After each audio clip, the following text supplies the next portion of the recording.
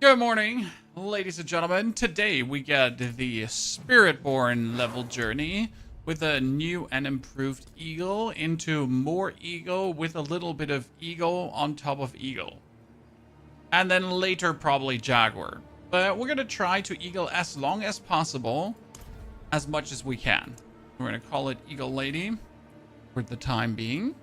It's definitely going to be the biggest part of our actual leveling, right? To just eagle around. It's going to be interesting because I haven't messed much with eagle in prior seasons.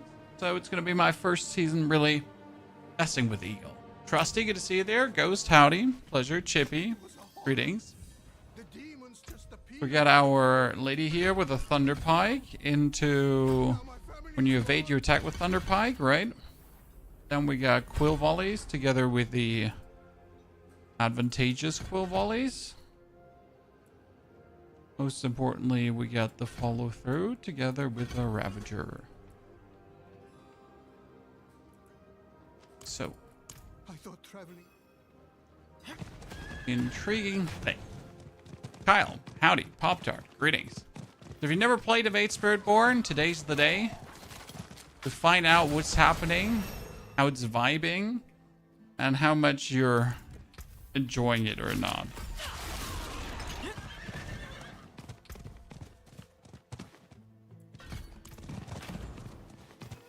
See, Druid Raven is beating Sorg on Speedrun Pit 100. Oh yeah. Druid Raven is insane. Like from a timing perspective, what it can actually do. So do not underestimate what Druid got popping right now, and what Druid can actually do. I am called Xia. Thing, good to see you there. Howdy. Druid just has the range advantage, I guess, that pretty much Ravens are hitting the whole screen. You know, it's like where the balls are kind of like more local. If that makes sense. As the swing coming along, Kyle, today we gotta kind of build it up without the daughter noticing for 2 days to come. So, yay. You know, somehow make her not see what's going on. That should easily be possible. Tiny Hoff. Oh, I got 2,500 obols, so not a single obol that we have will be visible. That's a problem. Armored hide. And we're gonna start with our Helltide. I'm not entirely sure if I want to swap difficulty-wise already to a higher difficulty like hard, but I need to test how well the Eagle Spirit Hall will work, right? If any walkthroughs for Diablo 4, Trusty, and when we have level builds for everything, we have explanations for everything as well.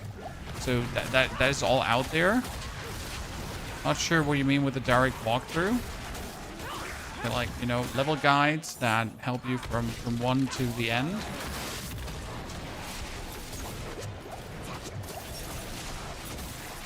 This is what I like, you know. This is why we start in normal, because when you begin, you're gonna be here fighting demons. Oh, this is pretty much like not having anything yet, right? Aye, Spiritborn. First levels. Harsh. Okay, we got ourselves the enhanced armored hide. It's gonna help. 20 hours till Ghost of Yote. Yeah, we probably won't have time for that. I mean, tomorrow is my last day of streaming. Then Friday is daughter time. Saturday is also daughter time, and then Saturday late stream. So I think Ghost of Yote is going to be on the menu for the time being. I have to skip on that for now.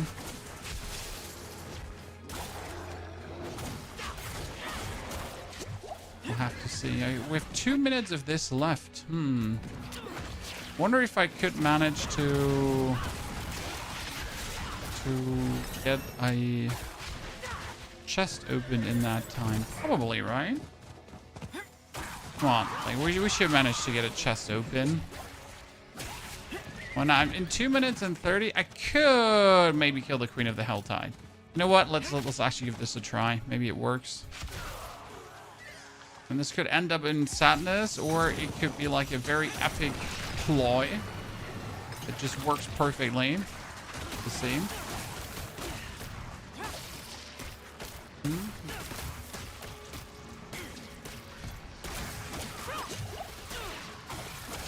Okay, goal is currently use Thunder Pike. You reset cooldown, you dash, you Thunder Pike, you reset cooldown, you dash, right? And you Eagle Feather everyone, and we're gonna be doing the Eagle Spirit Hall for the time being, and then do a lot of evade Spiritborning around. It's currently the average level plan. Should work out, right? I did Eagle Spiritborn with Gorilla Stomachs better than Quivolley. Quivolley's just for leveling, sir. Right now.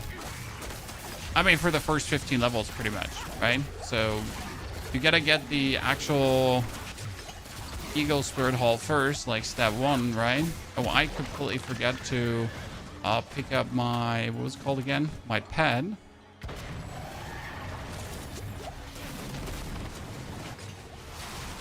And I forgot to pick up my, what was it called again?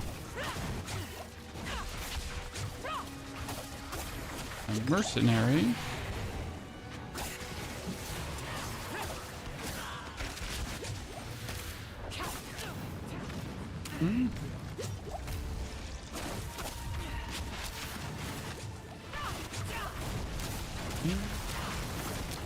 Killing the Queen of the Helltide without like any kind of skill points is quite something, right? But it kind of works. Oh, ouch. Kind of work. Kind of doesn't work. Okay, let's activate our pet. Before we forget that. The flying Dogman pet is the best. And let's get our thingies together. Our suit. Is this a leveling guide you're going to put out on the channel? Yes, Cloaked. It's always going to be 1 day of leveling, 1 day of torment pushing, and then the leveling planner together with the endgame guide in one video. That's how it works here. Higher. Let's get over here as our reinforcement. As a savior, just in case we should die. Okay. Get the points so I can put them in. Okay, now we get that one. We're going to do the quest. Seasonal quest line, very important. We have a Quill at 60. I'm not sure what 60 will yet look like, Viking.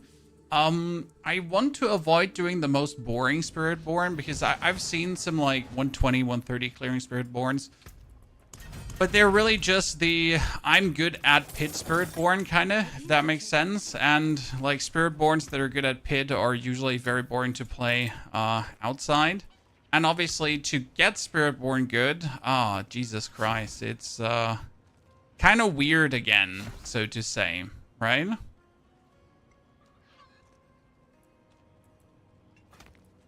So yeah, we'll see. Let's do her quest line first because her quest line leveled 2 massively. I'm trying Payback. I don't like it. Payback is technically good, but practically it's missing still a lot to become that main skill that you want it to be, right? It's a bit annoying because you want Payback to be possibly something that you could single-handedly play alone, but it kind of doesn't work, right?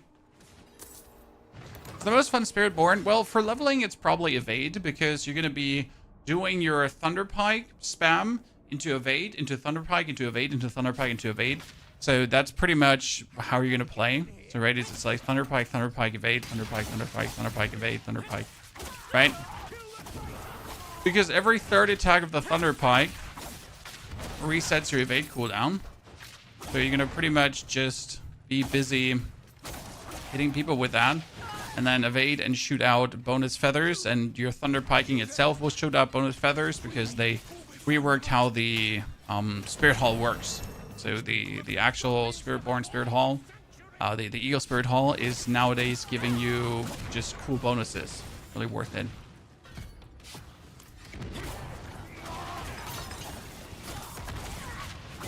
It's kind of nifty.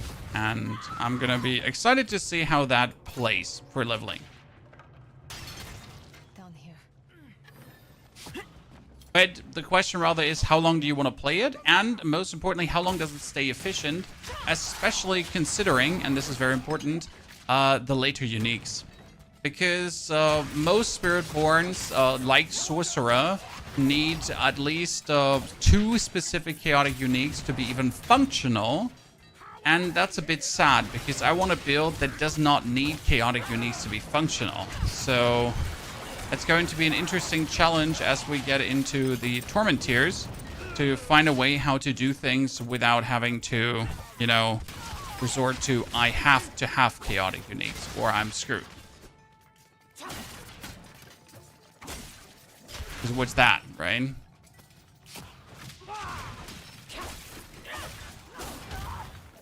Going to have uniques is never what I want, especially chaotic uniques, right? So normal uniques, yes, but needing chaotic uniques to make something work, because a lot of the builds are playing Simple Sonntag together with Kabaleko, and that's kind of like, eh. Those are both weapons, right? It's gonna have in mind nothing really much, Karsten. We'll be playing around a bit, and we'll see how we vibe down the line. I mean, for Sork, I have Ball of Lightning in mind. I would like to play a Seeker-focused build, but I know that sadly doesn't scale enough. I would love if I could just, you know, play Seeker main, and that's it. Like, I feel it's a shame that Spiritborn can't just use its ultimate to have the best going on, you know? How do you and other build makers get the gear for these builds so fast? Well, so Cloaked, like, Rob pretty much plays non-stop. Right? I mean, my streams are like 4 to 6 hours for leveling and the first Torment tiers, and then I do another 4 to 6 hours for getting equipment together, right? And then you have people like Rob who just play 20 hours per day roughly, right? Non-stop farming. I mean, I level all my characters very slow and methodically. I just do everything very chill. So how do they get these items? By just playing like crazy. No sleep, gang.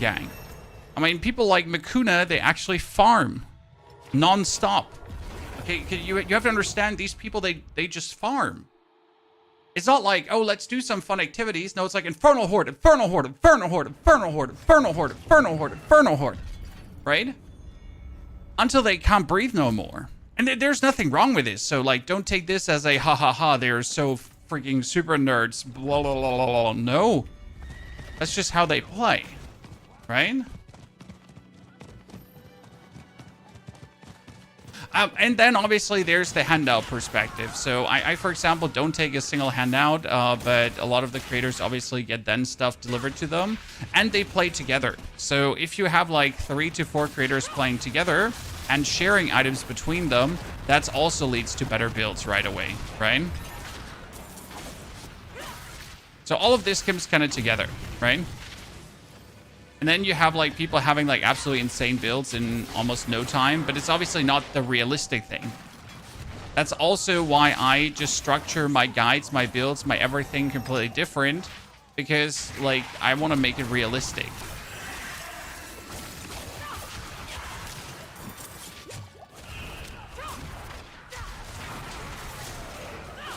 Because if it ain't realistic, it's useless for you. Right?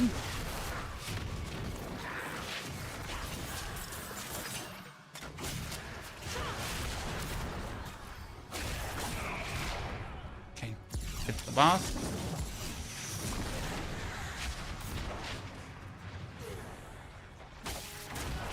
Again, each to their own, right? Each what they want to achieve. I played Pulverize. It was one of the best builds I've played. Get into tier 4 with leveling gear. I mean, Pulverize is insane. Pulverize does not even need the Rotten Lightbringer to go stronger, but you can get the Rotten Lightbringer and become even stronger in no time. So yes, it is absolutely mental what you can do with that. And it's beautiful because that's how it should be. I mean, I feel like that core skill overpower build should be insane. because they have a hard time scaling. Like Overpower in general has a hard time scaling, unless later you're obviously forcing Overpower with certain items. But usually, like when you level Overpower, you have to find all the sources of Overpower to make them go strong. But once you found the sources of Overpower and it goes strong, then you should also be powerful.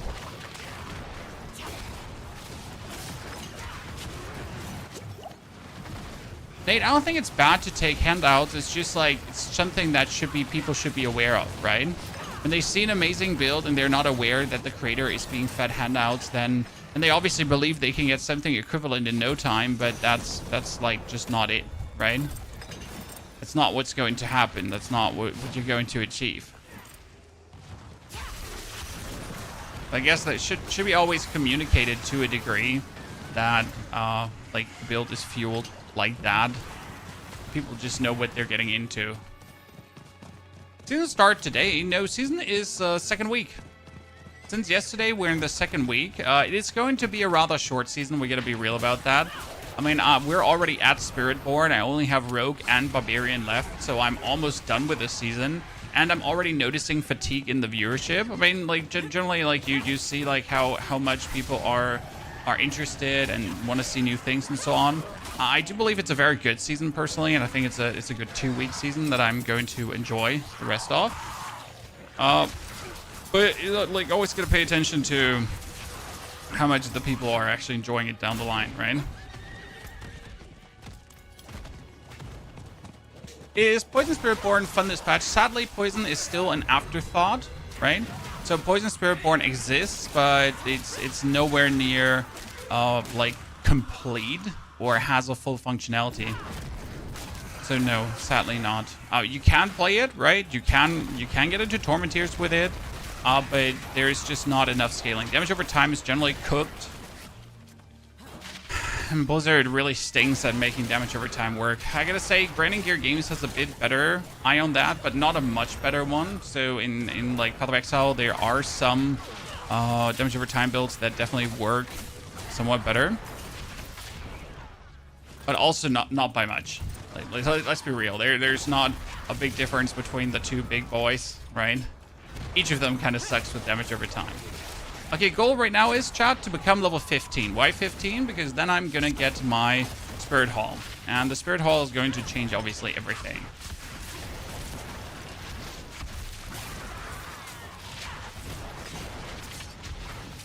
Soulspire should have been fixed day 2. Yes, Soulspire should have been fixed day 2. I'm really looking forward to the fix, though, because it's going to make playing the Infernal Hordes way more interesting.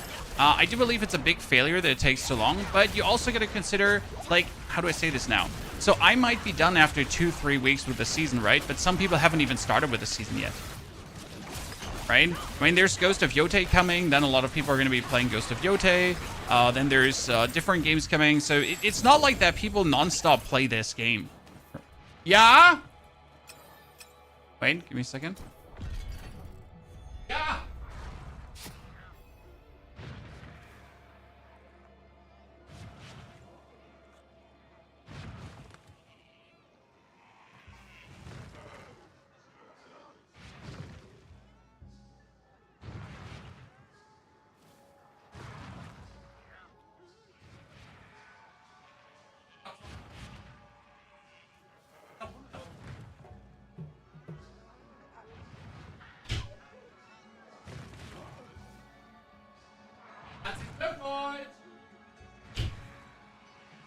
So, yeah, I mean, I personally think, yes, it should have been fixed earlier too, right?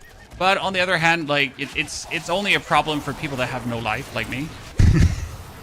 I mean, you could easily just stop playing for a week, right? And then just return and just have it fixed then. So that's something, like, on the one hand, yeah. On the other hand, like, maybe we should just take a chill pill, right? I mean, in my humble opinion, the bug, like, the season should have never been released with the bug in the first place. So that's also something that we should mention, right? That the actual season, even remotely released with an error like that, is not acceptable. Because, hello, this is the season of the Infernal Hordes. Maybe the season should work on release.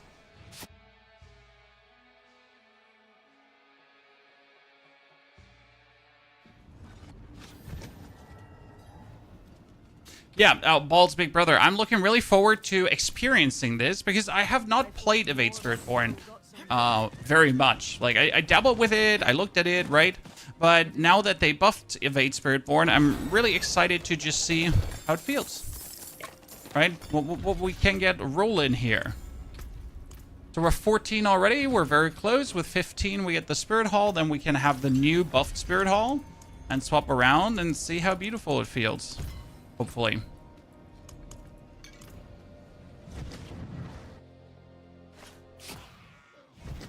If you stop playing Diablo for a week, you're not coming back. I mean, for me, it's obviously a different thing, right? If I would stop playing Diablo now for a week to come back on the patch, like, community interest gone. But that's probably more to do with the life cycle of content creation. I mean, it's the same with Ghost of Yotei, right? If I'm not releasing my banger videos about Ghost of Yotei on week 1, I might as well not bother releasing a video at all. Because that's how it goes with guides. They gotta be out when the mass of the players are playing. Unless, obviously, you have a game like Elden Ring, which is eternal.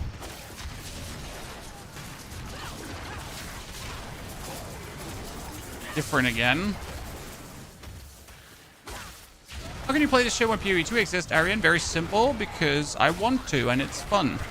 I mean, the bigger question should be, how can you have such a weird opinion when you could also just play both games and enjoy yourself? And even Titan Quest 2. You should check out Titan Quest 2. Great game.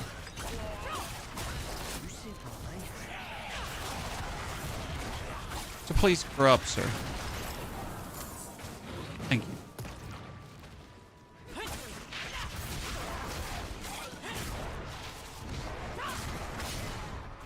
Before it's fun for a week or two. I think this is one of the best seasons so far. Absolutely. I mean, for now, for like the way how the season was announced, for how negative people were about the season, and now to play and witness how interesting chaotic armors are, I think it is one of the better seasons for sure. I wish chaotic armors would stay. I mean, the cool part about chaotic armor is and stays that Diablo finally created something not interchangeable, right? Because usually you can trade for everything, right? You can trade for boss mats, you can trade for runes, you can trade for uniques, you can trade for, right? Everything can be traded, but not chaos armor. Chaos armor can't be traded for. So you either find it and grind it, or not. I think that's kind of cool. And it's different to how it used to be, right? Do you have a favorite class, not build overall class? Necromancer is my favorite class, but Necromancer has not gotten enough love over the years. I mean, some love, some betterment, yes, but not enough. Vastly not enough. Okay, now we get the new Eagle Spirit Hall, chat. What changed about the Eagle Spirit Hall? Casting an Eagle skill or evading shoots 6 Storm Feathers. The casting wasn't part of this, okay? So now whatever I do, whatever skill I use, I throw out Storm Feathers, which is fantastic. So now we gotta change things. I gotta get the Rock Splitter going. I gotta pull the points out here. I gotta... No, I prepared some things beforehand, so we know what we gotta do. We get this one running. That one. Got here. We should pull that one out. This one's stronger, so that's what we got. Probably need the movement speed. And now, what changes that we're not using Quill Volley anymore. Actually, we need to pull the points out of Quill Volley. Thank you very much. Got one more, and we need... What did I miss?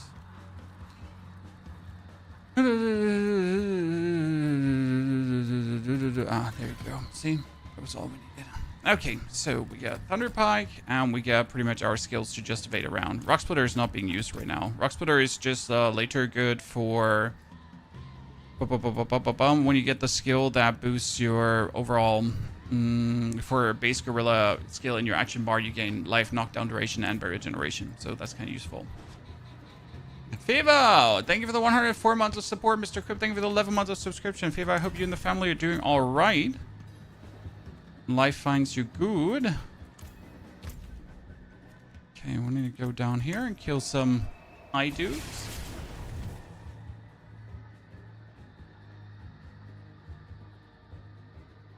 Yeah, welcome back, buddy.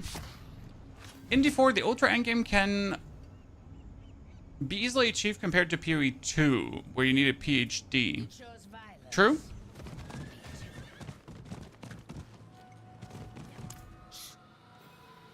Family is doing great. Looking forward to child's birthday. Child's birthday is going to be fun. So now we get the Eagle shenanigans. We're going to be mostly evading around. Oh, second one is going to turn 5 already. Jesus Christ. Time flies when you're... See now, like the Eagle skill, when I do the normal attack, right? When I do this, it's going to shoot out things. And technically, to make this build the most optimal, you should use attack in place. You notice this? How I'm attacking in place? There's a way to force this. And it's not necessarily needed for the evade, but it allows you to pretty much evade more around in place. I don't think you need it. Why would you do it? So you can just keep evading instead of walking or attacking, right? So you would evade to shoot out, and then instead of having to walk up to an opponent, you would just attack in place to reset your evade, to reset your evade, to reset your evade. That makes sense? But I'll be fair with you, that's annoying and I don't want to do it. Right?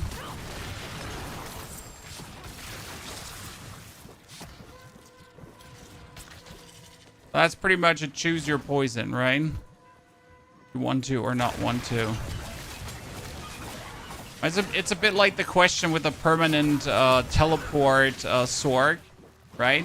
Do you need to permanent teleport Sorg, or are you happy with already just teleporting a little bit around? People will tell you, nah, I need the permanent teleport Sorg, or I'm going to lose my mind. And other people are going to tell you, you know what? It's fine. I don't need to 24/7 teleport around.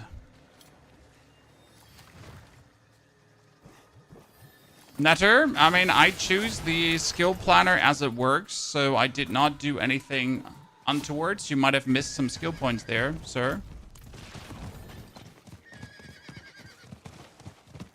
Zoom Sorg versus Boom Sorg gameplay, basically. No, not really. This is more a philosophical decision, right? So, for example, my Sorg teleports every 3 attacks, right? Every 3 attacks, my Sorg can teleport. Some people will tell you, because I'm too lazy to masterwork further, right? Some people will tell you, unless your Sorg is teleporting every 1 attack, it's bad.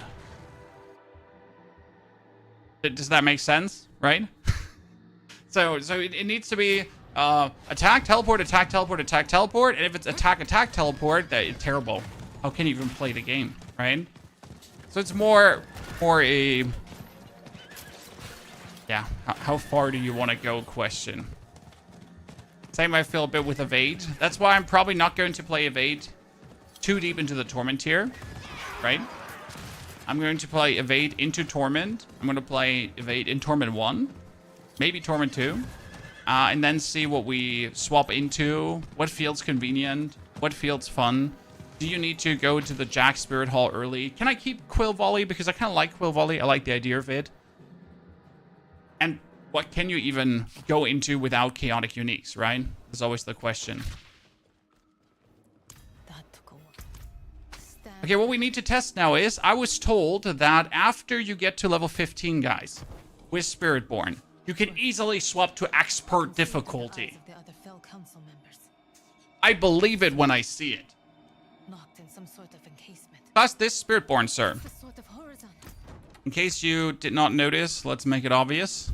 Batman. I am Batman. Thank you.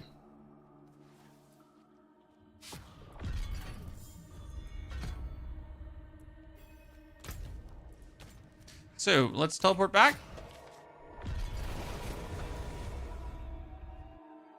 And see what we get done.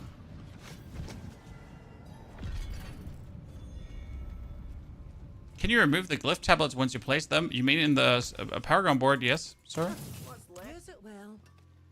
You can. Okay, I was told I could swap just easily to expert without a single problem. Like, you know, I'll believe it when I see it. Show me the zero problem, right? I hate doing the evade teleport. It hurts my hand to press B all the time. I'm not changing the button binding. Play the way it's fun. Exactly, Katie. You got Shroud Asian. I was recording my Mythic Farm video this morning, guys, and guess what I got? A Shroud. Yeah, how much damage does the evade do? Well, the evade does a surprising amount of damage. Seems like the Spirit Hall itself is overpowered, right? So I can see why people say you can do it because it's because of the Spirit Hall, right? So my actual attacks are not doing any damage. It's just the Spirit Hall that's doing all the damage, and therefore things are dying. I mean, no complaints though. Don't get me wrong. See, see, one evade things just die. Okay, interesting.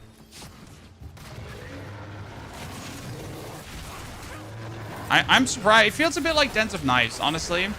Different Dens of Knives gameplay, but kinda like Dens of Knives. If that makes any sense to you. Interesting part is if you actually use your skills, these skills also... Oh wow, this is like dealing damage to that Chaos guy like crazy. Okay, cool. Huh. Huh. I'll be damned. That's good. It's good. I mean, it's good. It's good. It's really good. It's really good. Baffled. I did not believe the lies, Chad. I was wrong. So what are we doing right now? We're pretty much just spamming right click and evade and right click and evade and right click and evade. And that's it. Ta-da.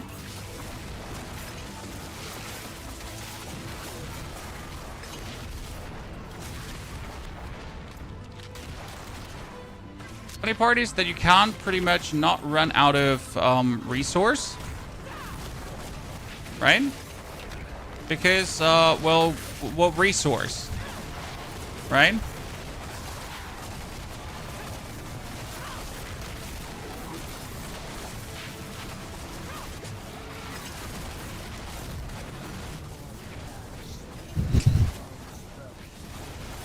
Not even like harsh to play. It's like pretty spot on. Okay, that Hellborn here is obviously resisting police brutality. But even that one is getting hit. I mean, for being like if I compare this to the Druid, for example, I mean I have it vastly easier. It's funny. I was trying this build last season, and I was great onto Torment 4. I mean, obviously, I don't want to play this in Torment 4. This is like the evade playstyle is going to make me cry at some point. However, as long as this is a convenient farm playstyle, it's worth to consider, if that makes sense. Because let's be real, being able to just evade and kill things without having to touch things really puts stuff into perspective and makes it quite the convenient thing to do for farming purposes, right? I mean, if you can farm the Helltide like this, that makes you getting your Whispers easier. If you can farm the Infernal Hordes like this to get a 666 Ether, that makes it convenient, right? So these are the things to consider, right? How, like, could I use this to get the Chaos uniques that I need to then potentially be better?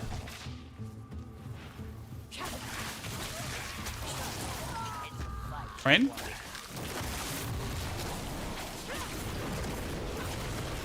I mean, it's alone funny that we can just kill the chaotic guy here. I mean, if I was trying this with my Necromancer, do you know how quick my minions would die in expert difficulty with the Necro?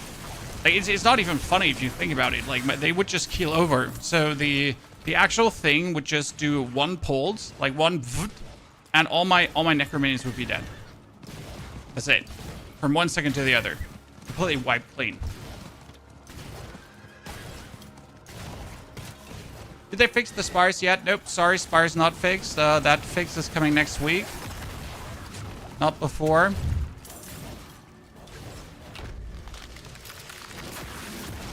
Will there be a Mythic Chaos version of Raven Druid soon? Not soon, but I'm planning to do a day where we max out the Chaos Druid and literally just play.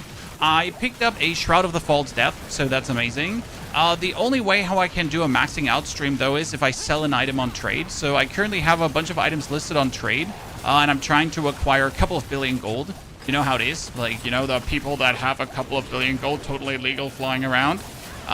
Because yeah, if I want to masterwork something, I need way more money. Therefore, I need to make sure to get my money first. But once I have that, like, we can max out stream. But yeah, I need to wait until I traded something. I have a bunch of greater affix items.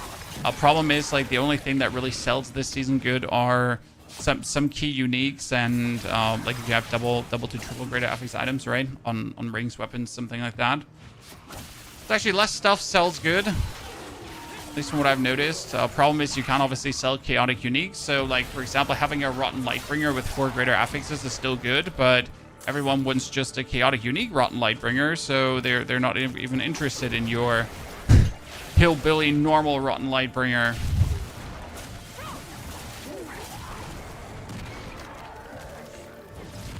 Kind of like a funny thing.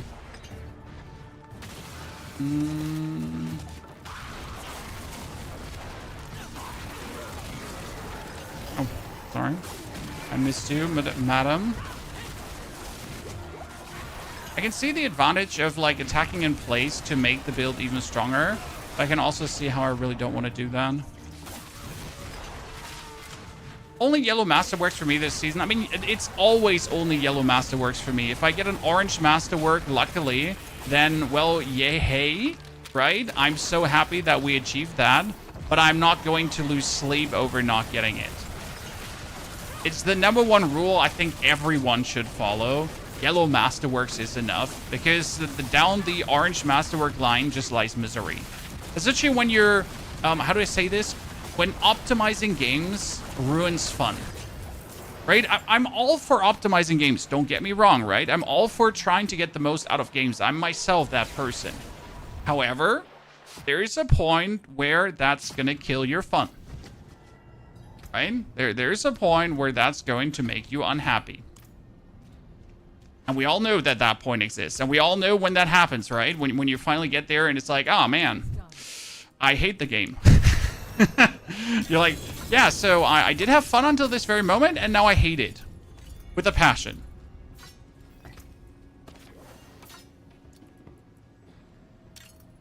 Oh, here. When you evade, your turn is to become unstoppable. But that's not worth it, right? Because my evade cooldown gets higher. Oh, no. After you evade, your next core skill dashes to your target and does damage. Yeah, well, not really useful. But here, attacks reduce evade cooldown. Woo! I guess that's what I want to have, huh? Can I lose free cosmetics? No.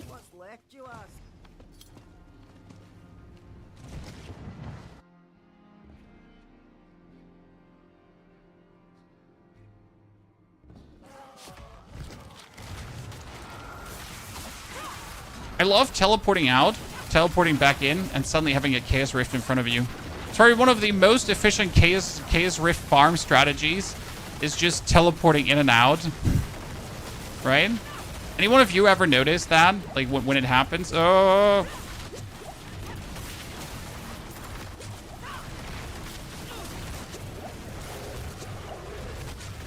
Oh, poison from that dude. Way too annoying. Stop fearing me and knocking me down, and Jesus Christ. That dude just had me completely, like, everything, chat. He had me poisoned, he had me feared, he had me knocked. You know what? I'm like, it was nice meeting you, but I hate you. So bye. I don't want to play that game anymore. Where you bully me. Ooh, treasure goblin.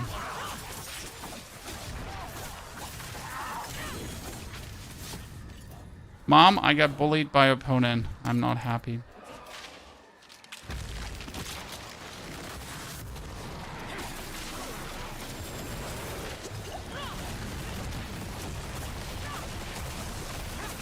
Took advantage of your Spiritborn, dude. I got handled there. Absolutely manhandled. Not cool. Much not happiness. Much not wowzers.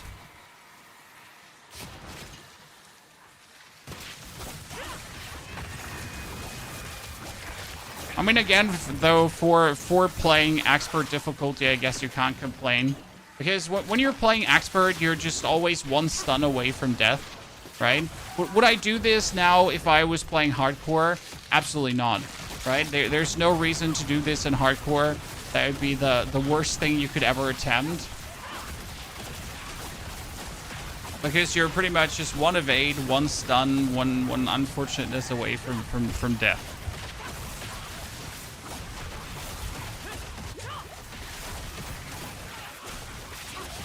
If we ever come back to COD, no Bleach.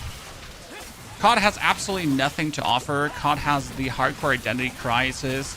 I'm not sure, like, I mean, COD creators are the most unhappiest person in the world.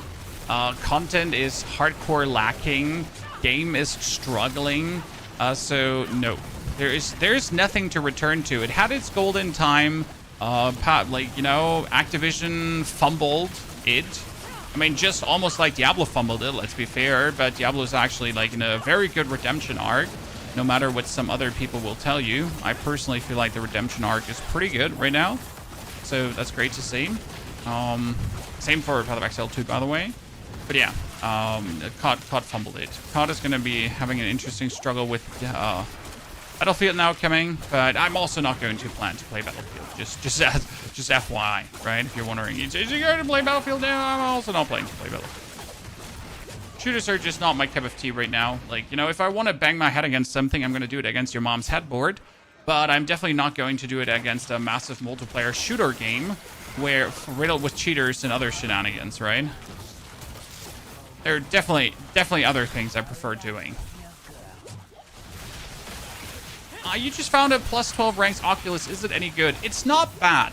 Okay, the 12 rank Oculus can be played in the Zoom Ball of Lightning version for another 12 ranks to teleport, but then you actually have to play the different version without Tenuous Destruction, because you're going to use the more ranks for the Essador's Overflowing Cameo. I don't like the random teleports. I personally prefer to just play the evade teleport and screw those 12 ranks. Like, it's not bad, it's not good, it's not exceptional, it works. Choose your poison. Right?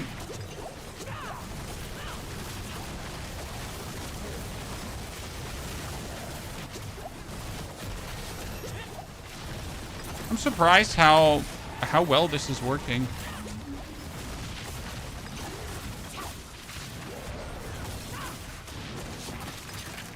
I'm very happy. I mean, I'm surprised, but like it's the good kind of surprise. It's the oh ho ho ho, this is very good, far too nice.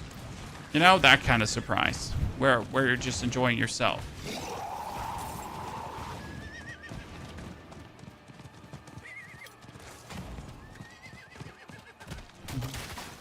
Trooper, it's a bit the same with a Pain Gorgeous Gauntlet. So my Ball of Lightning build actually in its base plays Pain Gorgeous Gauntlet, which are virtually useless unless you actually combine them in a meaningful way to get yourself very many basic skill ranks and make them useful. It doesn't per se make the item good, but you find a use for it.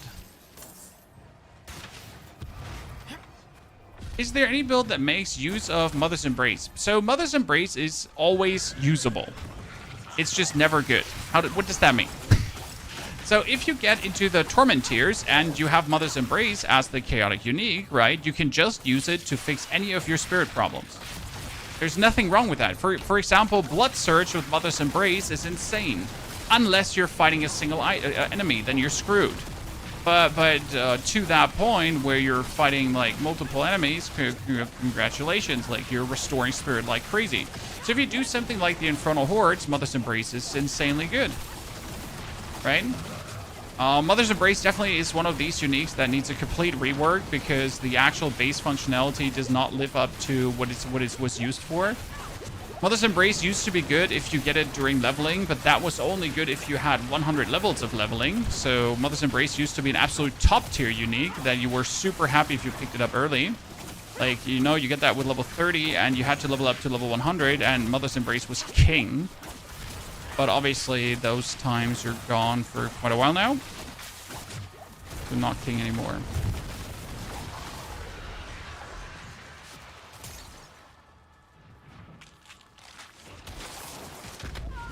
So long things long, short things short. It's not bad. You can have fun with it. It works. Oh, there's 2 Chaos dudes out of here. Jesus Christ. This would be an absolute death sentence for me right now because I actually don't have a single heal. You know? This would be an absolute death sentence for me because I don't have a single heal. Okay, I don't know how I survived that. I feel like we should have died. I'm happy we didn't.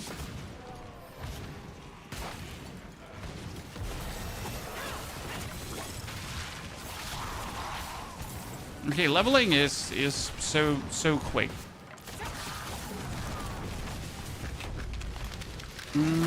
That one.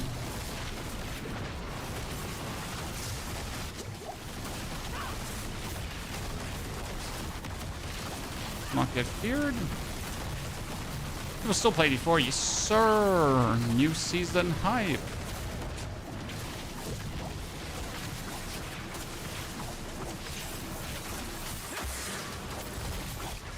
I don't know under which rock you have been living, my friend.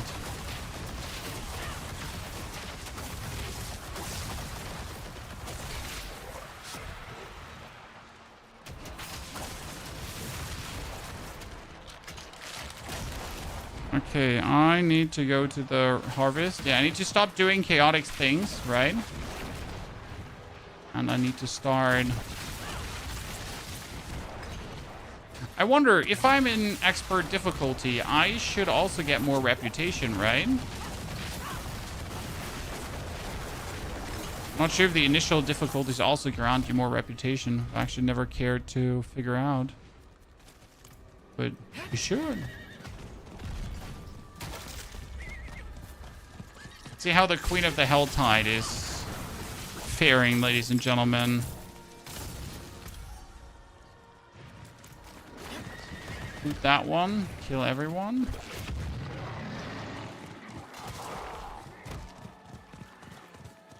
Mr. Warzone Gun Doctor videos, that's kind of you, sir. I'm happy that there's still people that remember that part of the channel. The only shooter I'm kind of interested in returning to would be PUBG 2. But even that is not really interesting. Main reason that I don't have much hopes for the PUBG company to actually ever be competent. Right? Bad developer stays bad developer no matter what they do with their actual game. The same with Super People. I mean, Super People is back now, in case you missed it, chat. Super People, amazing game. But it's still the same developers. I mean, no matter how much they change their philosophy. I mean, these guys are incompetent. Unless they fired, like, the whole leading structure and completely rebranded. And, I don't know, they got bought by Tencent or whatever. Not much hope for you. Sorry, lads. Same for Crafton, right?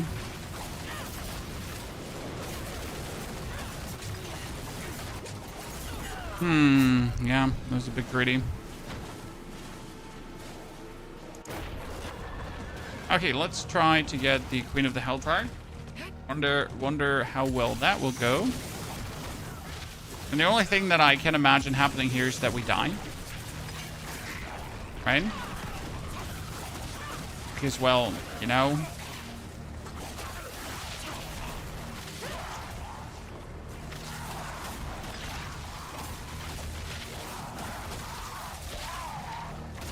Gotta attack the lady.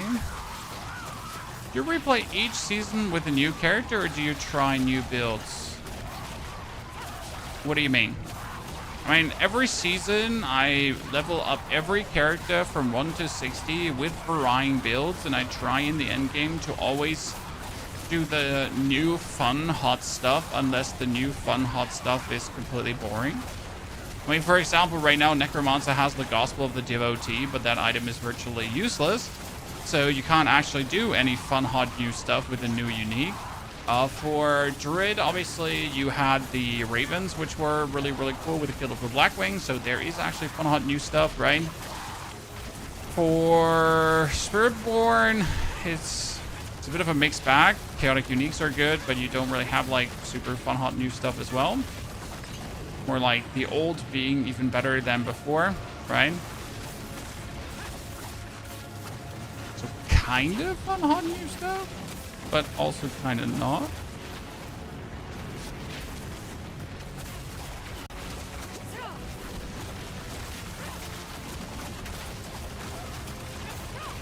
Okay, the lady is just going down, chat. Chaotic armor is best for pulverized, rotten Lightbringer.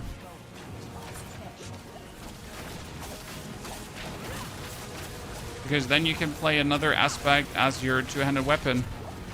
Rotten Lightbringer is absolute king. Get that, you win. However, like it would be good if Rotten Lightbringer, I think, is your pants or your boots optimally. Shouldn't be your gloves, shouldn't be your helmet, and it shouldn't be your chest piece. Yeah. It's the only thing to consider there. Okay, 27, Queen of the Helltide down, all the points spent. Just making double sure we got it all properly knocked out. We need to take the vital strikes. We always make enemies vulnerable, so we do so much more damage. You should go Ravens build, sir. We already made our Ravens build. We have a very fantastic one out. Brilliant. But Pulverize is easier to scale than Ravens. However, Ravens, in my opinion, is smoother and faster. Zooming around the battlefield. Choose your poison a bit there, right? Okay, now we get to the point here. Let's mix in Vortex. Vortex is just cool. I'm about to start the Necro build, and you're gonna love every single second of it, or I'm gonna put my hand in the fire. So the Necro is just love, sir.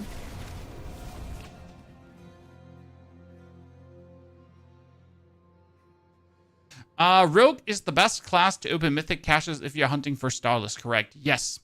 You have to consider that some classes have more mythics than others. So the Spiritborn has Vushnak Pa, for example, but can't get the Grandfather. But you obviously would rather get the Grandfather than Vushnak Pa, because Vushnak Pa is completely useless. The same goes with the Shattered Vow. Shattered Vow is that two-handed size of a Hellbard thingy for Barbarians. You also don't want that. Necromancer and Rogue are usually the best to open caches because you do not want to get a Havarian, the Spear of Lycunda. Might as well just shoot yourself in the face if you get that, right? So these are things you're trying to avoid at all costs.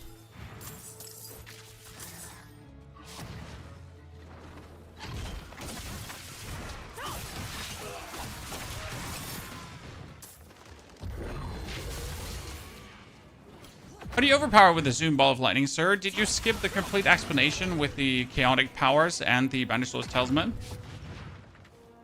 My friend? Yes. Enough? Enough?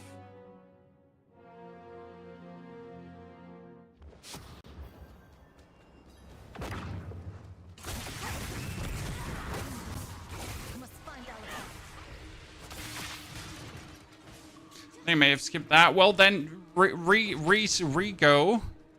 And no skibbity doodle dandy, Andy, sir.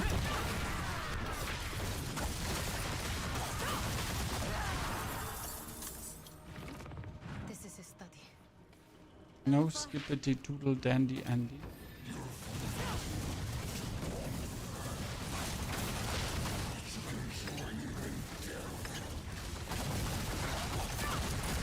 Poor guys.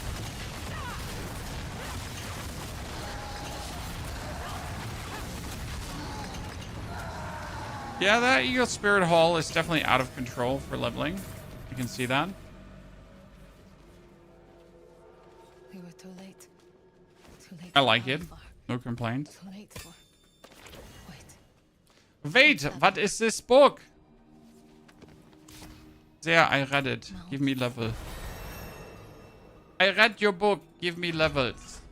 Right now. And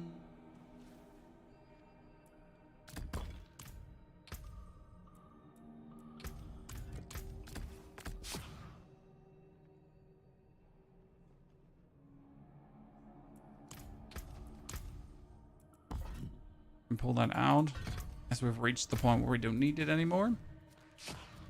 Let's finish the quest. Why are we doing her quest? Because her quest gives me tons of XP, so we're obviously doing it. Best class if you're playing solo. I mean, Sorc, Necro, and...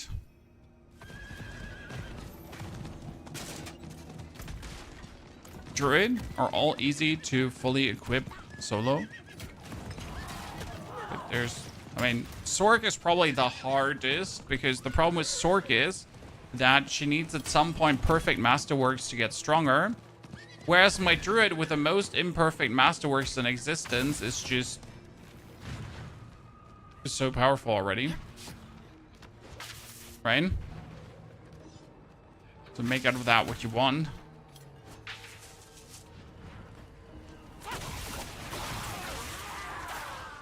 I just leveled Rogue to 60 and I'm having trouble get like 0 damage. Yeah. I mean, Rogue Dance of Knives 260, extremely easy. Then in the Torment tiers, Dance of Knives does usually not feel that good anymore, especially if you did not get the Star Shard aspect. So there complete build guide for the Spiritborn. I'm currently in endgame with my Spiritborn, but I'm not sure it's optimal.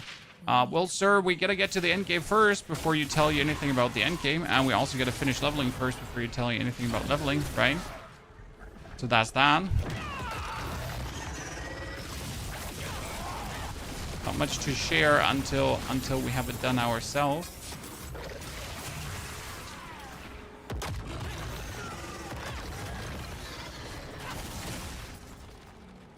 Poison Trap, Dance of Knives doesn't feel horrible, just squishy in Torment 4.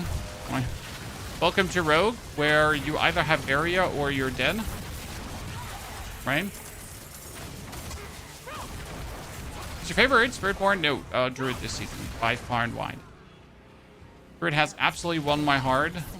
Already last season with the Pulverize, very good. This season with the Ravens, even more. But well done, Druid. Made me like you even more.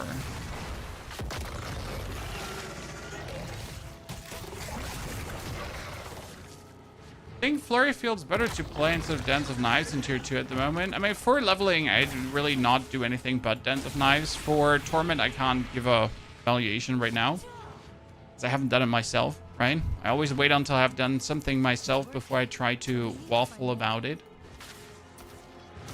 Otherwise, it's like senseless waffling, right? We don't do that here.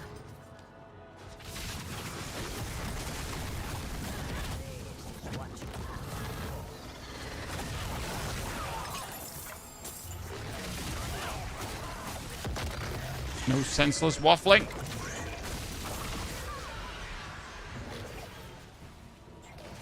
Oop.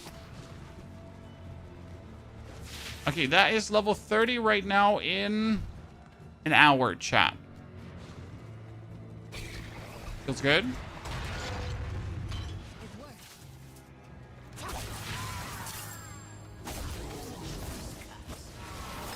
I really wonder how long the leveling is going to take. I mean, all the other characters, 3 hours, 30 minutes roughly, right?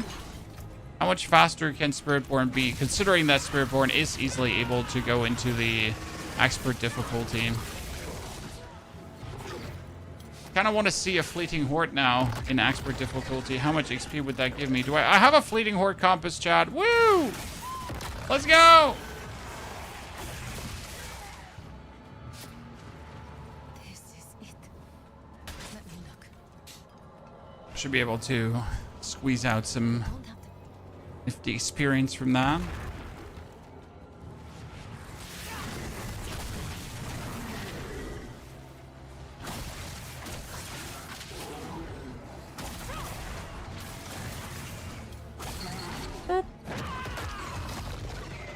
It's working. I can see her.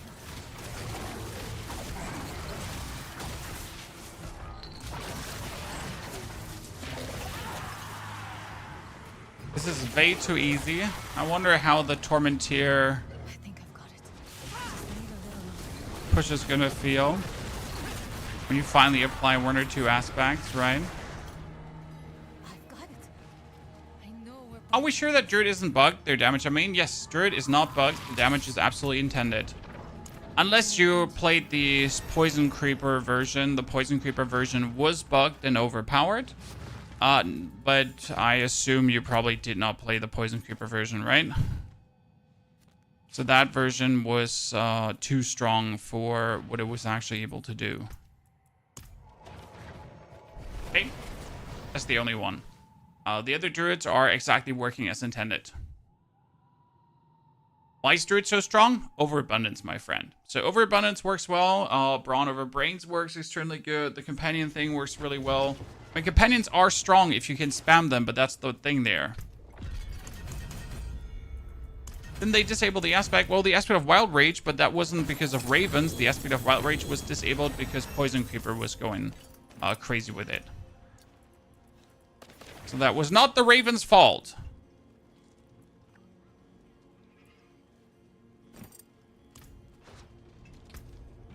Ravens did nothing wrong, okay? Chat. You can take what's left. Okay, you know what? Let's do the fleeting compass because I want to see how that feels at this point. Can you make Sork do non-stop teleport? I couldn't figure out. Can you please explain? Very simple. You get your boots with evade cooldown reduction. You use teleport as your evade. And then you need boots that say attack reduces your evade cooldown. Okay. And you need to triple masterwork the evade cooldown reduction. So, like, very simple steps. If you do not get to triple masterwork that cooldown reduction, well, then good riddance. Good sir, right? But yeah, that's what you pretty much need. Alternative, you can also get the evade cooldown reduction on your amulet, which is actually quite a nice way to boost the whole thing. However, for that you need to have the usual amulets that you would play as chaotic uniques, or you can't actually do that. So yeah.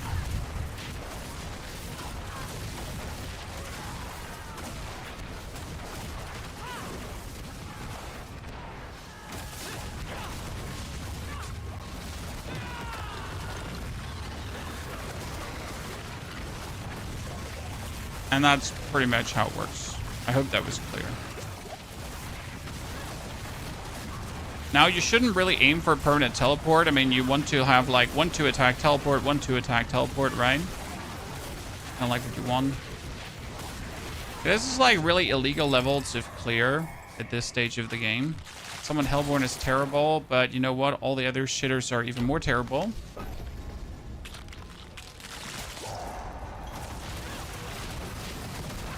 What aspect do you use for the Raven build instead? The Raven build planner has alternatives. You can use the aspect of Retaliation. You can use the aspect of Changeling's Debt.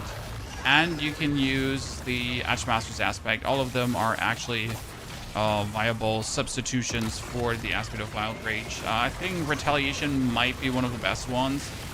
Changeling's Debt works as well, but only if you crowd control something. So against bosses, it's kind of like a little bit of a, how do I say this now? Conditional damage. Should be good enough. Yeah, so this is working way too good. Stupid druid. Stupid druid, sorry. Stupid Spiritborn. You know what the only thing I don't like about Spiritborn is, Chad? My biggest dislike, that you usually have like your key ability in Spiritborn, okay? Like you have your one ability that you spam. And then all your other abilities don't matter, right? So like you tend to like use your Thunder Pike or your core skill or whatever, right? Which is good. Congratulations.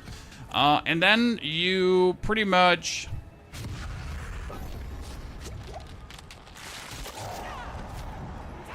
just spam all your other skills when they're off cooldown without rhyme or reason, right? You're not really looking like, is there a certain sequence to use my cooldowns in? You just slam your hand on the keyboard like every 8 seconds to just use all your other skills. Nothing wrong with that, but you know what I mean. That's a bit weird. That's why I also end up like using my ultimate in like complete non-mattering situations, because again, you just randomly ruffle stomp your keyboard.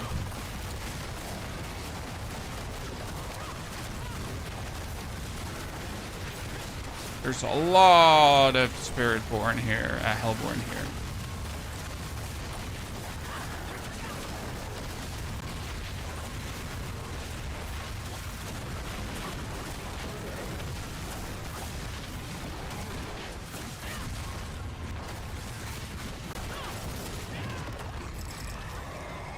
I'm almost 200 ether. Oh, guys, surging Hellborn again. Let's go. I hate having to use more than one ability. It's why PoE is my favorite of existing ARPGs. I don't mind using more than one ability if, and that's very important, it's worth it to do. So if you're like, you know, if the comboing of stuff is not worth it, if the outcome of the comboing is vastly worse than just spamming one skill, why would I even do that, right? That's why I really like the grenade playstyle in Path of Exile 2, because it was always like put down grenades, then shoot the explosive shot to explode grenades, right? So it felt like a meaningful combo playstyle that actually like had something going on for itself, right? And not just the spam one skill, like just spam grenades. No, do like both. You do grenades and the explosive shot, because that goes like very well hand in hand.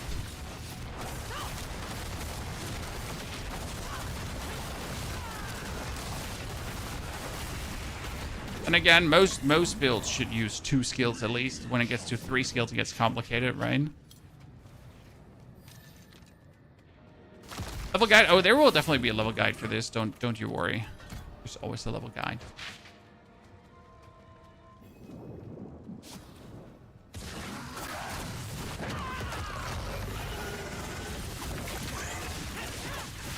End of the day is really simple. You just need Thunder Pike and Evade, and everything else is bonus. I mean, as you can see, what I'm doing here is I'm smash my, like, I'm pretty much just permanently hitting spacebar and right mouse button. That's it. Okay. I'm not doing more. It's a right mouse button, spacebar, right mouse button, spacebar, right mouse button, spacebar.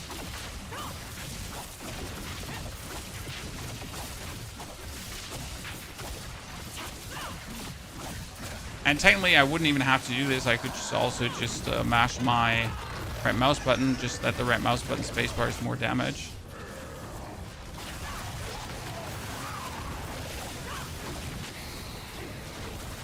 Technically, I could also just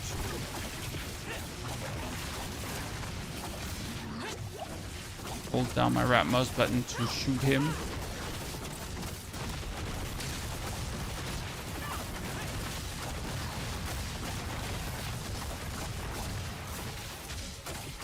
But even to start building towards a build, well, you gotta identify what you need for the build. And usually when you get to 60, and for Torment 1, you're gonna try to do something that does not require any kind of uniques or anything, right? So you're gonna get into Torment 1, and then you're just going to use a build that just works. Like, for example, the Pulverize, which just works.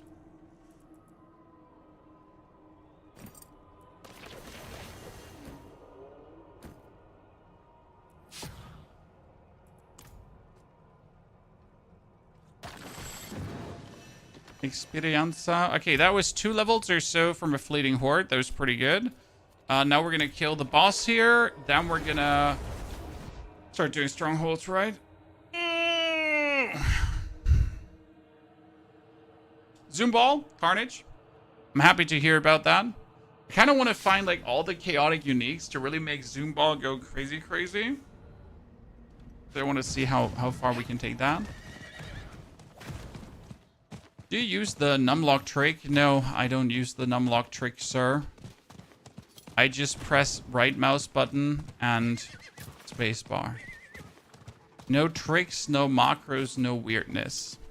No mouse scroll wheel scrolling, just normal gameplay. You know? The moment where I hit right mouse button, evade, right mouse button, evade, right mouse button, evade. I mean, what you could do, very importantly, you could obviously make your right mouse button to be the attack in place button. I don't want to do that because I don't think I want to try that hard. What time is it in Germany? 11 a.m. Time to use your Prime Gaming subscription and like the YouTube stream if you haven't yet. Angry Rage Viking. By the way, Reese, thank you for the 43 months of support. Thank you for using your Prime sub, Reese. Good morning, Clearly Couch. Schön, dass du da bist. Okay, let's see how much we're going to take to kill that dude. Now, there's a level of optimization that doesn't necessarily make the game more fun. That just makes things more optimized. But that level of optimization is not necessarily needed.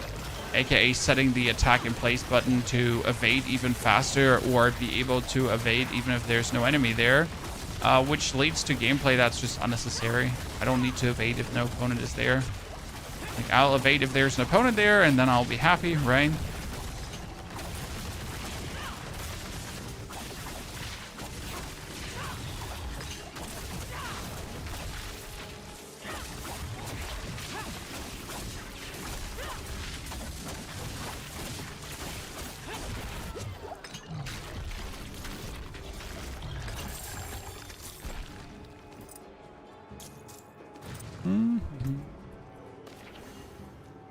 Helmet.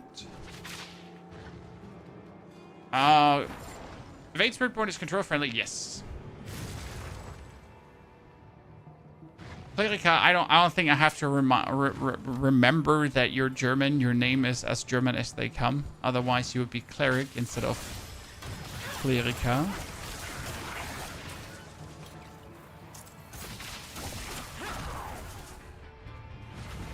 Spike goes, howdy. Is the patch today? Nope. I mean, when they announced the news, they said patch next week. I just checked the dates again. I would not expect it either before Thursday and or next week, Tuesday. I'm just kind of sad. The fastest build to put together this season, Druid. Druid. I mean, technically, you only need the Rotten Lightbringer for Pulverize, and that's it, done. You don't need a single other piece. And the Companion Druid is then easy to put together. Just do like Infernal Hordes, get the power done. Same goes actually for Necro though. So don't underestimate how easy Necro is to put together. Because for Necro, you get to Torment 1, do an Infernal Horde, get yourself all to the balance, you're done. Do you know a good build for Necro? Not only a good build, a godly build, Dave, in case you have missed it. Absolute super S tier Necro Soul Rift spam maximum fun is out. Sankey, appreciate it. Happy you're enjoying the guide. Stay for your sake, but I don't have to like it. Okay, 200 weapons, please. I never get 200 weapons. Robbery. Level 35, ladies and gentlemen. That was quick.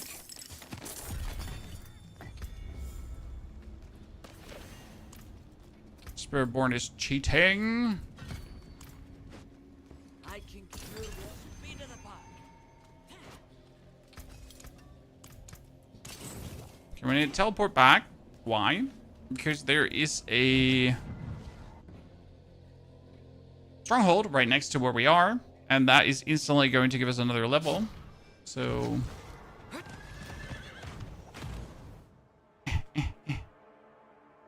make sure to use your mythics at level 35. No, we don't do that, sir. All our builds are not being juiced. They're leveling in their own right. That's important. Obviously, I would expect you to use all your mythics, because else, right? Where's the fun?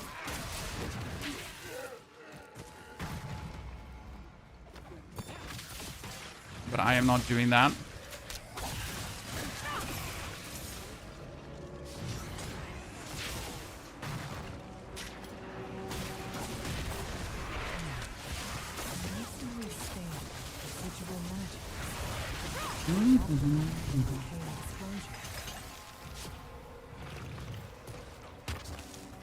Good. Send her back to the lobby, ladies and gents. This is madness. We will not survive. Honestly, might as well get 2 levels out of this now. Before our home. Right?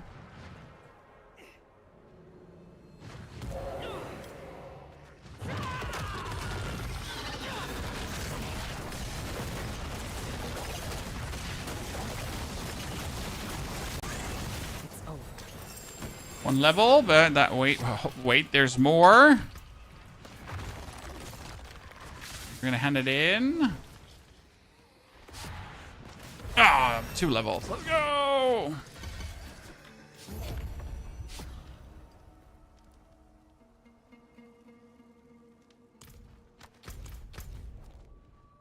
We could do one of those. How long is it? 34 minutes. I might do the Temple of Rod. Yeah, you know what? I'm gonna do the Temple of Rod. I'm gonna pick up the Whispers, and then we're gonna do the Undercity run. For fun, could try level 35 full mythic items. I mean, you could go for the Air of Perdition together with Turald's Might into Ring of Starless Skies together with the Grandfather and... Oh, what was the last one? Soulbrand? No, Soulbrand. What was this sword called again? Jesus, I forget the name of the sword. But one-handed sword thing, you know what I mean. That used to be useful. Definitely an easy way to just level like that. Yeah, Melted Heart of Selig also possible, even though that's kind of useless, right? A Doombringer, thank you. It's funny how Doombringer went from one of the most desired items to completely useless. I mean, at this point, like, Melted Heart of Selig needs to go, Doombringer needs to go, Tarald's Might needs to go. What other mythic is useless? You might as well also remove Daryl's Visage, right? I mean, all of these, like, no one wants them anymore. I mean, would I use an Daryl's Visage if I get it and I have no other helmet for the attack speed? Yeah. But that doesn't make the item good, right? Would I ever use the Melted Heart of Selig? No. Would I use Tarald's Might? No. The Pole Arm, completely useless. Failed concept. Bushnag Paw, failed concept. So there's like, you know, at this point, like, why are they even in the game? A Havarian, yeah, cool, kind of fun, but fuck that. If I get Havarian over anything else, I'm just going to yell at the screen, right? I mean, they're literally at this point, they're not even fun, they're not even niche. There's just no reason they exist, and that's it, right? There's a big difference being like, oh yeah, there's a niche use for this, kinda. That's like, fuck this item. Completely. Right? Get it off my yard. PoE 2 update hit. Yes, sir, it did. And I can't wait to drop a video on that and analyze a bit how much I enjoy or not enjoy the update. Okay, we're here. Now I need to get there.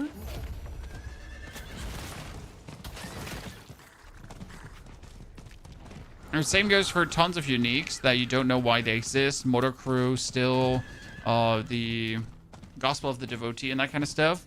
I feel like Diablo is in one of these states where it's developing in the right direction, but at the same time as it's developing in the right direction, it has so many corpses in the cellar that pull the progress down, right? So we keep making the game better. We keep improving the overall putting together, right, of everything. However, while we keep improving the game, a lot of the old things that are just inherently broken and completely useless just keep staying in the game, right? And there's no sign that they'll actually do anything about it. And I do believe that's kind of bad.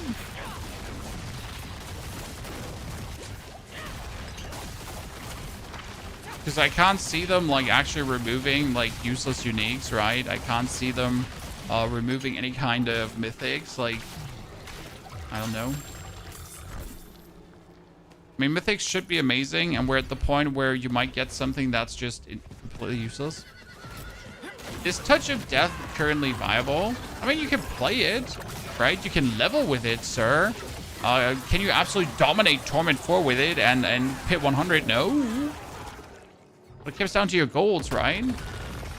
PoE 2 get like 2,000 useless uniques. Yeah, but PoE 2's loot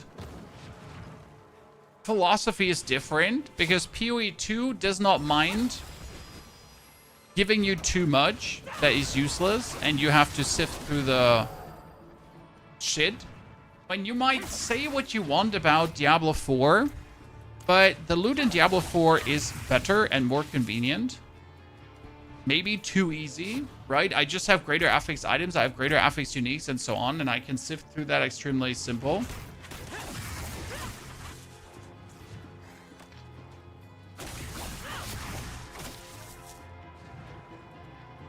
So yes, PoE has tons of useless uniques, and you'll never play them, and you ask yourself, why do they even exist?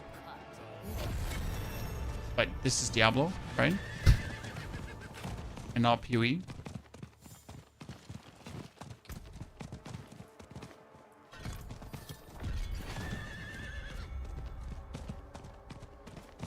This is the first season I find no desire to play for whatever reason. A virus, there's always that one reason. A lot of people skipped the robot season, and I think they made a big mistake. The robot season was arguably one of the better ones. It was so good. It was so much fun.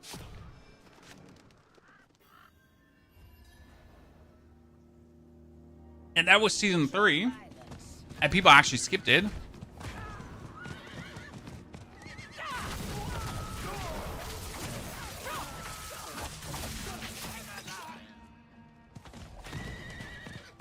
So, yeah.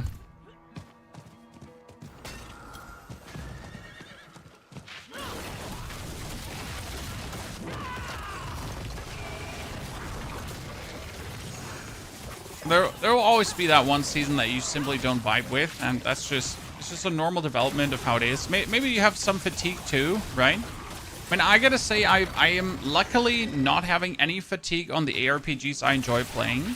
I do have Last Epoch fatigue, so whenever I start playing that game, I'm already bored after 10 hours, and that's it. I mean, like, the first 10 hours are great, and then I'm just bored to death, and I don't want to see the game anymore, right? It's literally that. For Diablo, I have, like, a wellspring of joy for Path of Exile, but, like, I could literally just keep playing Path of Exile leveling builds like crazy, right? 1 to 85, like, all year long, and I would not get bored. Lucky me. I mean, sometimes you find you joy in the simple things, and if you do, that's amazing. If you don't, then don't, right? Don't ruin yourself. I know so many people that keep playing games they hate because I don't know why. I actually don't have a reason why they do it, right? Some weird obligation, like, you know, Call of Duty players, League of Legends players, like Valorant. You know your game's shit right now, you don't enjoy it, but you keep playing because you gotta keep your rank, or I don't know, whatever reason you give yourself.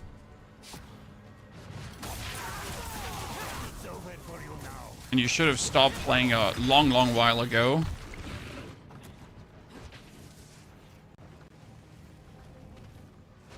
I tried Unique Reload Arbalest that you suggested from a Heartseeker build, but it's so painfully slow to play. You get a lot of damage, but it's a very halting, weird gameplay. I mean, no one likes artificial cooldowns introduced into their overall gameplay loop. So I fully agree with you. It's weird. Massively weird.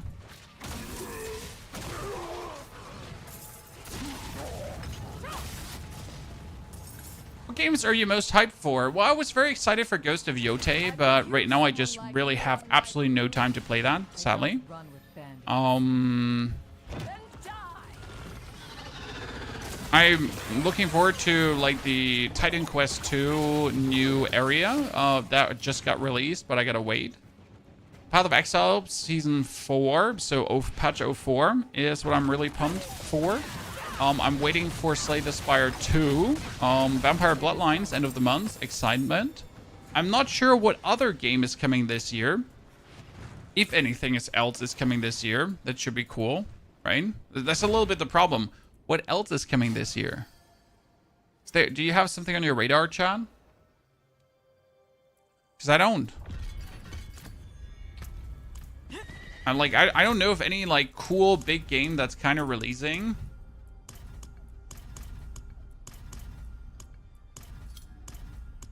Slay the Spire 2 with a saying, dude, Slay the Spire 1 was obviously magical, and Slay the Spire 2 is in development for quite a while. I'm not sure if we're going to see anything this year, like an early access, alpha, test, beta, whatsoever. I am really, like, that game is going to definitely be on the channel a lot, and I don't care how the view numbers are because I will play it. And we're going to have a grand old time. Just have no clue what kind of videos I want to make with it. That's the problem. Witcher 4 looks amazing. Yeah, but Witcher 4 is so far away, it might as well not matter. If that makes any sense to you. And we're talking immediate future. Immediate future, sir.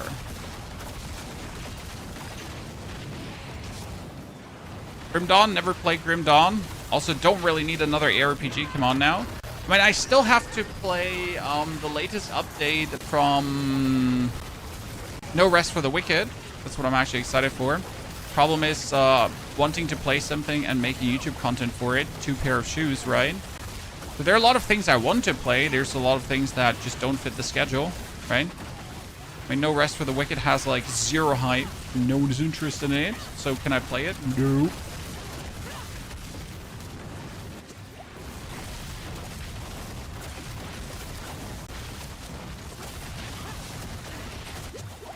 Hey mom, don't kill me. Also, whoever was like fighting with me, could you please be useful? Missing out a lot. Well, you're saying that, but I don't actually like ARPGs. you know what you have to understand is that I actually don't like ARPGs. I just like a certain set of games, right? I like Diablo 4. I like Path of Exile 2. I like certain games. But I don't actually like ARPGs per se, right?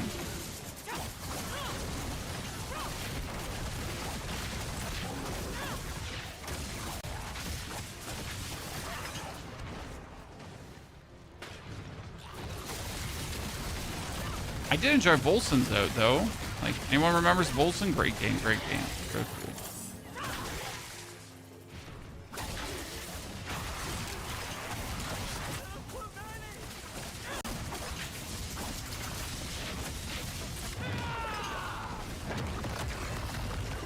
Oh, there's 2 Hellborn coming out of that.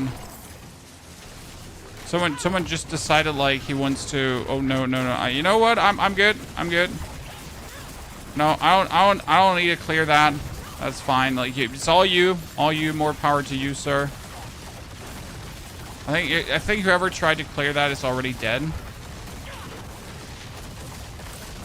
Now, let him take care of the Hellborn. I take care of the Chaosbringer, right? And then we're gonna close that shit.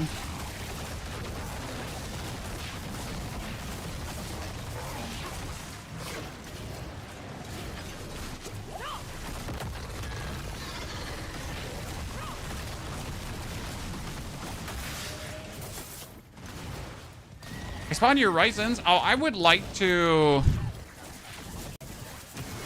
enjoy Grim Dawn, sir, but the game at this point just looks too old for me. I know graphics is not gameplay, but I need a certain level of graphics to enjoy my games, right? Might sound simplistic, but the eye plays with you a little bit. Hello, Mr. Etherfiend. Nice to meet you. Titan Quest 2. Titan Quest 2 is brilliant, and they just brought out a new update. Sadly, no time right now. We will probably check out the Titan Quest 2 update in a week or two time, and then see what kind of new builds you can actually make.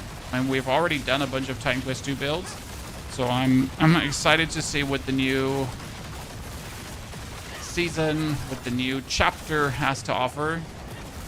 For the real Titan Quest 2 interest, we have to wait for the full release of the game, let's be real. I mean, as much as I like early access games, early access can also be so ruinous for game hype.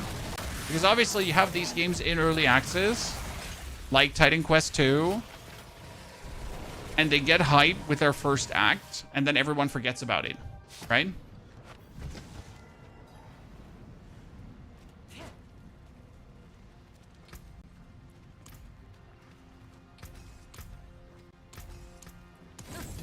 And then no matter how good further acts are or further updates are, but the internet is just like, you know, has moved past that game already. Always important.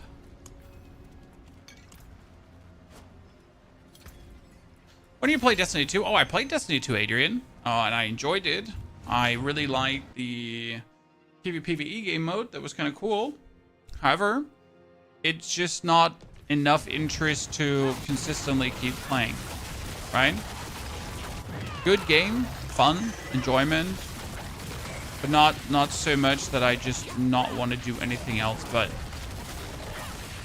always something like Destiny is too, that the community that enjoys Destiny, they usually only enjoy Destiny.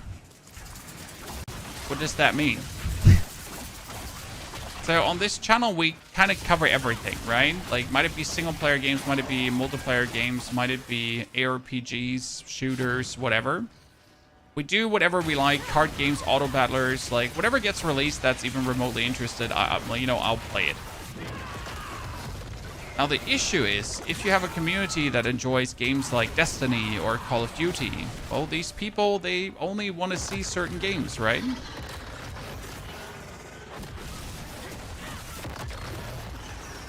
And when you then play something else, they're going to be like, I hate you, I hope you die. Tell me I'm wrong. If you can. So there are just certain games you'd never want to build up a too big presence in. Cram, the Titan Quest update, I mean, they got the whole new region. They got a complete new tier of skills. They reworked some skills too. So it's actually really big what they have done. Surprisingly. And also rather soonish. I mean, I was surprised at how like early we now get this update.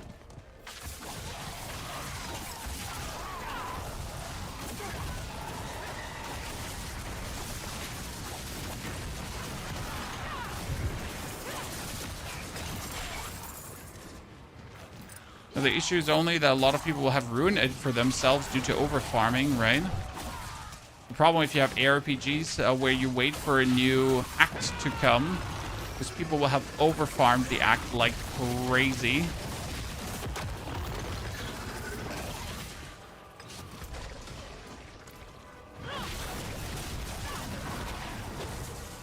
Okay, 2 more cultists, a few more ether. And then we can leave the region. We're level 42, ladies and gentlemen, in a matter of 1 hour and 34 minutes. Pretty good timing.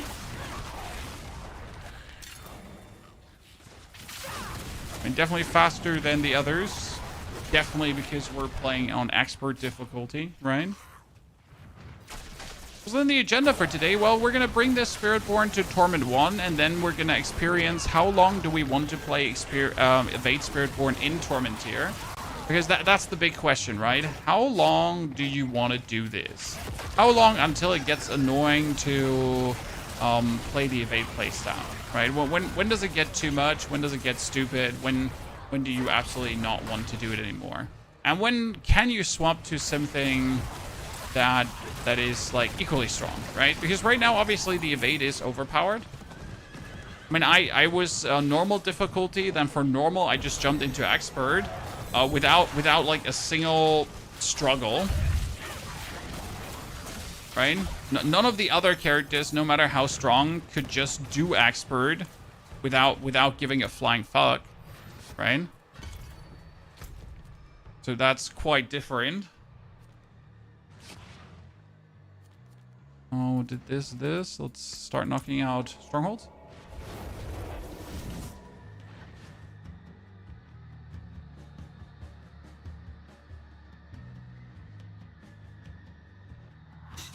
I have a question about the Sork build. Why do we have Elementalist on the Zoom Mythic skill tree?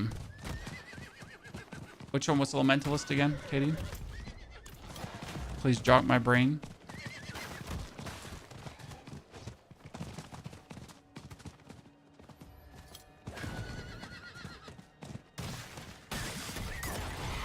If I'm not mistaken, it was to boost the shock skills, but not entirely sure.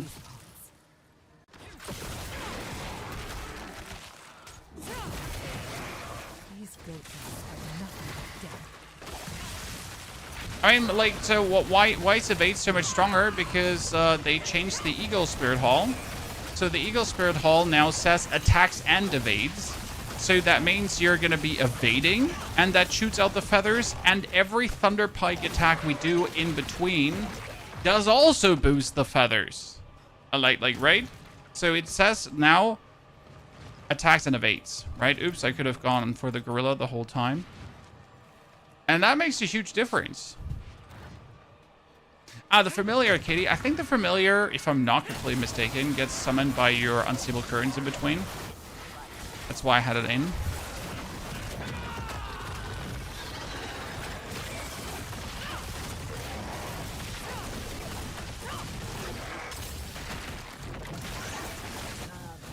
So just in case he gets summoned by unstable currents, you want to have the points in for the damage boost.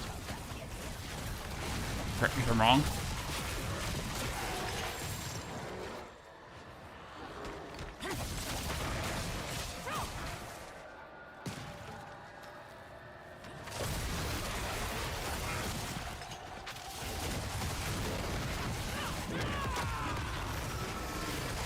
As you can see, the Eagle Feathers are just overpowered. Like, pretty much my attacks and everything don't do any damage. Only the feathers do damage. What boss in 5 minutes? No. No what boss time waste. Come on now.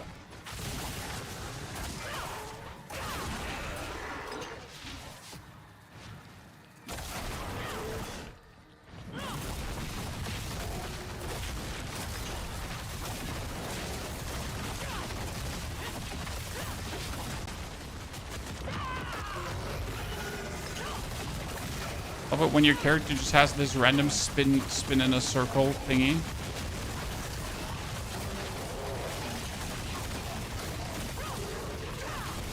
That fight took a while. Took a while.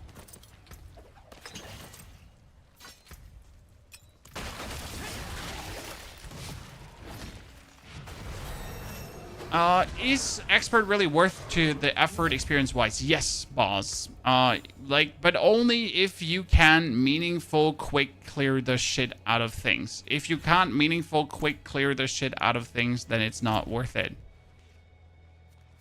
Ergo, yes, but no, but yes. The reason why we're an expert is because our feathers are OP, and they just slap everything silly.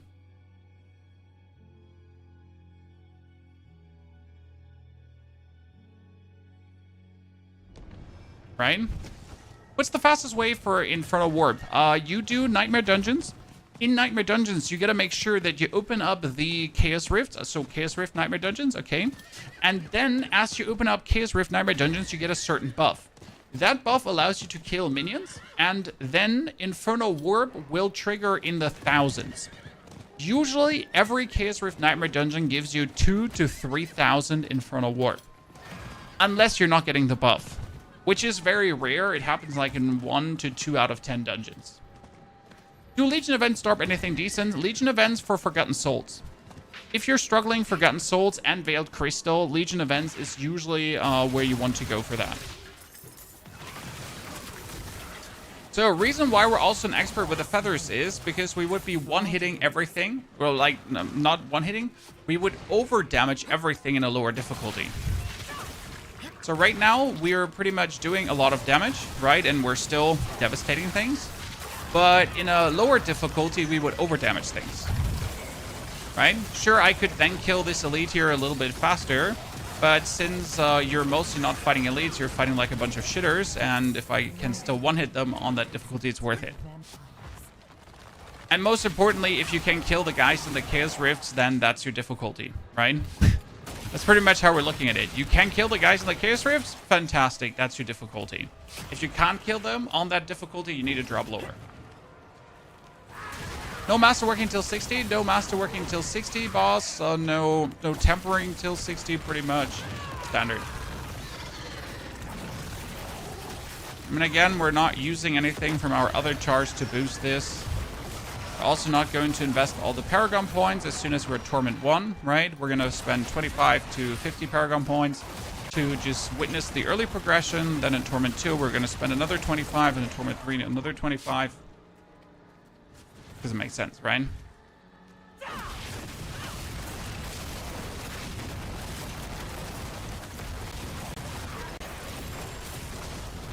Are you engaging with case uniques on every character? Yes and no. So my first version of the build is always without case uniques, as we gotta make it work. And then I make the follow-up version with case uniques. Right? Some of the builds just need it. For example, the Boom Ball of Lightning needs a Banishlord's Talisman. Like, otherwise you can't make the Boom Ball of Lightning. Otherwise it feels weird, right? Then for the Spiritborn, we might be forced to get a Sepasontak because you kind of want to have a Rod of Kapaleka for damage boost, but you also would like to have a Sepasontak. And that forces you to probably engage with Chaotic Armors, no matter if you want to or not. Right?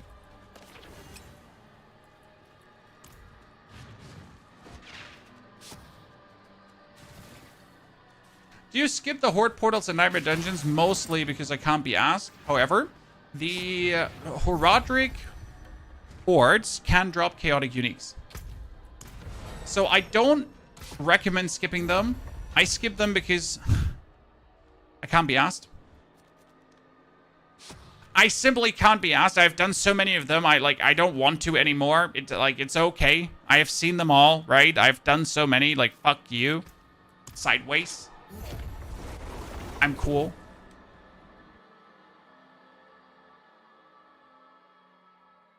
Maybe next season I'm going to start doing them again, right? But if I'm going through a Nightmare Dungeon, I want to do Chaos Rifts right now. Correct, chat?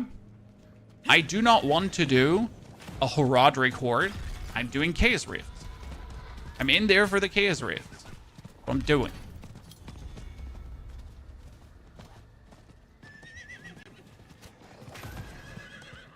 If you have a chaotic warp thingy and have a Horadric portal open, it's worth a lot of work. Good point. Valid point saving.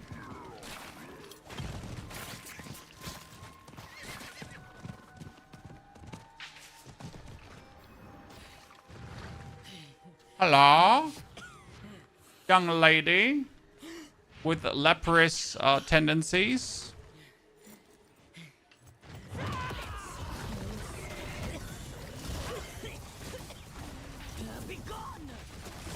Be gone? No, no, no, no. You don't talk to me like that. Bit tired from strong rooms last season. Maybe next season. I think the strong rooms are a good thing that they're in the game. The biggest problem is that strong rooms break the natural flow, right? So the natural flow is blasting through the Nightmare Dungeon. And then suddenly you get a strong room. And that's like, I gotta stand still there, then I gotta go through the portal, then I gotta like raid. So you're just in the process of just blasting, and then that strong room does not fit in the whole philosophy of you just blasting there. I don't know how to say that. He was reborn from those clothes. Must scour.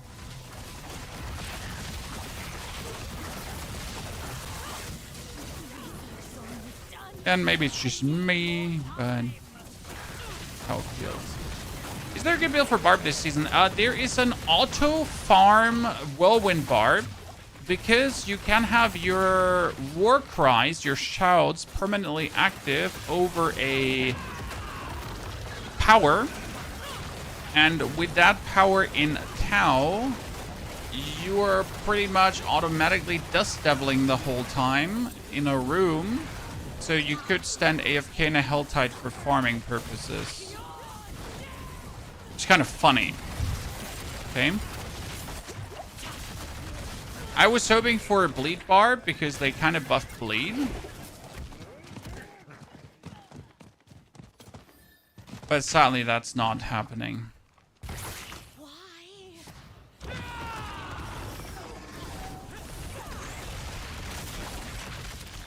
Sadly, we couldn't kill her fast enough, ladies and gentlemen.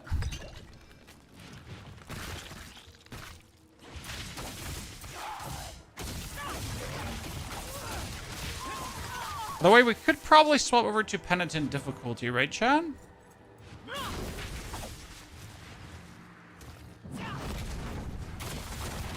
I wonder how that would feel.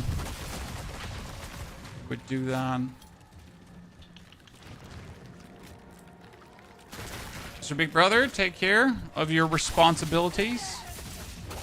Pretending to be an adult for a while.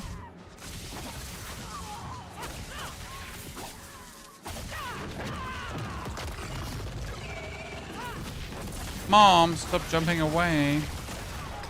Get blasted, Chan. It is done.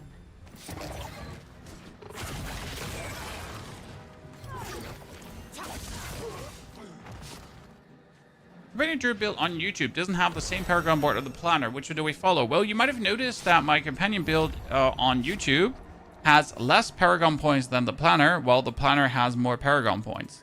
So the planner can do things more optimal, if that makes sense to you. Right? The video is always there to show you kind of like the state of the art, like at that moment. But the planner has a more optimized version. Now, obviously, you might not just have the 250 points, right?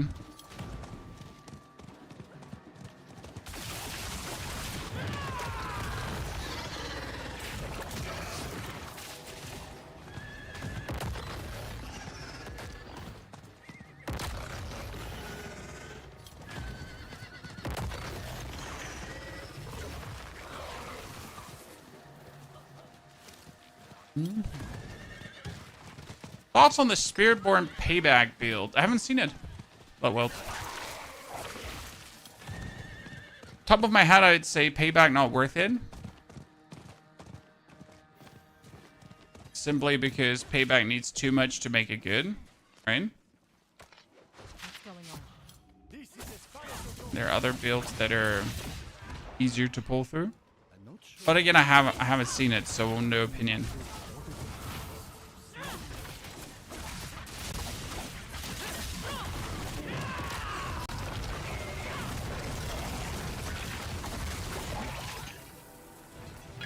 Keystone. What build are you gonna do in the end game? I haven't decided yet. So plan number one was start with Evade Spiritborn and see how long I can carry this. Obviously, we all know that in the end game you're gonna be forced to play Jaguar, and there you have to just find a skill that you would like to spam. So either we're gonna go for Crushing Hands or we're gonna go for Quill Volley. I generally haven't decided which one I want to do yet. I'm a big fan of Crushing Hands because I like the barrier that Crushing Hand provides. But maybe I just want to mix it up a little bit and just do some Quill Volleying. Because I simply haven't done that in a long while.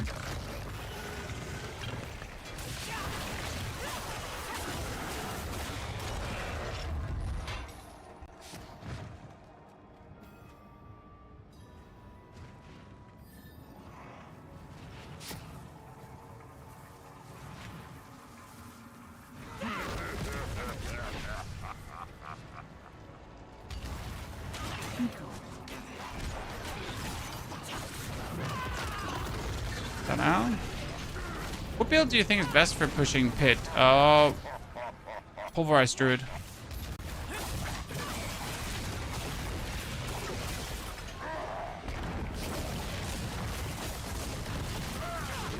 Illegal strong build. What build do I enjoy the most playing in pit? Raven Druid. Raven Druid is the one I've been enjoying absolutely the most for just from a feel standpoint. How good it feels to play the build. How good it feels to blast with the build through everything, right? And that's something to not underestimate.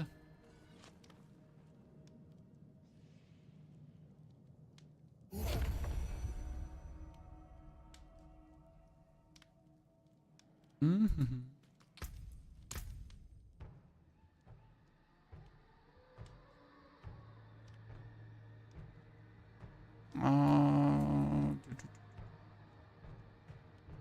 I want to get more life and more barrier. We get this for another 17 minutes, but I don't want to interact with that. Oh, I forget about this one completely. Let's me jump into the fleeting hordes.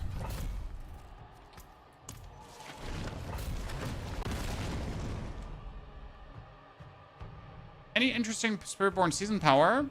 Yes. The actual legendary power is quite intriguing. You got Convocation of Spirits, and you have Back Off. I'm not sure about Combined Strikes. Your base core skills hit additional times in a larger area for 20% increased damage, but also have a 10-second cooldown. Your basic skills third attack resets the cooldown on your core skills. If like that is technically interesting, but practically it just does not lead to a worthy gameplay loop, right?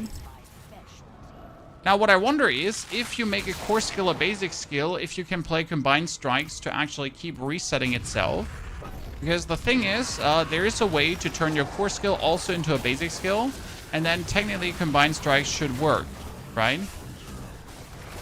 Technically. Now I don't know. Haven't messed too much with Spiritborn yet. We'll be having to experiment around.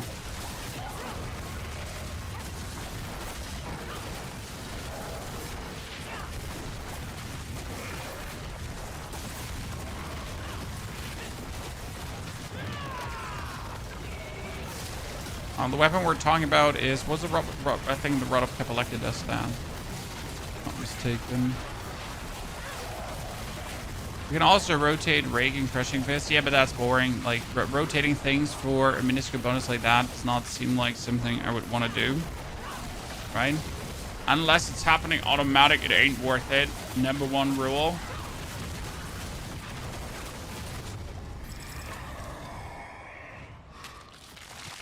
Hellish Masses. 2 masses at the start.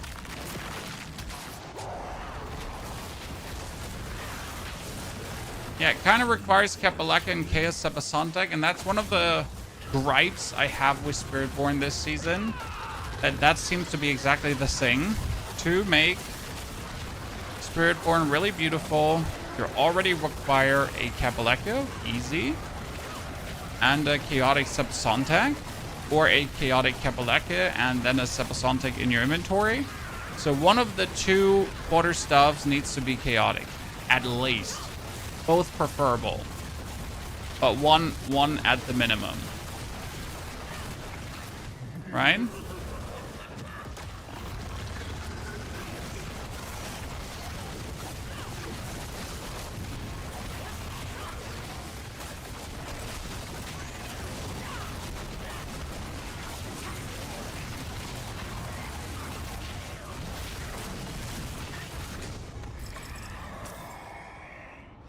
Yeah, preferable both, but 1 at the minimum.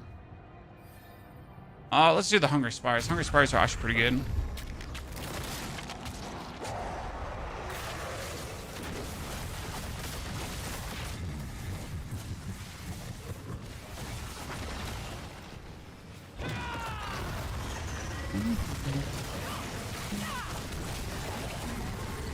Was expecting more XP wise, by the way, chat, at this point. Might as well just go back to finishing our... What's it called again? Finishing our strongholds.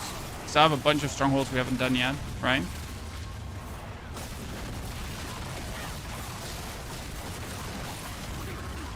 There's definitely better things to do. Spire's good. Hey, that one pulling Inspire is actually one of the very good Spire buffs because it makes the Spires, like anyone that actually dies inside the Spire radius, gives you more or less guaranteed ether. Surprisingly efficient.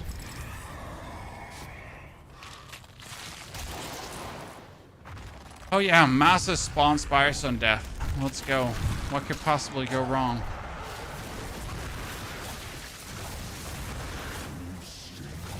Who is? No, you just got yourself a Goblin Chaos Wave. Goblin Chaos Wave is the one thing everyone and their mom wants. Goblin Chaos Wave are the new awesomeness, the new hotness. So that is ultimately what you're hoping for when you get Chaos Waves. You don't want any other one. You don't want the Worm Chaos Wave, like, right? You really, really, really only want the... Oh wow, he exploded into me. You only want the Goblin Chaos Wave.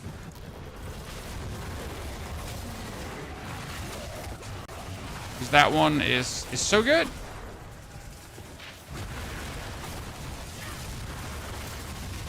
It's where all the ether comes from. If you hear someone saying, I got a 3,000 ether horde, if I got a 10,000 ether horde, right? I have like, yeah. That's always because people get exactly that. They get one of the goblin things.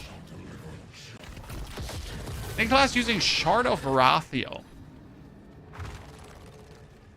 I think there might be a Barbarian build. I mean, you could still probably go for the Hooves of the Mountain God Barbarian builds that were very good last season. I don't see why they wouldn't be good, any good this season. They're just nothing exciting, right? They're the same Hooves of Mountain God builds that you just played last season. You can make out of that what you want, right?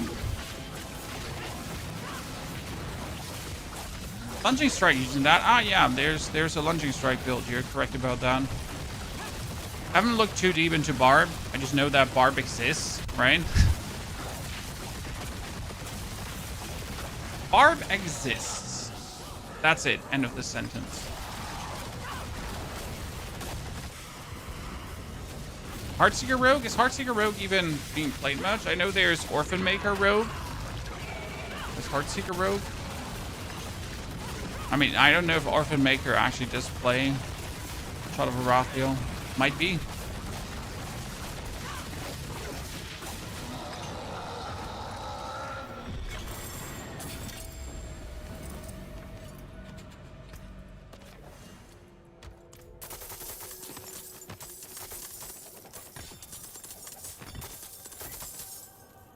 Give me that sweet, juicy experience, chat. Woo, level 48. Let's go. Potion check, 1, 2, 1, 2. Potion check, ladies and gentlemen.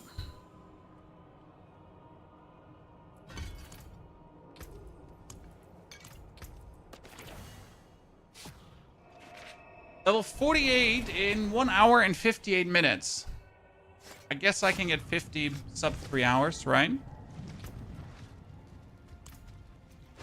In my opinion, Barb is the least fun character. The most fun I've had with Barb was Earthquake Explodey Barb. Really brilliant.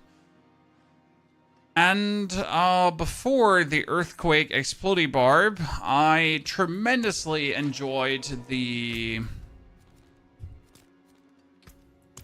Summoner Barb.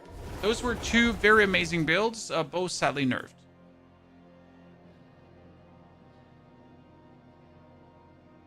Hassan.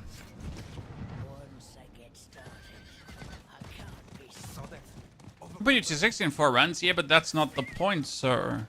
I mean, I could also just farm Tree of Whisper caches and level up my character. But it's about, you know, making a leveling build, going through the experience. Unless you do that, all your guides are useless. right? Whatever killed this one, I wanted him to suffer. Unless you went through the whole process yourself. Everything you say is for naught.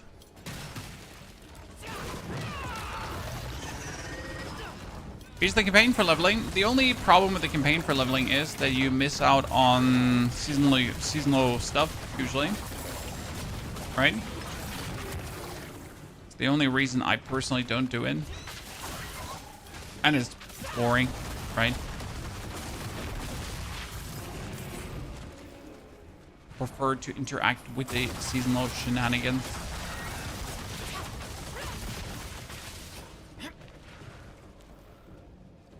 And it should definitely not be that campaign is a good leveling. It's encouraged to do that, right? I don't think it sets a good precedent.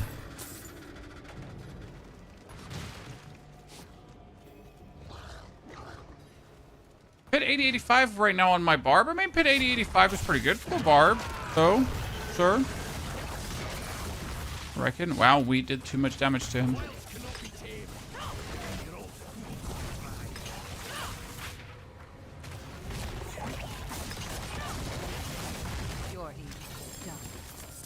Thank you very much.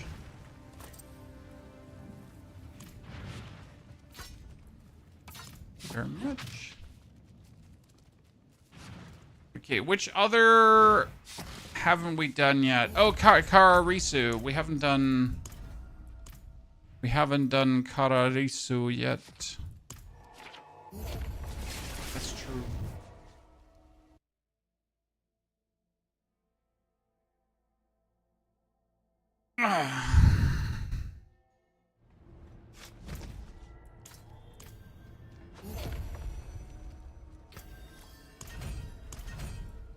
Oh, I need to have more experience? Well, you don't say so.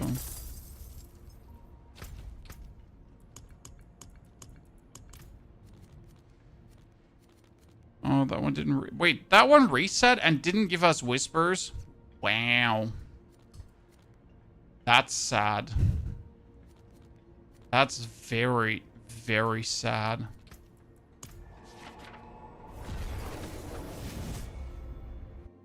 Right now, hordes seem a bit buggerooning, right? Because what is the amount of hordes that you did where you actually didn't get a Queen of the Helltide? Right? I mean, usually everything you should have a Queen of the Helltide. But nah. Sorry. Can't have one of those. Sir, where are you going?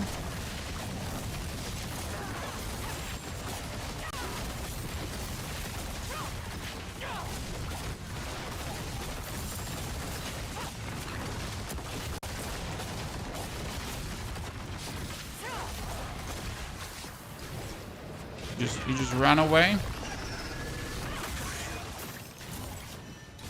With that bonus XP blip. Oh, that's been very buggy, right? I'm not the only one that's crazy. And obviously I'm still crazy, but that's beyond the point.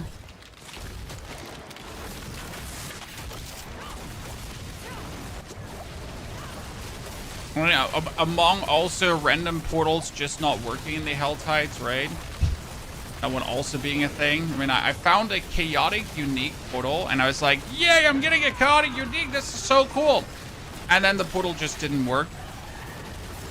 And I was like, well, that's actually really, really, really not cool. And I'm really not happy right now. Now I'm very, very, very, very, very, very, very unhappy at the current moment. So I was really looking forward to getting my chaotic unique there. Urquiza, good to see you there. You saw someone with 500k in front of warp. How the hell did they get that? Well, so if you teleport around extremely quick in the Helltide, you can somewhat dish and dash between the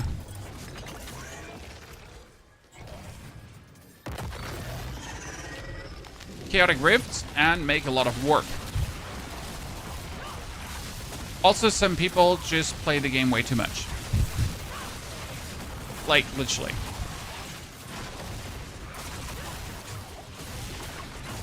So, I mean, if you have a sword that has infinite teleports, like literally infinite teleports, right?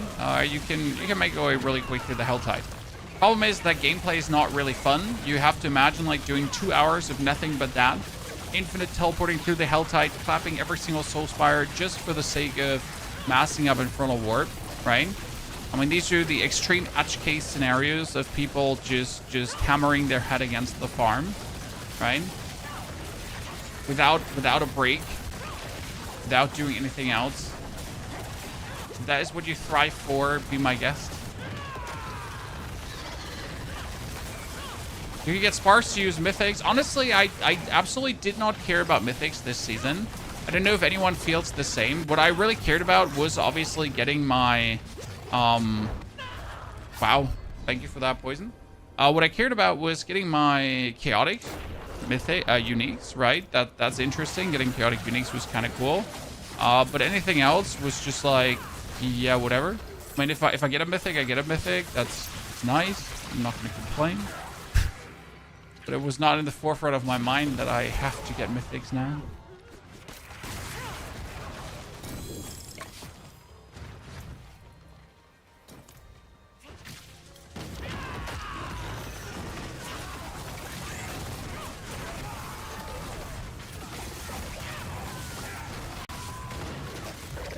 And I do have the Ring of Starless Skies, right? Since day one, pretty much. I have the Shot of the Fall to Death, but we haven't been using them. Okay, I need to get here to hand that in.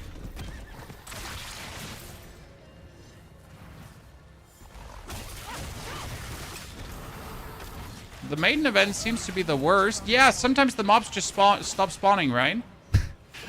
I was not sure if I was crazy or if that was actually happening, but the mobs just literally stopped spawning.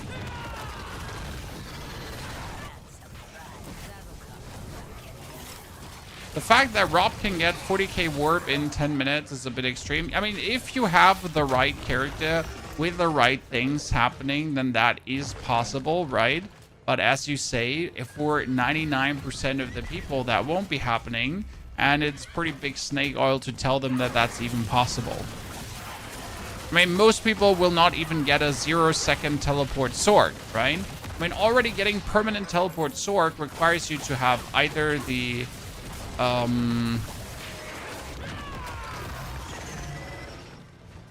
evade boots that I forget the name of, and or you need to have like obviously the perfect masterworks there, right?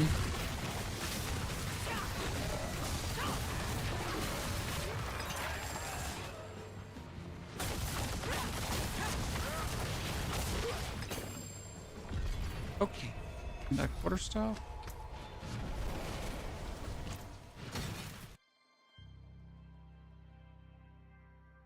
A flicker step, exactly. Flicker step, sorry. Yeah, and you need Shaco, exactly.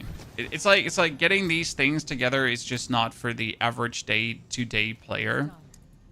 I mean, they can look at it and be like, wow, this is so cool it exists and I will never be part of it. Right? Like, yay, this is really cool, but yeah, not for me. For everyone else but me.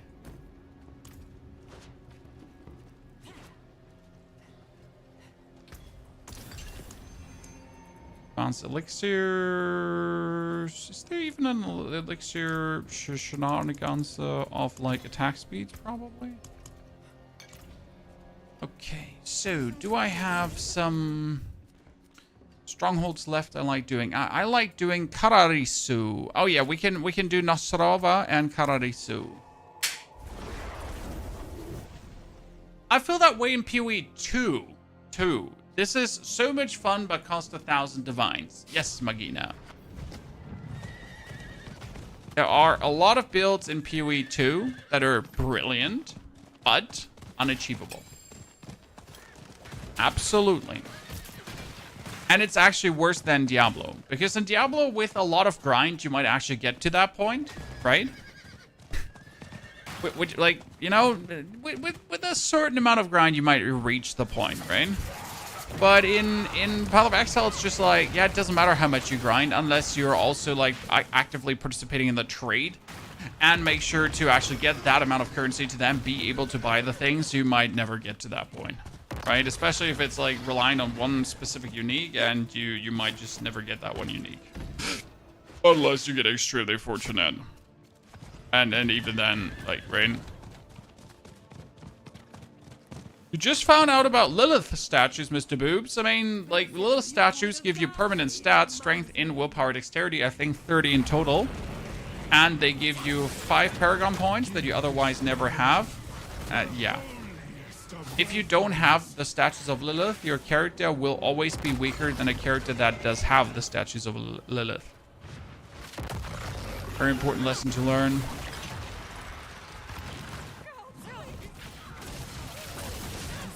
Statues of Lilith are not a nice to have, they are absolutely mandatory. Unless you want your character to suck ass. I mean, that's fine.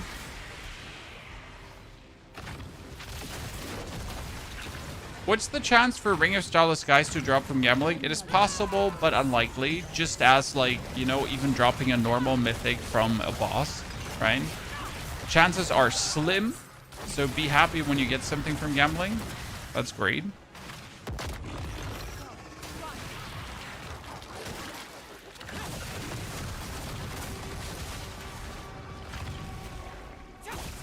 The same when you get a mythical rift and you're like, wow, mythical rift, so cool. Got one of those, kind of amazing. You finally picked one up.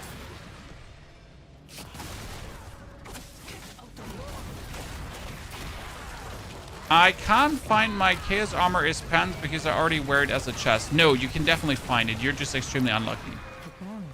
Sir, like, it doesn't matter what you're wearing. You can find anything. You're just unlucky.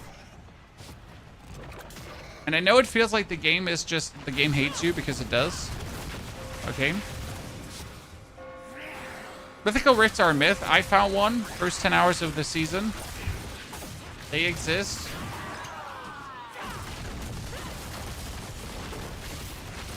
But I'm also playing on a boosted streamer account, so what can I say, right? Hack's brother, man.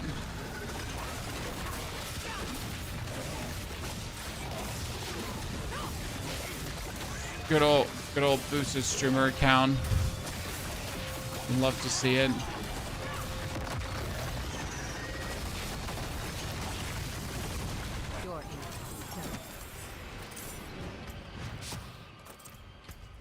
Oh, yeah.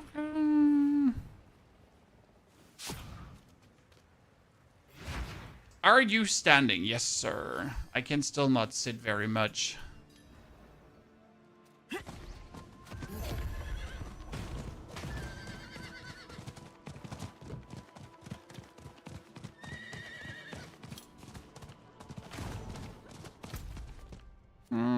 There you go.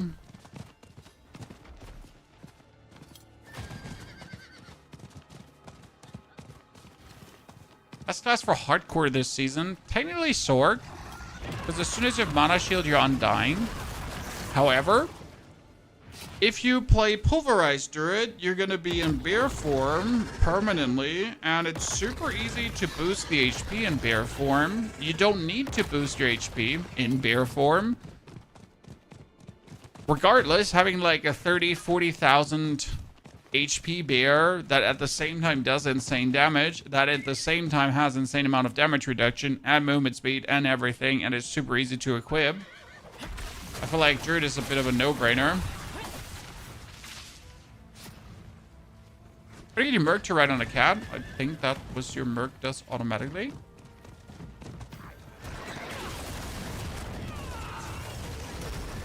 Let's hope this one does not bug out this time, chat, because last time I did this specific Stronghold, and it was the first time ever, it actually bugged out, and I couldn't finish it. It was really weird. Like, the middle would just not open, no matter what I did. It was the first time for me.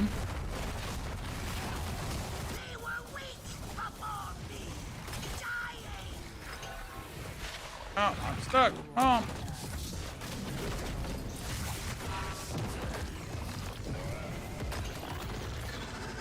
Always the first time for everything. Is Ball of Lightning better for controller or evade? Both work. Wouldn't necessarily say one is better than the other. Both work. Got a ring of starless skies from a purveyor the other day and was shocked. Yep, it's possible. Just like uniques are possible. Ah, see, now this time it actually broke. Cool.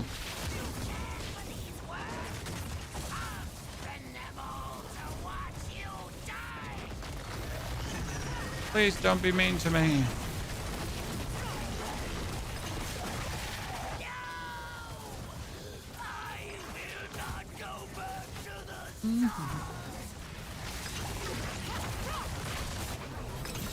Level 51, ladies and gentlemen.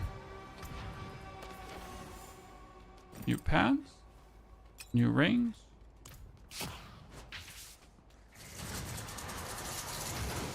And further. If I get this one up to 5 now, I got more attack speed. Oh, that is... Who is that?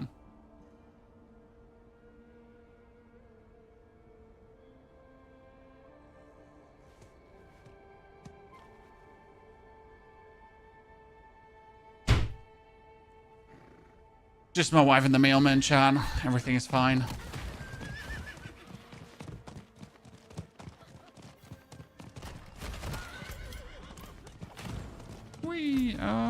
Oh wait, where am I going? I need to go up there. You're gonna try Fireball this season. I can't pit push, but I get to pit 90 with my current setup.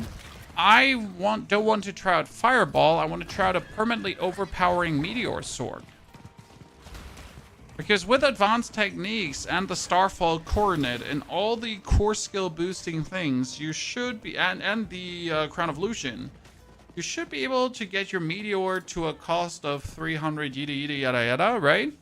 And if you get the cost extremely high, you should be able to permanently overpower then with a Meteor, and then suddenly you have a permanent, always critical striking Meteor, and that should be cool.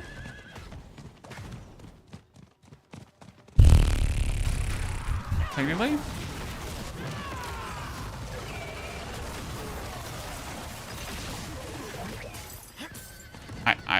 I assume. I mean, it works for Ball of Lightning, and there's no reason why it shouldn't work for Meteor.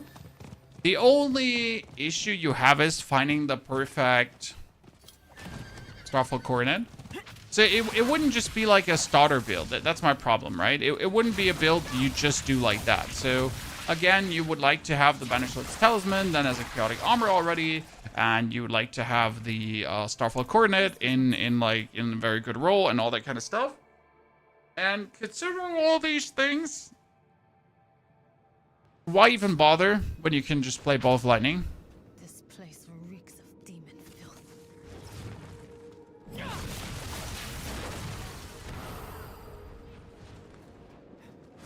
Is Bartok supposed to be a guaranteed mythic? Absolutely not, sir.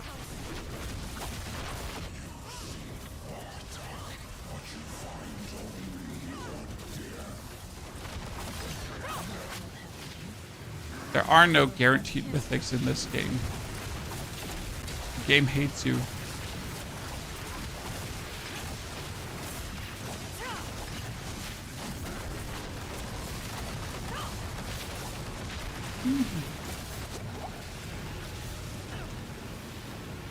Where did you go, other dude? Oh. He was already dead, Shan. And I was wondering where he went. Already about to die. Oh, you're still alive? Sir. I had you for dead already.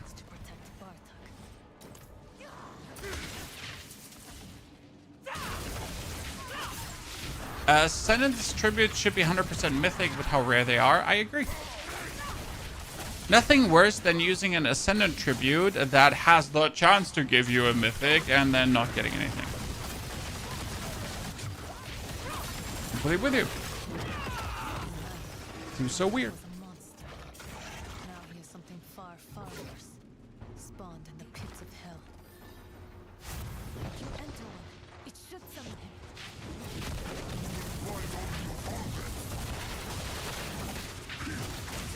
Die, Bartek! Die!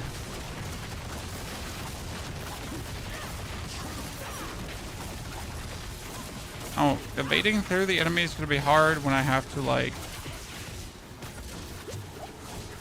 Can I just evade through the lasers and just not give a fuck?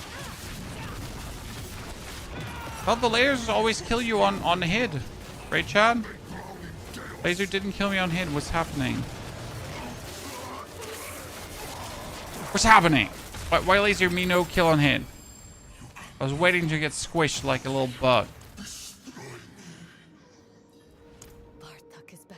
You found a Air of Perdition, but you really wanted Shaco? Sir! Air of Perdition is king. Shaco's usually an afterthought. I say usually.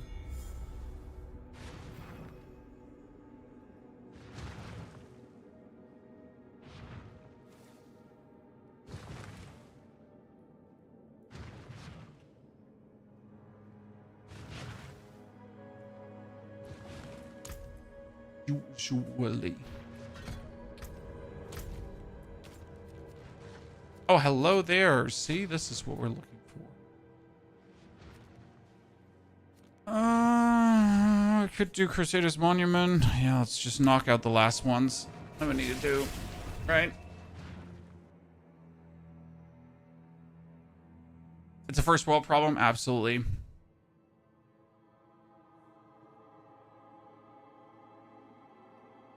I mean, Air of Perdition is just, since it, what like, Shaco was like the absolute #1, right? Then they introduced Air of Perdition. It was like, Shaco who? Air of Perdition King.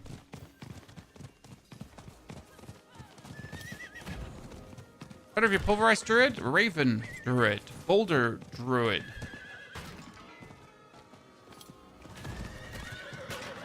Even Shred. Strong rooms this season. Herodric strong rooms can drop chaotic uniques.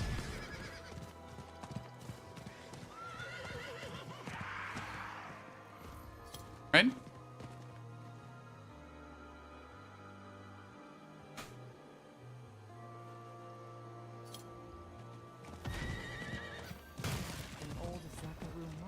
So you shouldn't like completely ignore them. I'm running a Raven build. I'm loving it so far. I'm sitting tier 3 currently. I feel like I'm not sure where to go progression-wise. Any tips? I have all the uniques and full GA gear, but I'm not sure what to do from here. You're upgrading your runes, your glyphs, Mitchie. If you have all the gear already, then your goal is to get more Paragon points and get all your glyphs to level 46, that they're legendary, increase the radius, and you can get more out of them. And obviously masterworking to then get even more, right? So those two things. Masterworking and glyph levels.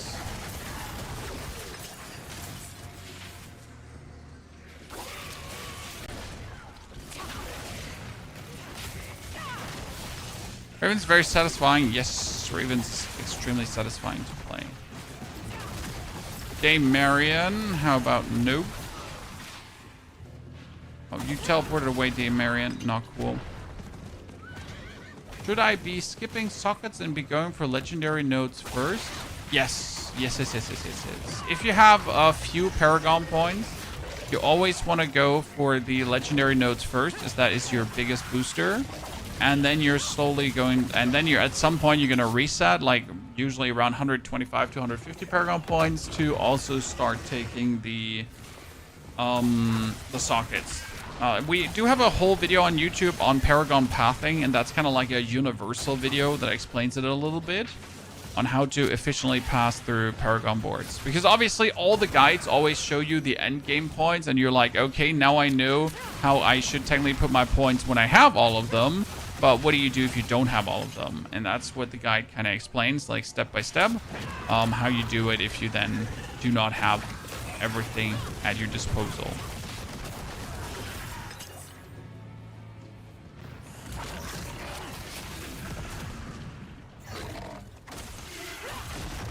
At least favorite event. You there? Please help us get out of there. Nah. You're gonna be like, sorry, I'm just passing by. It's like, I'm sorry. Like, I didn't mean to. Apologies.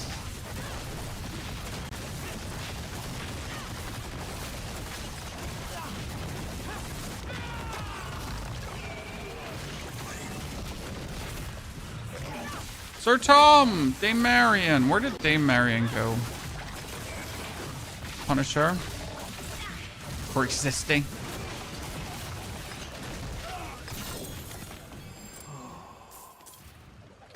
Thank you.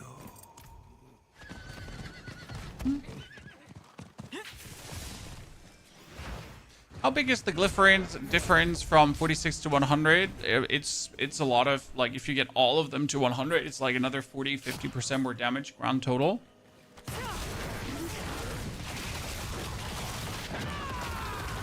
Depending on, like, for example, if you play the crit glyph, obviously the crit glyph multiplies your crit damage up, while every bonus level further multiplies the, increases the additive bonus as well.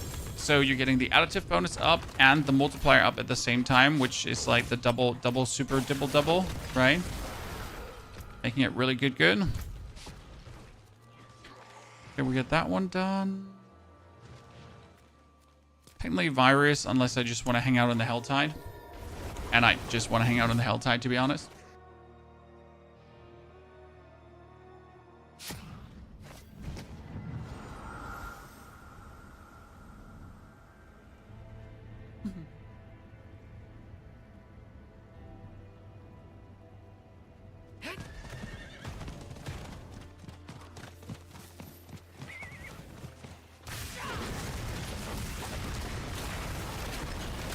We need to go to the bottom for the whispers. You know, that new weapon gave me quite some damage there, Chad. That new weapon that had like a buttload more item power. Like, I mean, we went from what was it, 514 to 600 yada yada. And suddenly we're doing damage. Who would have guessed?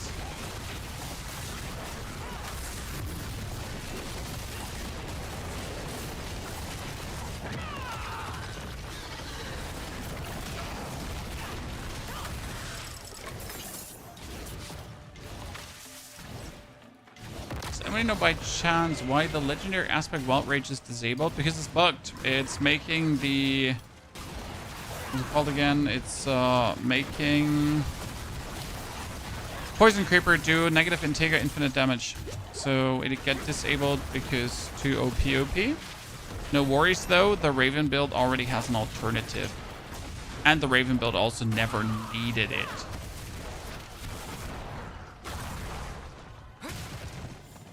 So that's why the aspect gets disabled. Not sure why they can't just fix it on the fly. Like, again, armchair developer, right? Fix it on the fly. Blizzard plays, get good at developing. What the fuck?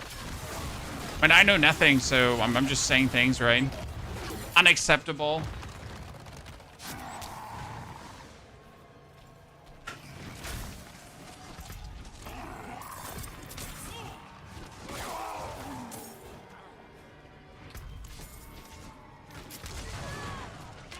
How can you not get it done ASAP? Wow.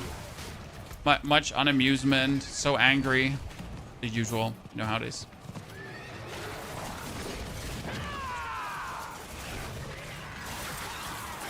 Blizzard bad. Developers don't play game.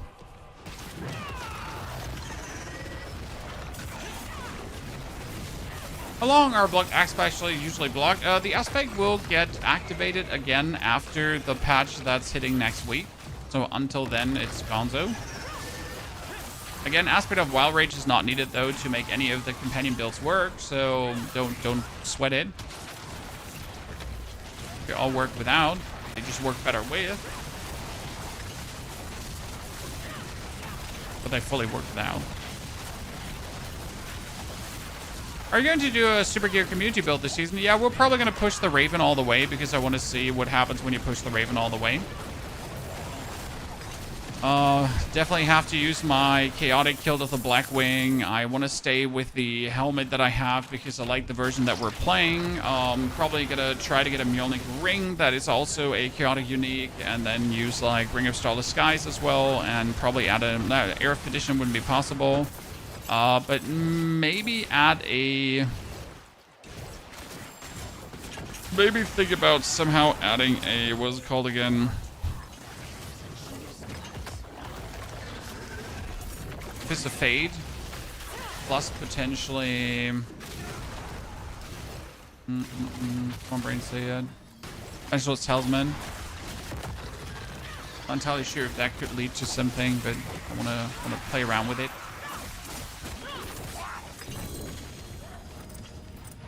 So some ideas, some things spooking inside my mind. If they ever get to something, I don't know. Well, hello, Mr. Ring. Nice to meet you. Am I paying any attention to what we're getting here? No. I'm just randomly equipping what I have.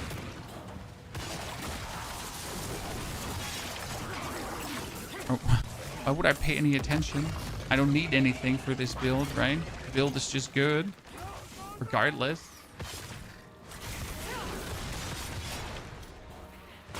Has the PoE2 hype died down or something? I mean, it's already like 4th week after the patch release, sir. That's the normal life cycle of an ARPG. Yes, the hype has already died down of the new patch. However, there was just recently another update, which is actually really good, and people are enjoying it. However, again, it's like 4th or 5th week now. That's when most people are done with the season. Apart from the very chill casual gamers that just still have things to do.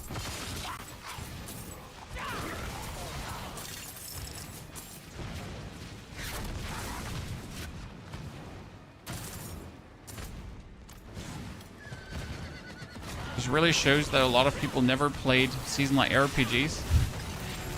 Don't know about their normal life cycle, right? Not that the game suddenly became bad, it's just that people did everything for that season. Right? ARPGs are no games that you play 24/7 unless you really have nothing better to do. And I mean, there might be a world where you like really don't have anything better to do, and that's fine. Like, we're not judging. This is okay. Well, sorry. I mean to hurt your feelings. It is the best for Paragon 300 push, yes, but why would you ever push Paragon 300 unless you hate life? Unless you... Do you hate life, sir? I mean, just blink twice if you need help.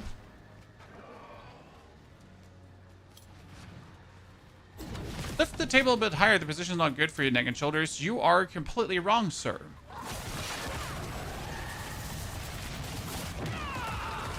But thank you for trying to help. Just don't.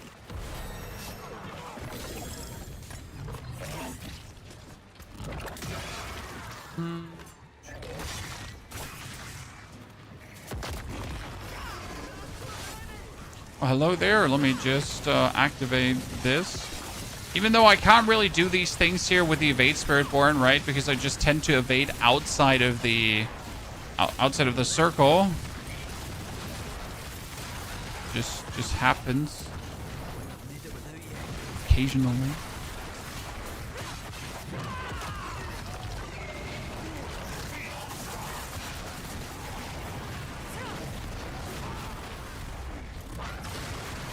Leveled. We got Harvest for that. Then we can hand in the Whisper. That would be level 55. And right now it's 2 hours and 34 minutes, ladies and gentlemen. Easy peasy lemon squeezy. Spiritborn going nice.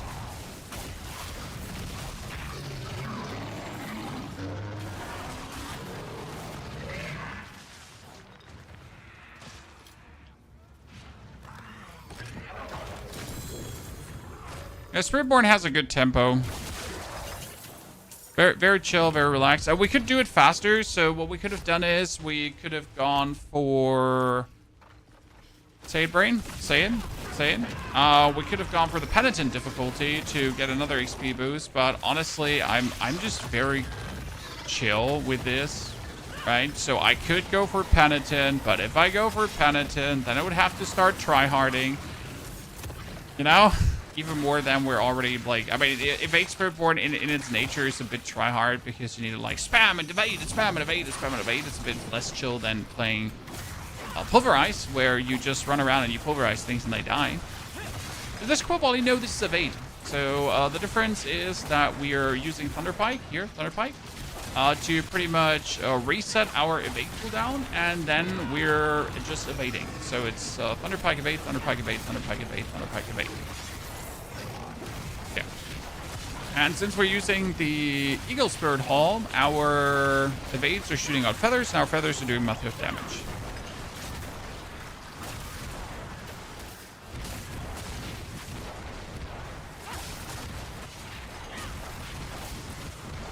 Storm, you don't need the Unmaker. Unmaker is useless. You shouldn't be a glass cannon because you get enough passive to boost your maximum life. And if you spam Soul Rifts together with Alter the Balance, you get so much barrier that you can't die.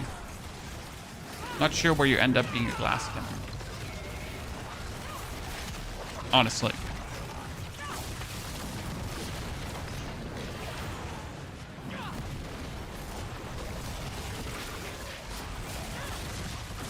Shouldn't be one.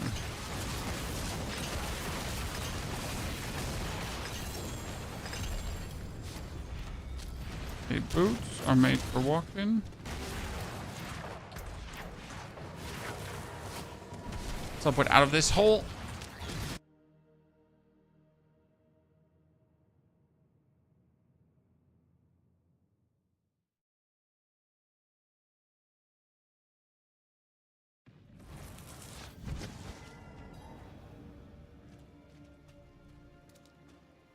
So, greater collection of amulets. Thank you very much. Level 55.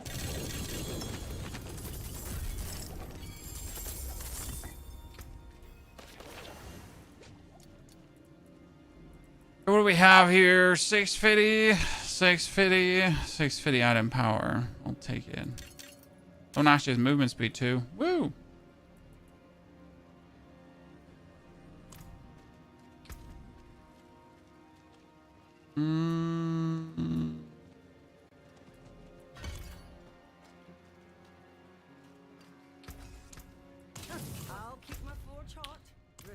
I need to finish the rest to get our level.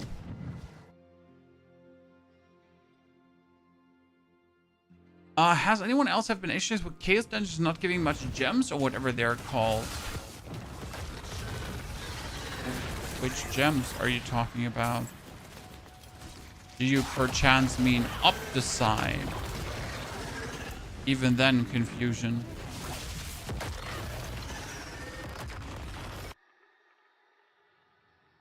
Yeah, be more precise.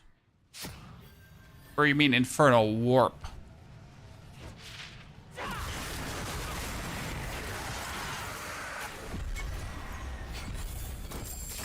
We're talking about that sweet, sweet Infernal Warp.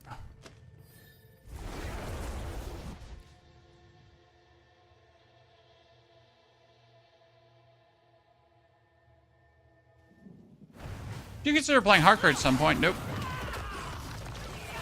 Hardcore just has nothing interesting to offer. When we sometimes do a solo self-found challenge, and we gotta do that in hardcore.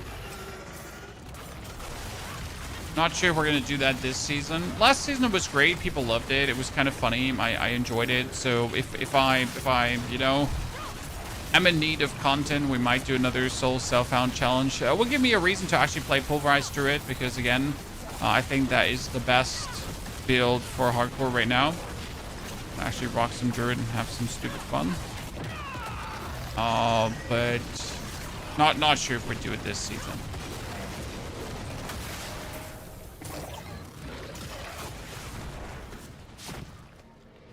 Last season we did it with a Sorg, and we played Hydra Sorg for the hardcore soul self-found challenge. Really cool.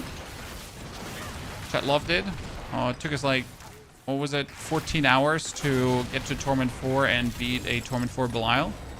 It was kind of like the end point, right? Get Torment 4, beat Torment 4 Belial, and also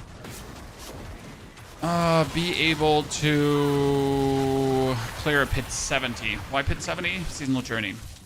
So that was like the minimal requirements to beat the challenge. Kind of cool. Might do another one. But first, we gotta finish a lot of builds. So first, I gotta do the Rogue. First, I gotta do the Barb. First, I gotta finish the Spiritborn. So we get like some standard stuff to do before we consider going for that, if that makes sense. So that's pretty much like the hardcore soul self-found challenge is what we call content creation, right? That's then the end of the line. That's the end of this season when I'm pretty much, when the question is, do we stop playing Diablo 4 now?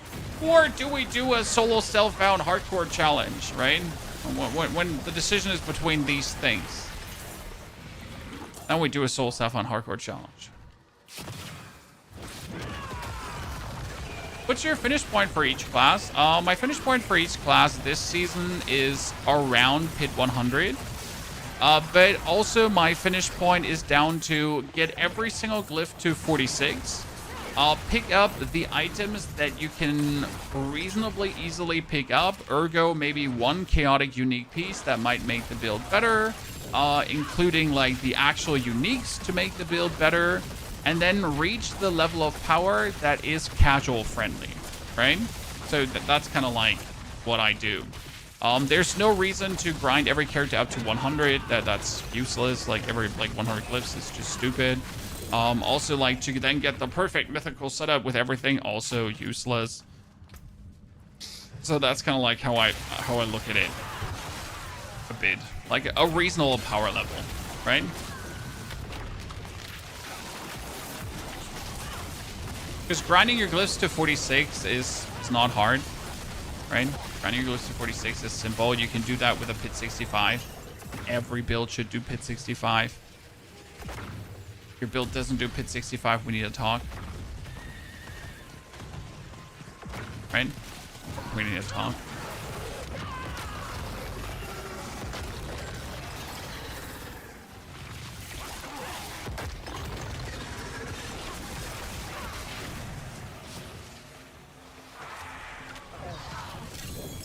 Oh, another amulet. Please show me the money. Oh, that's actually an amulet of adaptability. That's quite good. I'll need that down the line. Because adaptability is for core skill boost.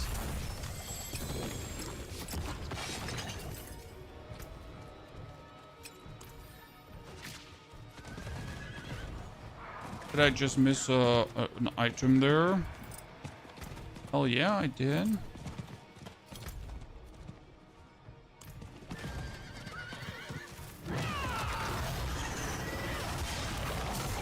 Okay, let's dash out of this again, accidentally.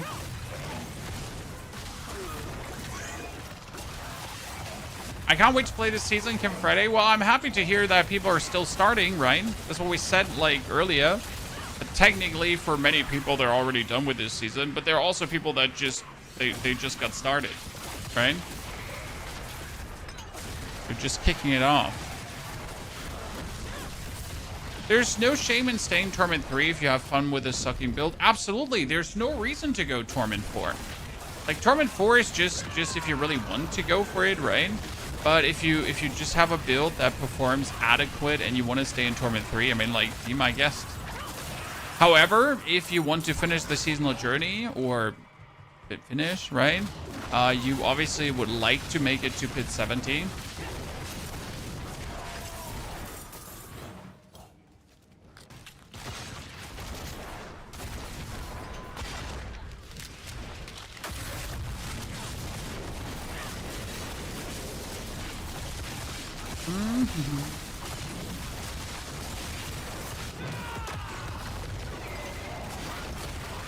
I think we're going to replace that ulti here through Eagle down the line. Probably.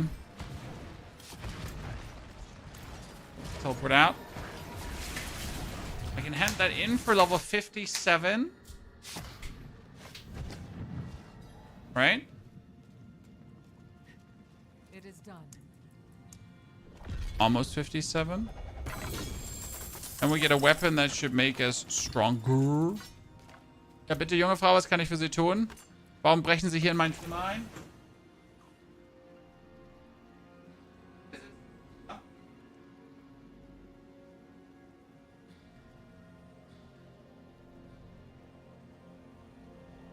Einbrecher, immer diese Einbrecher. Should I just put on Lockrins for no reason?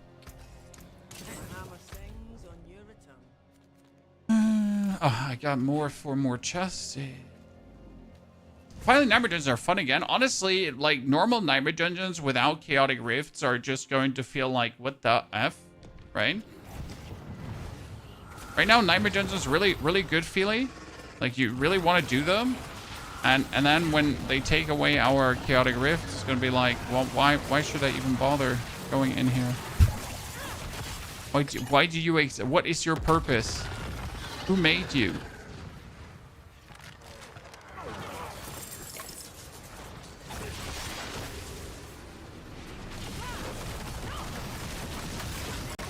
I closed the rift. I'm gone. Bye.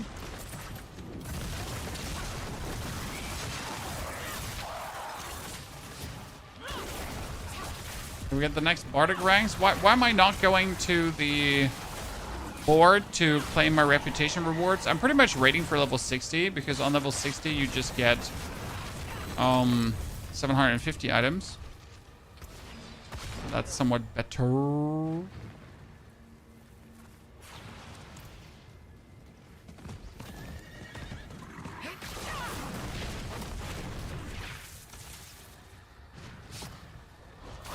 Is the Horde Strong Room Opticite glitch still working? No, sir. The Horde Strong Room Opticite glitch is not still working. And we should not rely on glitches to farm our stuff, should we? Should we?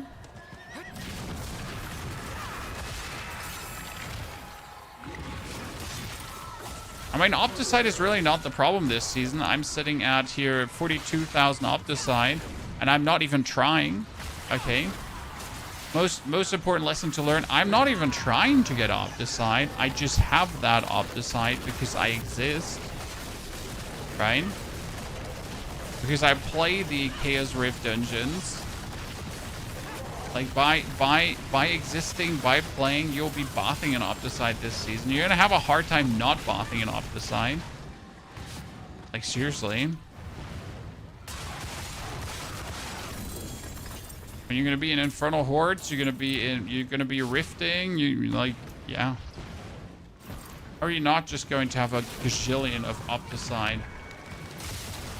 I'm rather gonna question you if you don't have that. Gold is the only problem. Gold is always the problem because the developers play with infinite gold, obviously. I'm fully with you. Oh, gold is an issue. And don't worry, I keep pushing the developers to give us more, like, to finally reset that gold cost. And we can only hope that the actual what's it called? We can only hope that the rework of the tempering and masterworking in Season 11 is finally going to have the devs cave in on the 5 million gold cost. I somehow doubt it, though, because, well, developers. Right? Storm? Yeah, that little small chaotic armor is a joke. Yeah, it's a lot of opponents just coming here at me. Onto my horse. More chests. What's your vigor refilling so fast? I don't use any vigor. So what I do here, sir, is I use my storm pike and my evade. That's it. I don't actually use any core skills for anything. Okay.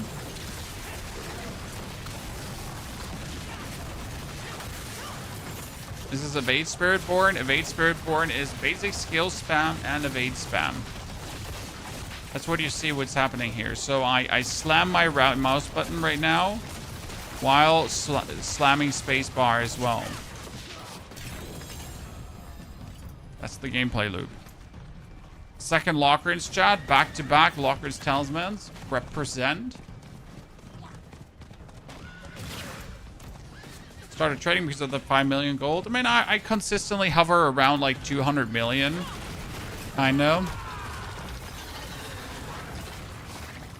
That being said, if you really want to have gold, guys, just do an Infernal Horde and then try to get 2,000, 3,000 ether, and you'll actually get hundreds of millions of gold from the reward of gold. Now the problem for that is that you're pretty much just doing an Infernal Horde to get gold and not even to fight Bartek, so I kind of feel bad. But there's a lot of gold in the Infernal Hordes right now.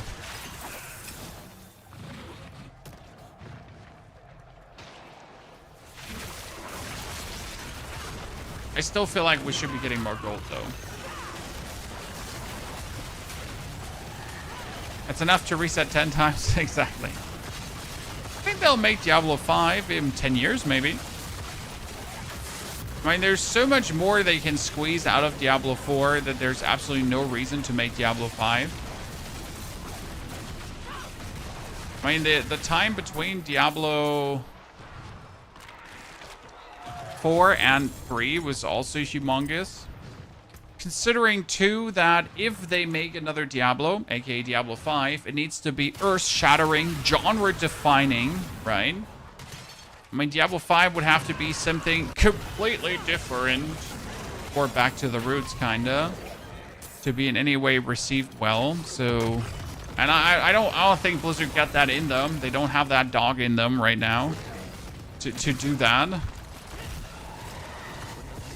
To have that genre-defining game just at the cusp of their fingertips. Moonbeast D5. I mean, Moonbeast looks great, but graphics are horrible, and I don't think the graphics will change much. My only sore thought about that.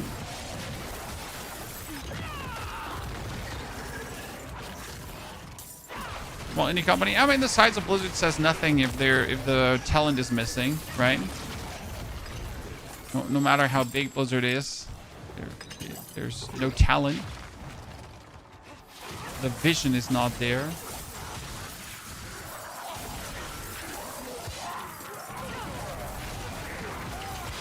Want an ARPG style Megabonk? I haven't gotten to play Megabonk yet, but I'm happy to see the developer's success.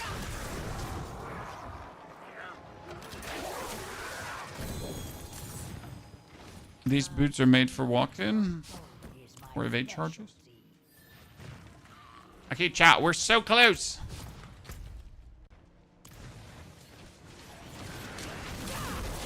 Oh, someone's actually fighting for their life here. Level 51 with 173 Paragon points. What a loser, chat. Not even 200 plus.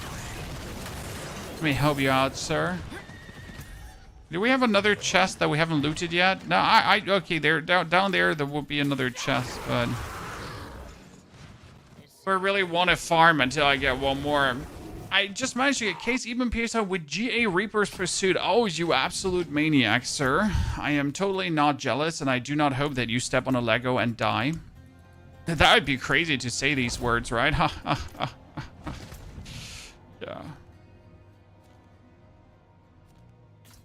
The Infernal Hordes is a whisper. The Fleeting Hordes is not a whisper. Cool, cool, cool, cool. Good to know.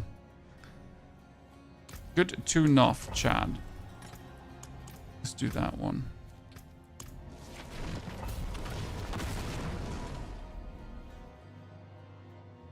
Lion, appreciate it. I hope you have a good day. Thank you for sending your friends over. Didn't know how to play Diablo 4 until I started watching your leveling videos. Well, thank you, sir, for giving them a try. Were you invited to playtest all the content, Tristan? I was invited last year, and they kind of rotated around the creators that were invited then this year.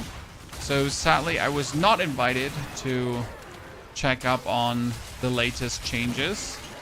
I mean, that there are big changes coming is clear.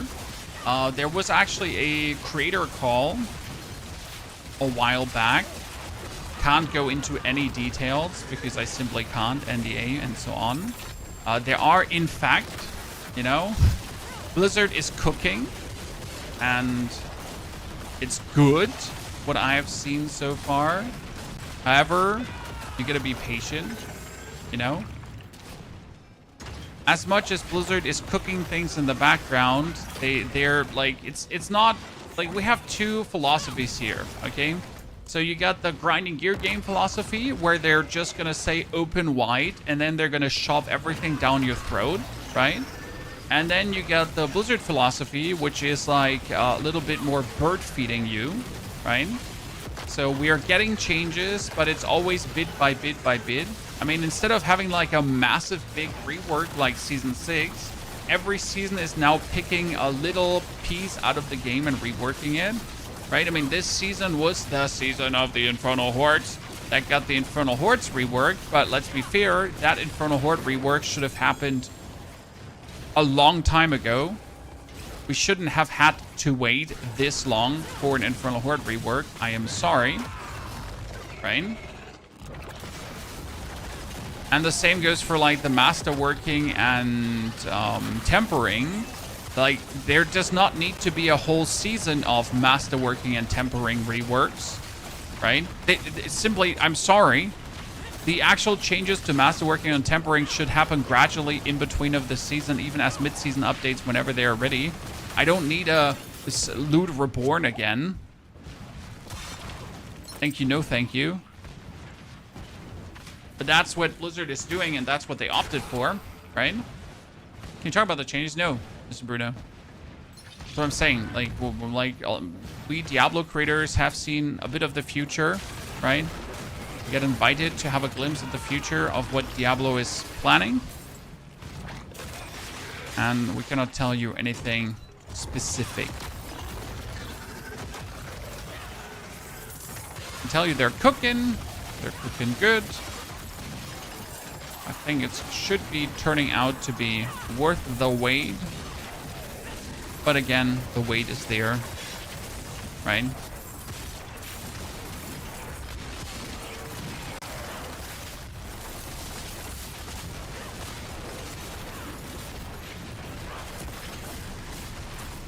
Some of the seasonal powers are literally D3 seasonal affixes. I like the seasonal powers. I mean, so far I have not been disappointed by a single seasonal power. I just really, again, dislike the fact that we're using seasons in the name of fixing the game. You know? I mean, this season you could say, yeah, sure, Chaos Powers is the season theme. But ultimately, this season could be summed up as fixing Infernal Hordes. Right? The prior season was fixing Nightmare Dungeons. But that shouldn't be the seasons, right? I mean, also that we had a season of the Loot Reborn. How about you just fix your game and give us seasons on top? Maybe. Wild thought, I know.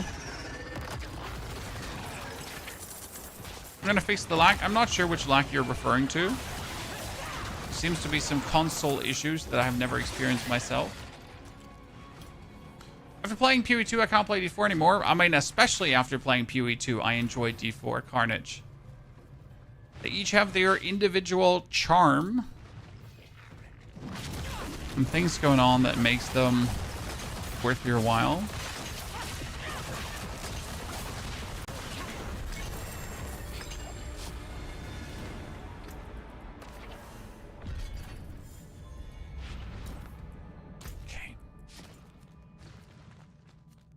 Preferable, I will get another 5. I need another 4. Where can I get another 4? I mean, I could just run through a dungeon like here. Probably.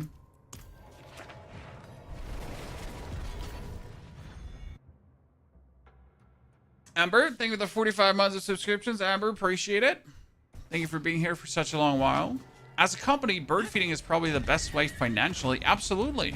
I mean, the bird feeding makes sense from a company perspective. That doesn't change the fact that it gets annoying after a while, right?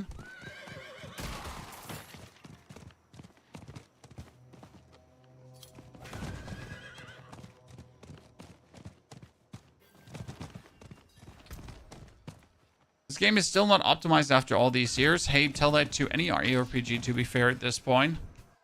None of them is running particularly smooth. Lexi, you came back after the original Infernal Horde, and the quality of life changes are big. They are. I mean, that's the whole thing, right? If you play every single season, if you follow every single update, if you are really at the pulse of Diablo, at some point the bird feeding can feel bullshit. However, if you're actually dishing out and coming back after a couple of seasons, the whole thing looks quite different, right? Because then you're not returning to bird feeding things. No, you're gonna come back and you're gonna suddenly have a massive package of quality of life stuff shoved in your face. Right?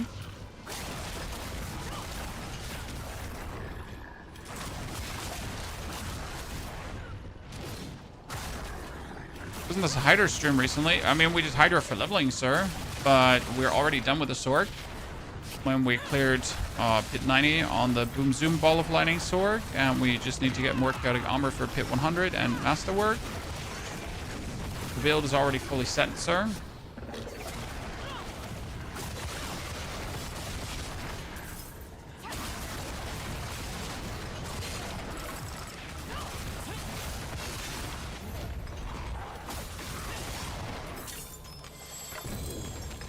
Hello, Mr. Pans.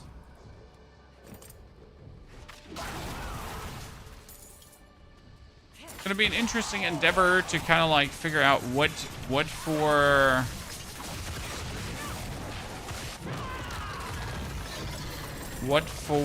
aspects do we want to take in Torment 1. So the name of the game, sir, this is Diablo 4. Welcome to the YouTube Shorts.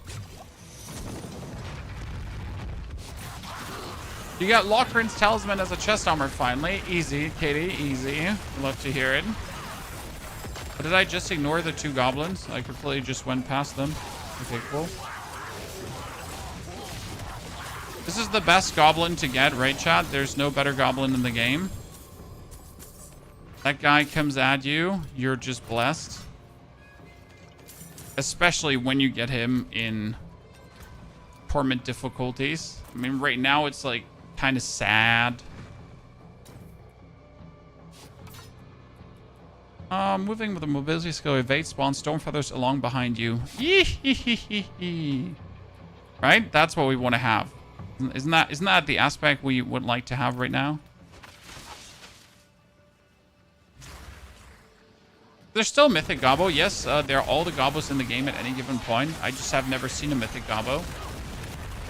The rarity for that one is incredible.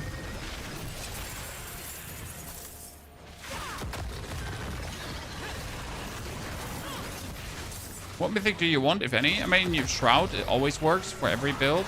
Shroud of the False Death. Usually Expedition 2, Ring of Starless Skies. I would probably aim for Ring of Starless as always. But that's a safe bet. Okay, we are 3 hours and 4 minutes, ladies and gentlemen. So right now the Spiritborn is 30 minutes.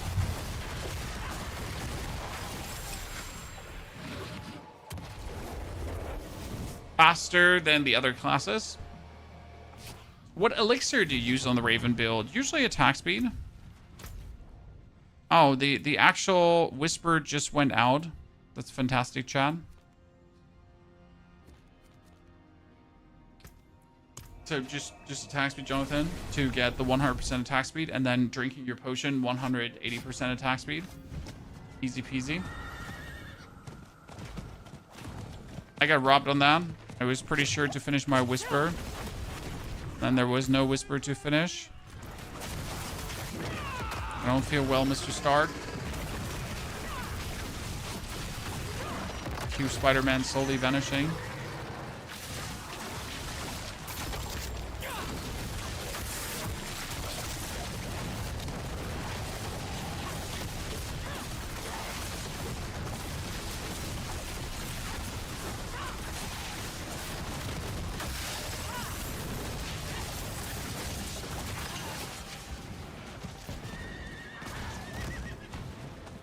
You only use 3 Paragon boards in the Druid build? No, sir.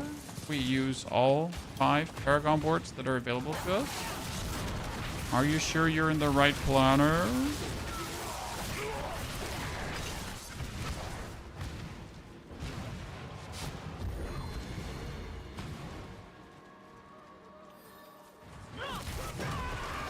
Come on, 2 more.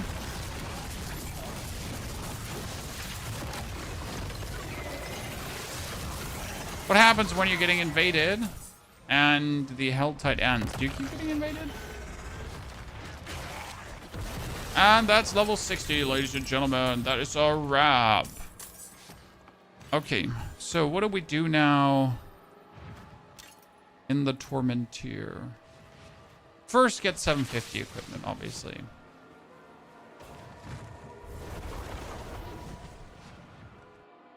The tier 1 to tier 2 has 3 boards. Yeah, because, well, you don't need more boards for tier 1 to tier 2. That's why it only has.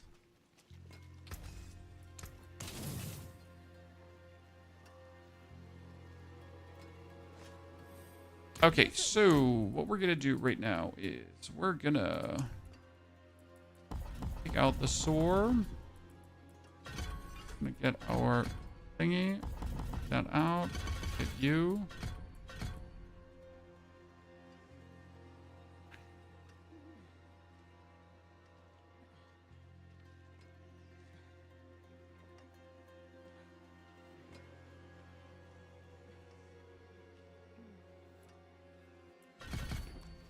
And last 2 points. Finally, I can play Seeker. I'm a big Seeker fan, by the way. Big Seeker fan. Okay, first 25 Paragon points. R4.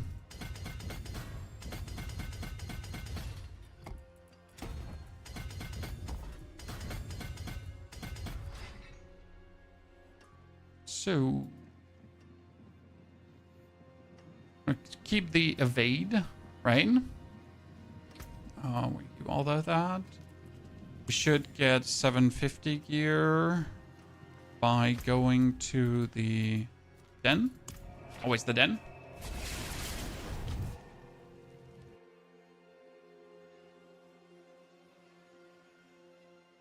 Is it easy to level Spiritborn? I leveled in 3 hours now to level 60. Yes, leveling is easy. So I want a 750 weapon. Preferable one that doesn't stink. Thank you very much. I want a utility and a resource aspect plus a boss summoning cache. All balanced out. This is, by the way, the easiest way to always get 750 gear, right? We get ourselves max life. Maybe armor. Armor is good. Armor is good. I like it. Max life attack speed.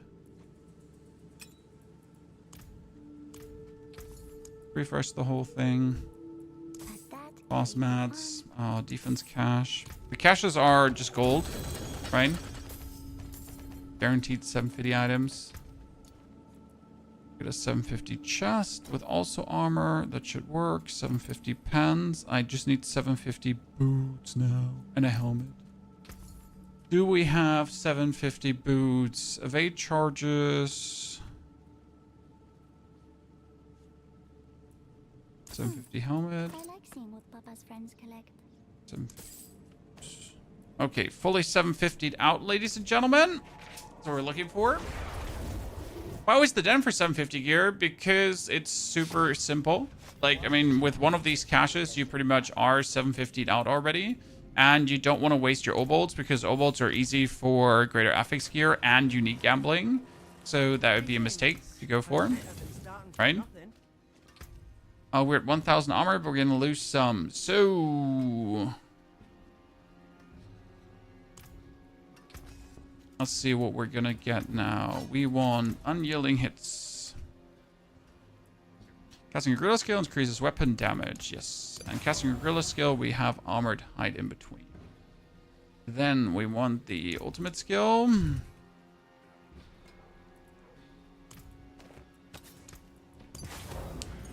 Going to take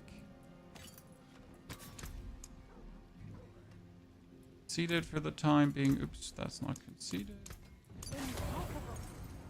We got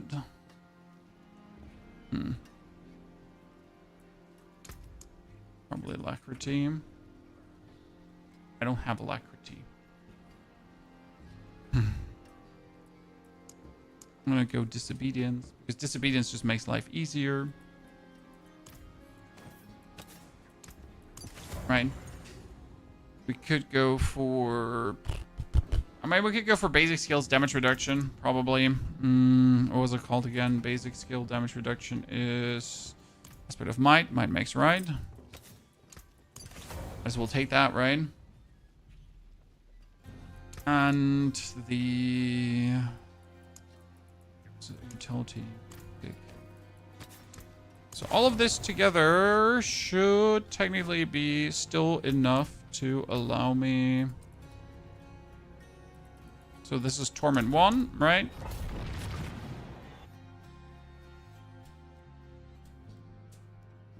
You're doing nothing wrong, AirTag, so you're probably just leveling inefficient. And there's nothing wrong with that. You're just not used to efficient leveling. Okay, so we're just jumping into Torment 1 without a problem. That's great. Love to see it.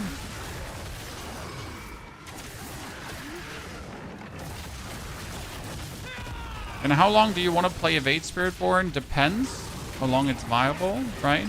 Well, we definitely need to play it on, for one Infernal Horde to get our power. It's important. And this is a good Torment 1 jump. It feels fantastic, that's for sure.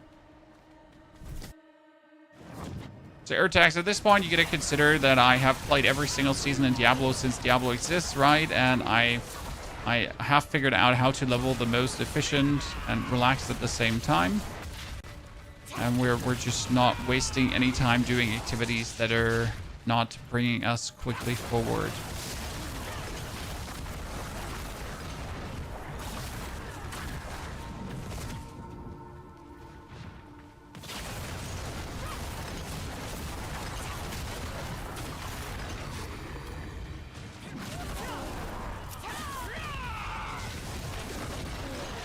Damage is quite nice.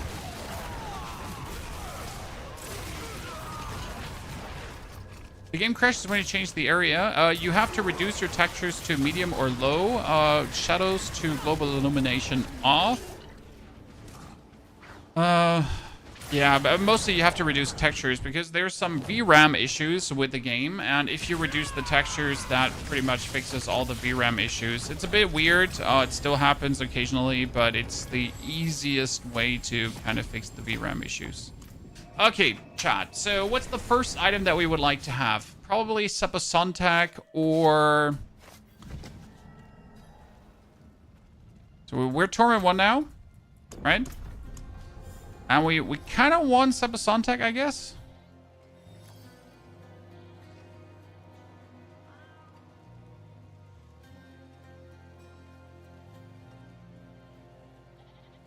I assume.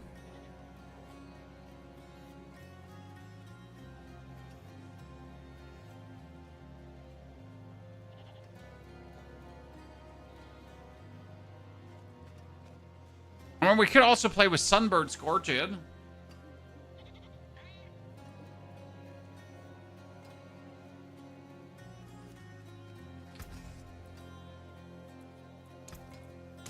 Ushia, thank you for the Prime subscription. Good to see you there, brother.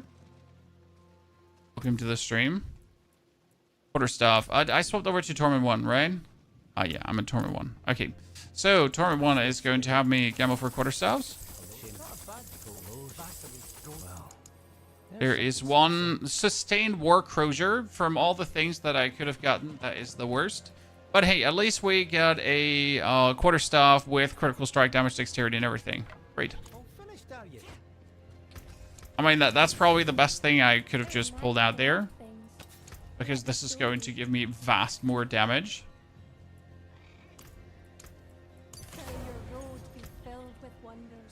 Right? Get the... Magic is neither good nor evil. How may I help you? Let's pick that. This month I'll buy new gaming gear from SteelSeries. My own keyboard is broken now. Zombies. I recommend the wireless ones. The Apex Pro series. What I have. Not the mini, because I really like the, you know, insert buttons and the arrow keys. Don't get the mini. Too small. We banished Spartak. The wireless mouse. Yep. Wireless mouse is love.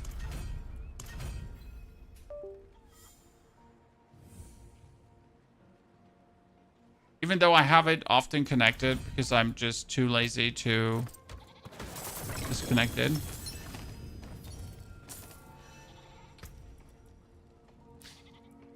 What did I wanted to do? I wanted to not use the Mother's Embrace. Mother's Embrace not bad, but you know, I don't really. Actually, you know what? Fuck it. I'll just use the Mother's Embrace for the time being. It's not like it does anything for the build, but it has attack speed. Okay, so with this build into Torment 1, I need a Infernal Horde compass. So that's the most important thing to get, right? Where do I get an Infernal Horde compass? Probably from the Helltides. So let's try that.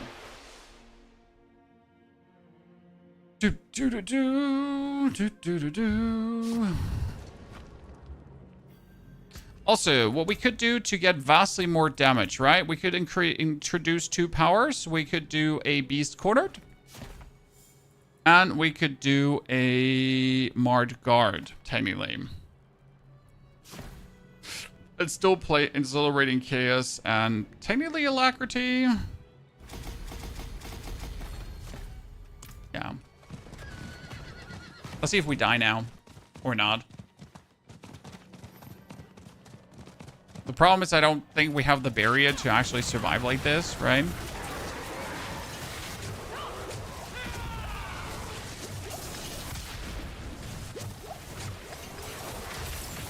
Just like instantly guaranteed to give us like tons of damage, right? So with Mark Guard, it's like another 180% bonus damage, right? Actually, not another 180, but like tons of bonus damage. My phone is ringing. Oh shit! Wait, my wife wants things from me, and I can't do things.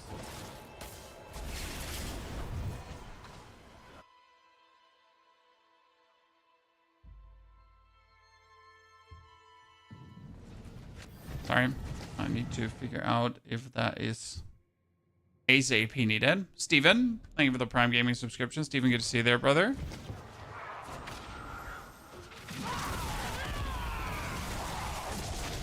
Ah, okay. So this is not an immediate issue, John. We're good, we're good. Everyone calm down. Okay, so softcore or hardcore? This is softcore. So far, Spiritborn OP.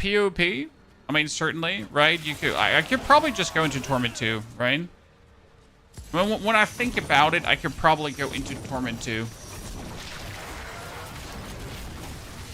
We're gonna try out. Interesting.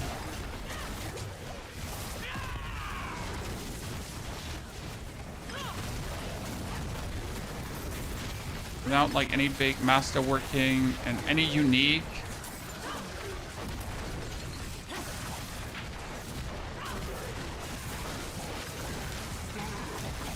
The question was obviously how long do I want to keep playing, you know?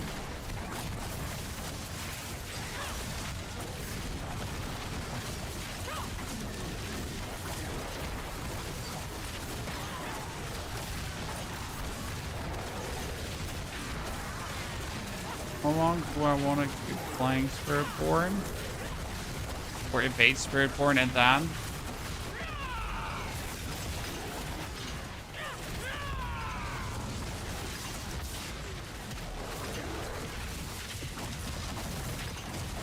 So far, it's a good no-brainer.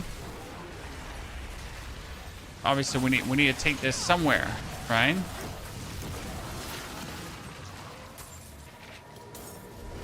Open a 250 chest.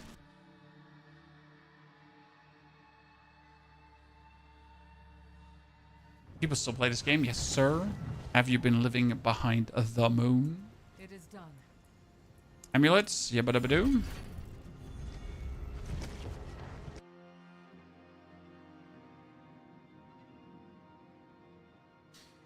Wonder if we want to play Sunbird's Gorgeous and or not. Where do I need to go? I need to go there.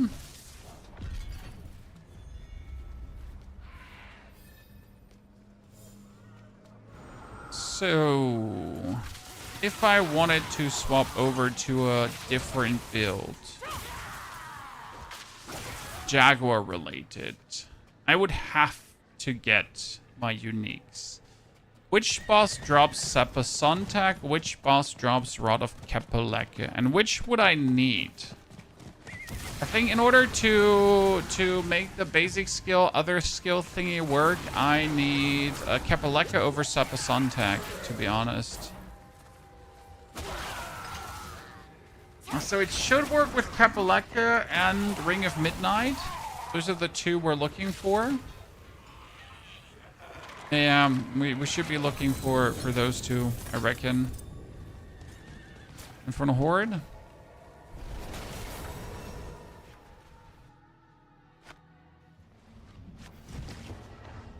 Kepeleke was from... Yeah, it was all from Duriel. If it's all from Duriel. Hey, Jens Blessing. It's actually pretty good because Jens Blessing can give me, like, right away all the resistance that I need to survive.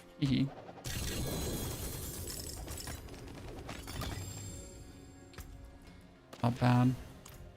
Greetings. How shall I guide my hammer? I'll keep my forge hot.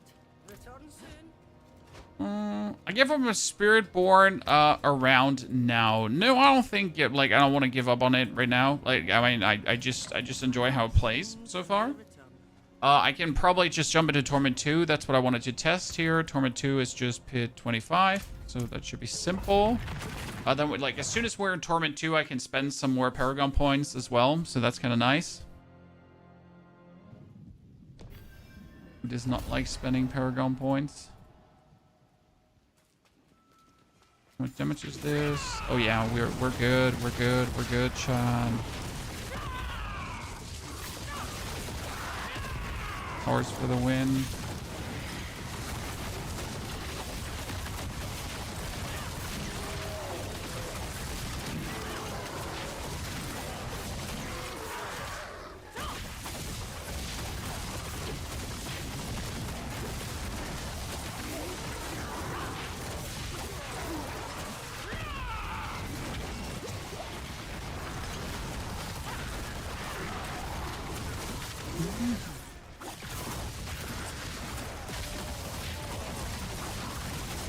Thing is, like, evade Spiritborn, as soon as you have to, like, evade in one spot to kill one enemy for a longer time, that's when I lose any interest in playing that, because that's when it gets, like, really inconvenient, right?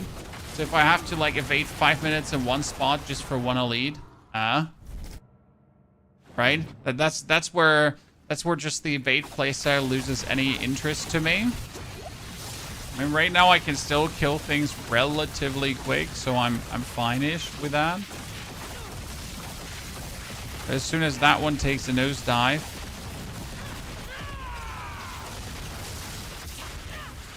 it's where the fun stops funning.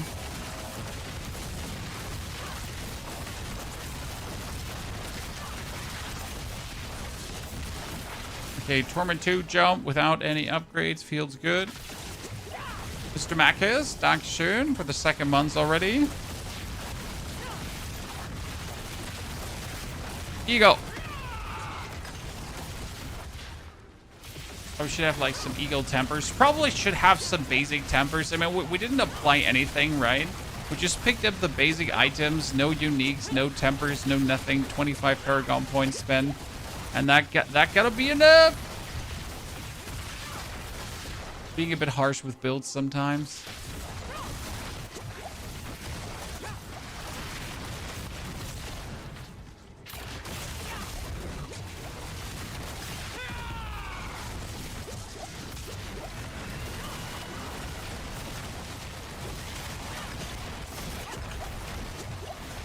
I guess we're also not getting the most out of the aspect of redirected force, right?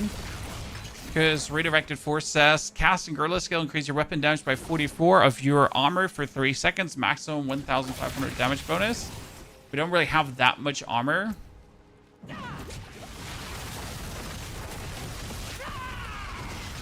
Also, we need to weave in a rock splitter in between.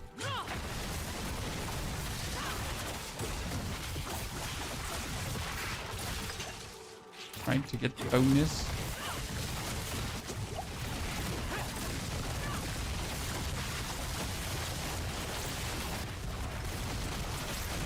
I wonder if this gets fixed with the loyalties mental consistently, right? Because loyalties mental, what did loyalties say again? Wasn't it your skills are also your second spirit hall? Right? Isn't that how loyalties work?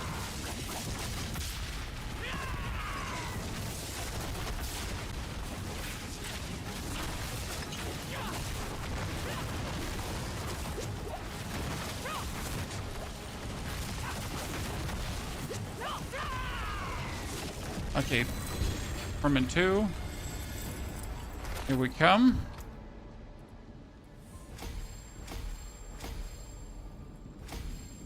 Managed to do it, ladies and gentlemen. Yeah, where did loyalties mental drop from? Again.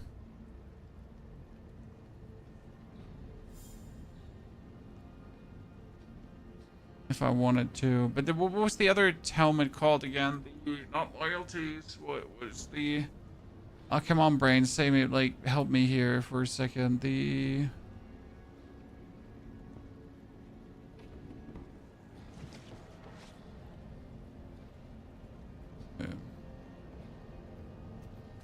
From Greg, right? Yeah, from Greg. That would obviously only work if I start playing the Eagle, right? I mean, right now we're playing Gorilla Eagle, but for loyalties I would need Eagle. Greetings. Then everything's a bit more efficient.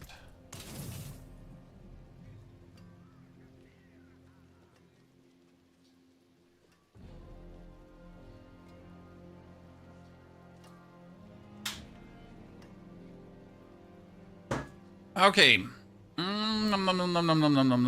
I would like to farm Gregoire. Yeah, let's do that first. And we have 39 minutes left. Let's get some more Greg. Is the crafting nightmare sigil sustainable for farming Chaos Nightmare dungeons? Yes and no. You get a lot, but not too many. The best or the most amount of Chaos Rift dungeons you're going to get with the Seasonal Blessing of Nightmares. And then you're going to be playing Helltides on top. So that's how it usually works the best. Which Spiritborn class will be the strongest without purple gear? I can't tell you yet, sir. I mean, I can only show you what we're doing here so far. This is Evade Spiritborn in Torment 1. It's working obviously really great. I actually wanted to swap to Torment 2 and I forgot. Shit. So this is the Evade Spiritborn. So far we started in Torment 1. We just jumped forward. We're now going for Torment 2. And I still expect to not have like a single problem. What I should do is I should probably take my 2 instances.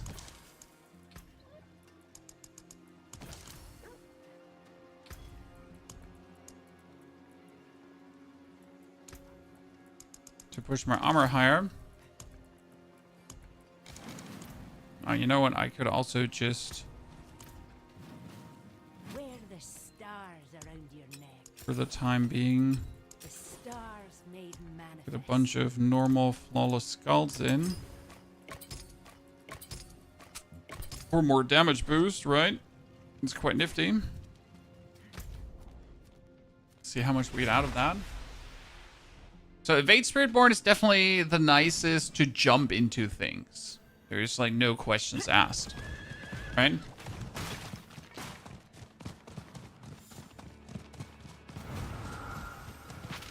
And I wonder though, how long do we want to stay like this? Do I want to like farm pieces? Because the problem is that I need certain uniques for the other builds, right? So I already need the Rod of Kapalaka, Ring of Midnight Suns, and that kind of stuff. So I wonder if I want to build a efficient Evade Spiritborn to then farm the chaotic uniques for the other builds. So what's the process here? Like what makes the most sense? What should you do? Where should you start with and where should you go? I know not everyone likes the Evade Spiritborn playstyle, which I can totally understand. I mean, it's a specific playstyle, right?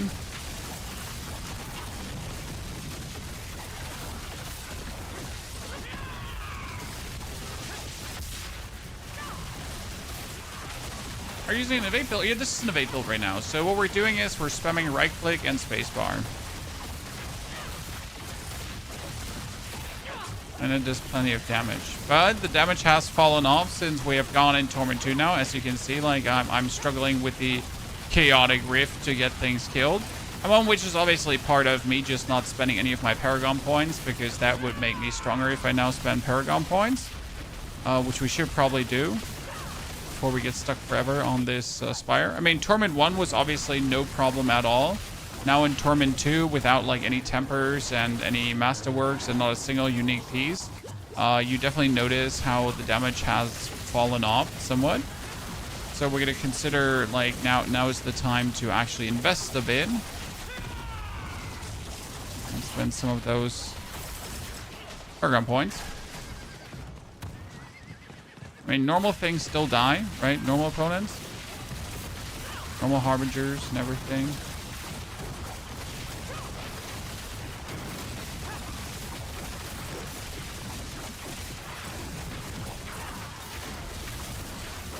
Like damage is there, obviously. Biggest problem is right now that we like pretty much have like 11,000 attack power, but only if we do a rock splitter in between. So I pretty much have to hit, like I have to evade, right? And then in between I have to use a rock splitter. And that in between is actually not in between, it's actually every 3 seconds, which is kind of annoying.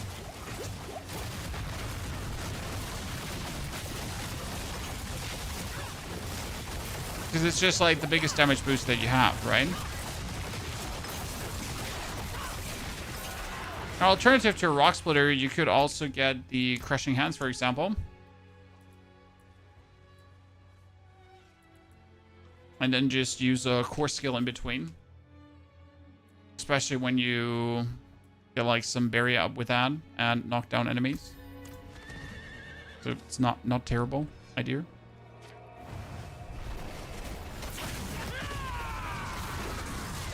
So far we haven't swapped yet. We were streaming BF6 when it drops on the 10th. No, probably not. Beta was fun to test out if I have any interest in Battlefield 6, and Battlefield 6 is not horrible, but it's also not interesting enough to make me want to play it day in, day out.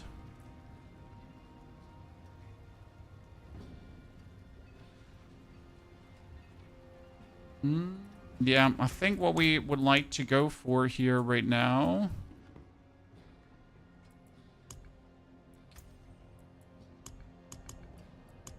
We could go for sapping early. We cast 3 Gorilla Jack Centipede skills with the same spirit in a row, restore your vigor, and deal 6% increased damage. Like, I mean, obviously we don't really use spirit, but the 60% damage should still work out. And the good thing is we get good resistance early on.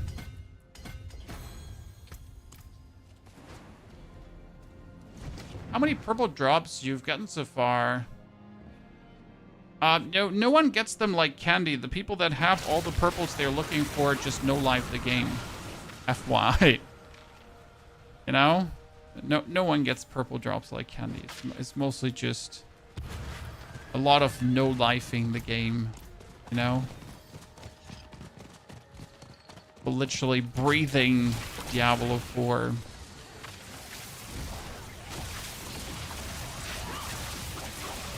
And when you feel like you're playing a lot and then like you're not, okay, sir?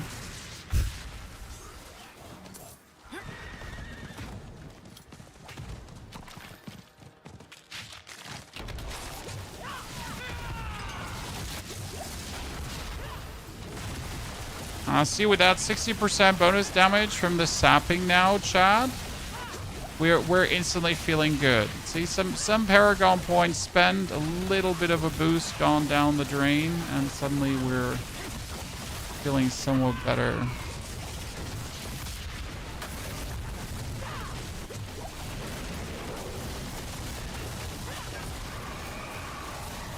Yeah, it's usually like no one gets uniques like crazy. I mean, sometimes people get lucky, yes, but most of the time when someone has a lot of uniques, it's because they're really spending a lot of time. A lot of time, sir.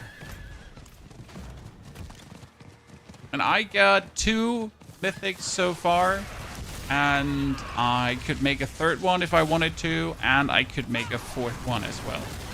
But that's mainly because I've been just leveling up characters, right? So every character gives you a spark, and this is now my 4th character to 60. Alone that is already 4 sparks. Plus minus I have enough warp to give myself bonus sparks. So then I have found a unique. Ta-da, congratulations, I'm amazing. And on top of finding that unique, I have also...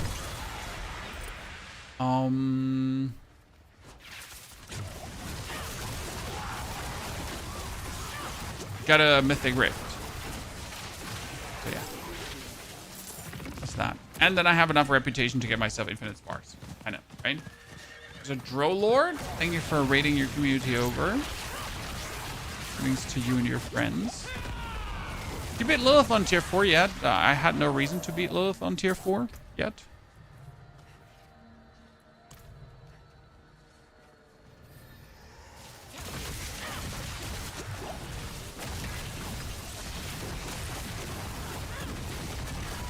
I hate her no reason.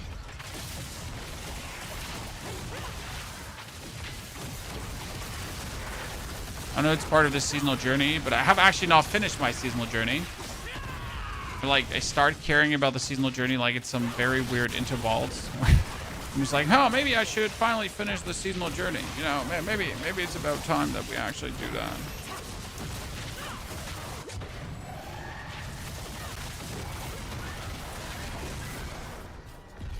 But it happens like very late for me, usually. Special nut job, Chad. Sorry.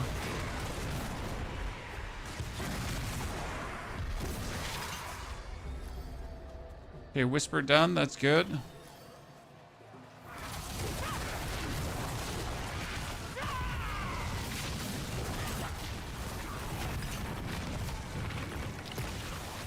Give me those living steels on my way.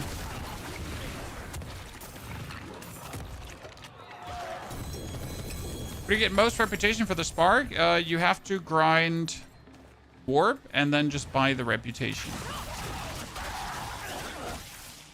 We just released a video on it this very morning, in case you missed it.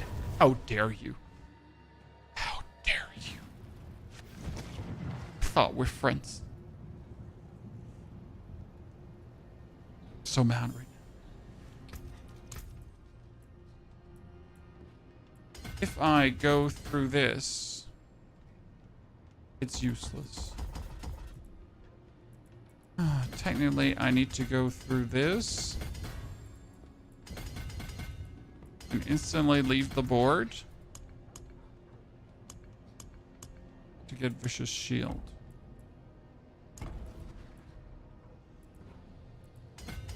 And pick up damage reduction while you have Barrier. This would be 70 points spent. It is done. Greater collection of chaos. Always pick that up. Why? Can I have chaotic uniques in it? Unlikely, but still possible. There it was, Chan. There it was! There it was! It's a mother's embrace! Oh my god, chat! What the fuck? This is so terrible. I mean, actually, it's 22% attack speed, which kind of makes it good. But, like, it's really fucking terrible, so, like, I hope it eats, like, a bunch of Doritos. It's, like, really bad. Okay, what do you think? Can we kill Grégoire the Galvanic Saint in Torment 2 just like that now?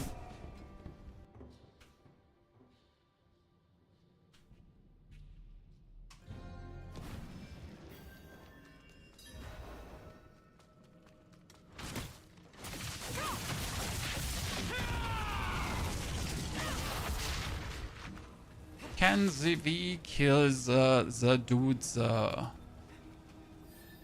Let's see.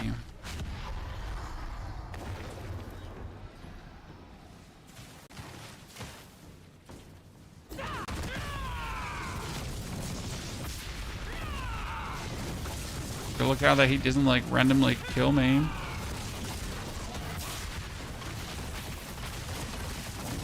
Whatever he does.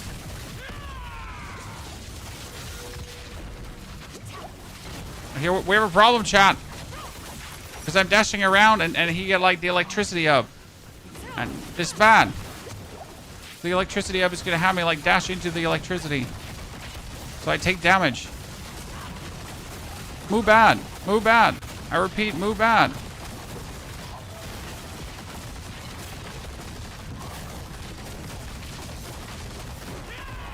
Please never do that again, sir.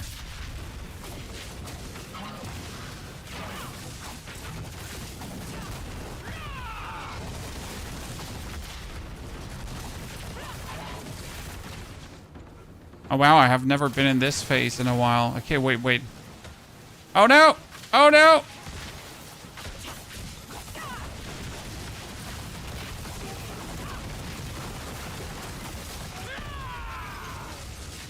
Sorry, you just avoided getting cooked by my eagle. Please come out of the corner. Yeah, thank you very much.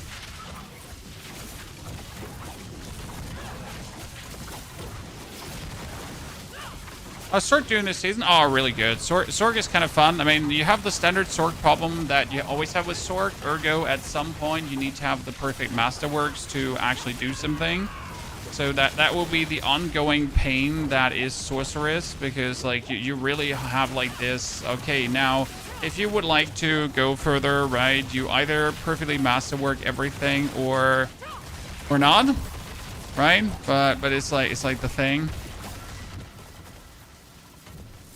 It's one thing that really bothers me about Sork in general.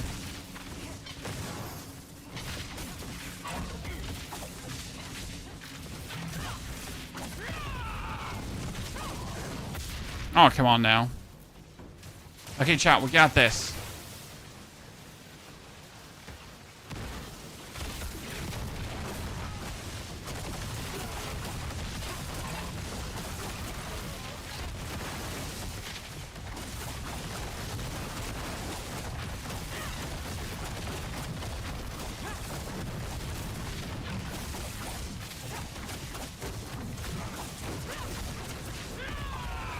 Yeah, we got this. Oh my god, I'm the better gamer. I'm the better gamer. Whee! Where's the damage? Sir, we just joined into Torment 1 20 minutes ago. And then we instantly jumped into Torment 2. Where's the damage? I don't know. Ask my non-greater affix shitty gear. Where the damage is. You know? Ask that shitty gear. Where's the damage? Come on now, sir. I don't understand your question. What do you mean, where's the damage? There is no damage. Okay, we don't need any of these, to be honest. I mean, that's a normal Banished Lord's Talisman. I actually want to keep one of these because I did not have a normal Banished Lord's Talisman in a while.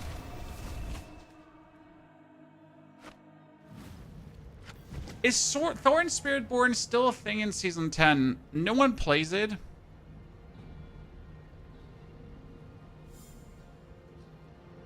No one. Literally no one. I'm not saying it's terrible. I'm not saying, like, don't touch it, but, like, no one. What's left, you ask? Ryan?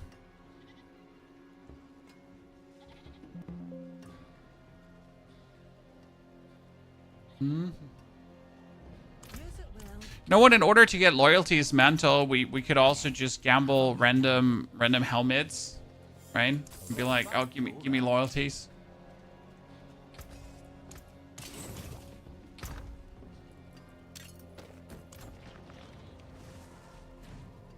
How's Thornsbarb feeling? Has Thornsbarb done anything significant in the past years? Honest question. Okay, more Helltide. I mean, what does Urivar drop for Spiritborn? Urivar drops Vishnak Puff I wanted to have. What does Lord Zur drop? Lord Zur gets us Yasin if we wanted to. Terrible. Wow.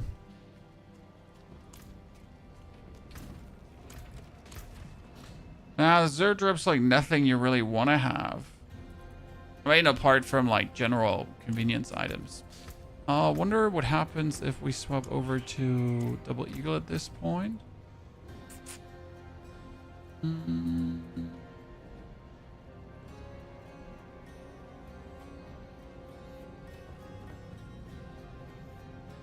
See if we want to change some things in the skill tree.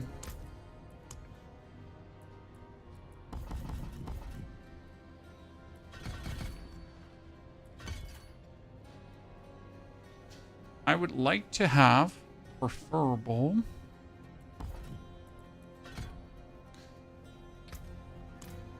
some eagle tempers, but they're not worth it to put on this.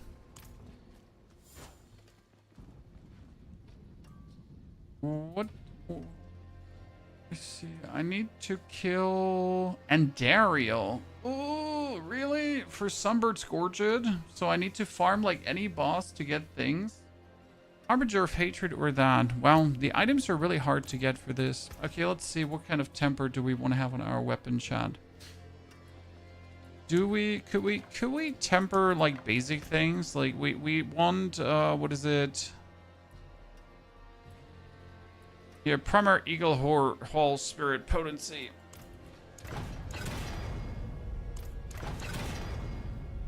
Yeah.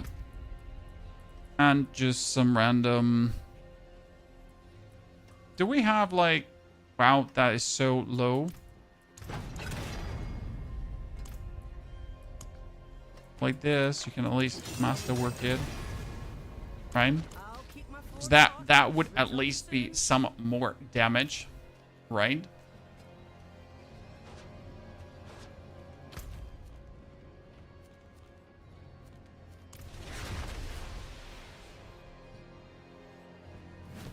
You've been enjoying Shred. You don't know what to try next. Birds, Raven Druid.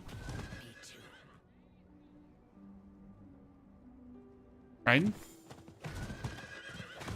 I mean, do you not get more thorns technically here with Mardgard? Mardgard gives you more thorns as well. No, but wait, that was Barrier Fortify. For some reason I thought Mardgard gave you more thorns too. We've been... Oh, by the way. Yeah. Now I'm even more deadly. I forgot to upgrade that one, Chan. Infernal Compass, you say? Don't mind if I do. See, now with the potency of the Spirit Hall on the Tibbity Tobbity, things are suddenly feeling better, right? Slight tempers to increase shit we're doing. The power that keeps shouts at all time. Yep, I heard about it. Pretty cool.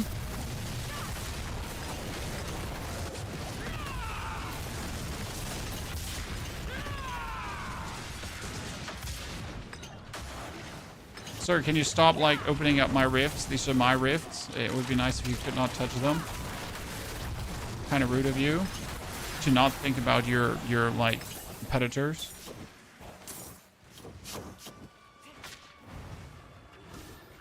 Terrible people, chat. Terrible people. Okay, so the Spirit Hall potency on the Tibbity Tobbity. Suddenly we're feeling damage-wise way better. So that was a good one, but we obviously need better tempers now. Or console or PC? PC, sir. PC. I possess a console, but it's actually not even connected to my system right now correctly.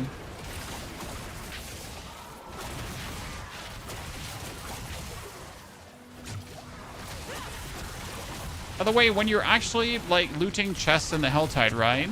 High recommendation to loot the armored chests. Because the armored chests, each of them can have a chaotic unique in them. It's still unlikely to happen, but no one says it won't happen. So, just in case you didn't know, but Helltide chests have chaotic uniques in them. I already have gotten 2, which is not a lot. But why would you not maximize your chances for cool things, right?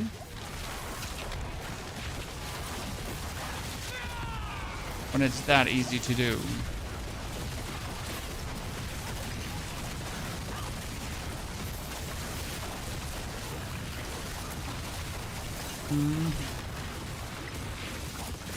I haven't decided if I like really want to swap away from evade yet or not, chat.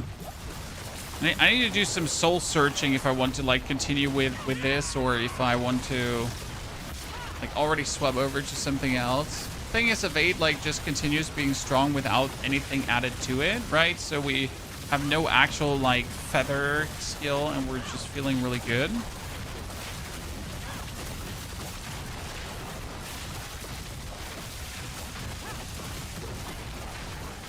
I guess it's decent to remain with evade. The thing about the power scaling, how that Raven is just beautiful.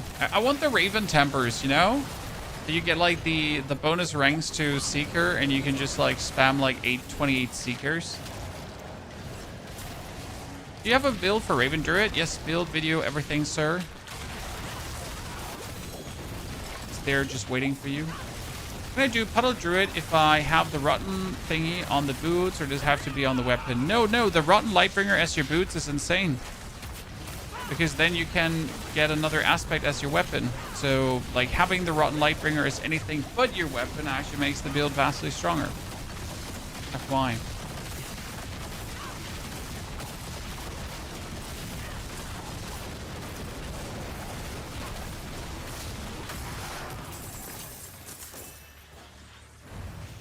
In case you were not aware. Now you know. Can we make a video on this build or not? What do you think, sir? Make a video on every build. Why would I even bother playing something if I'm not going to make a video on it? That would make no sense, would it now? Okay, I mean, like, in order to make evade stronger, I would need the Sunbird Gadget. But in order to get the Sunbird Gadget, I need to fight a Dariel. In order to fight a Dariel, I need way more boss materials.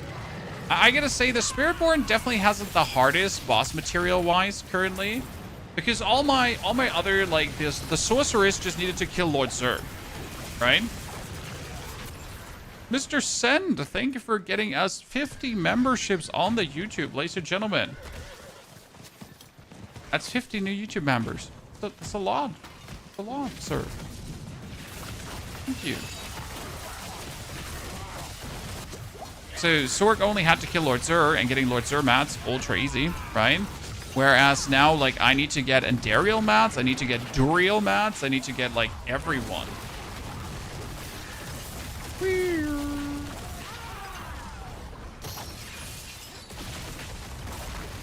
I mean, just weird in comparison. For Spiritborn. Definitely not a recommendation as your first character, because you can't just scale right away, right?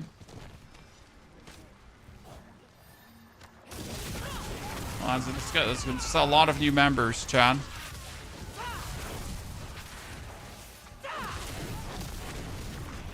Oh, and you gifted another 50 away, sir. Well, okay, do that.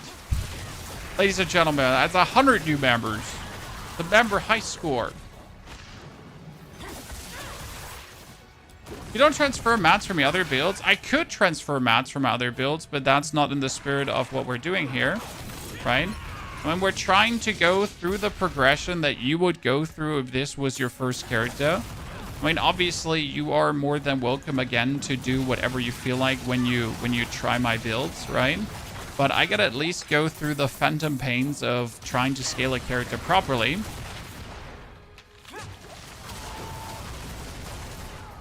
Right?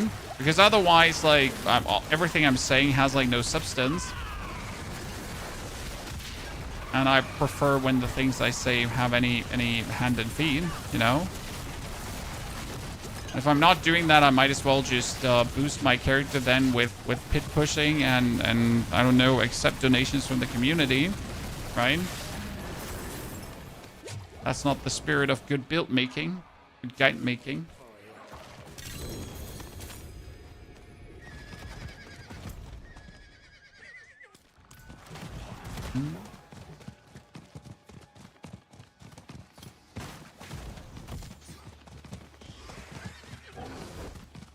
Oh, yeah, gotta, you know, put your foot down somewhere and just decide how you want to deliver your content to people. That's the way how we decided to do it. Definitely makes life harder, but hey. It's life without a little bit of a struggle, right? Oh, he got pooped on, poor guy. Okay, I need to put more points, so I need to actually go over to the other side.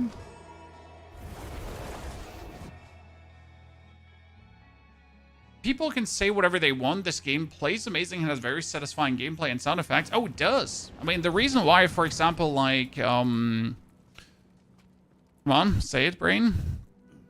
Why I enjoy Titan Quest 2 also so much, because it just nails the whole atmosphere part of a game. It's not to be underestimated. Chest armor. No chaotic unique for Mr. Ponyhoff. Wait, if I need to kill Endariel, I need to actually farm the Lady of the Helltide, right? Chad? Endariel would be Lady of the Helltide. Because that would lead us to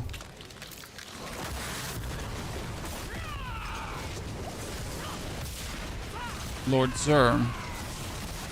And Lord Zur is Pincushion Doles. Right? Not completely mistaken.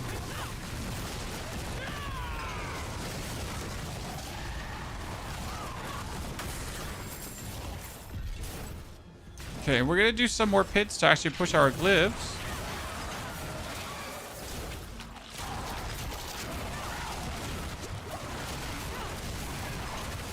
Mythic farm rate is garbage. Well, Mythic farm rate is what it has always been. It's extremely low, so you either get super lucky or you get robbed.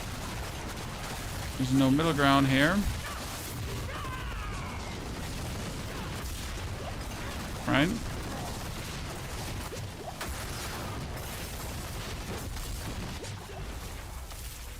We're not doing millions of damage, but we're still doing good damage, but not insane damage.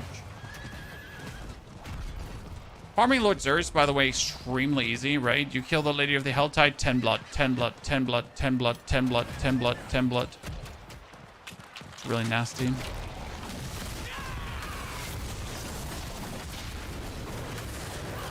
Wow, she just got destroyed by one of my eagles. See, that's the main reason why I wish I could play an eagle main build, because I just like what the eagle does. It's such a cool thingy. It goes screech, boom, bam, super explosion, very much damage, fun.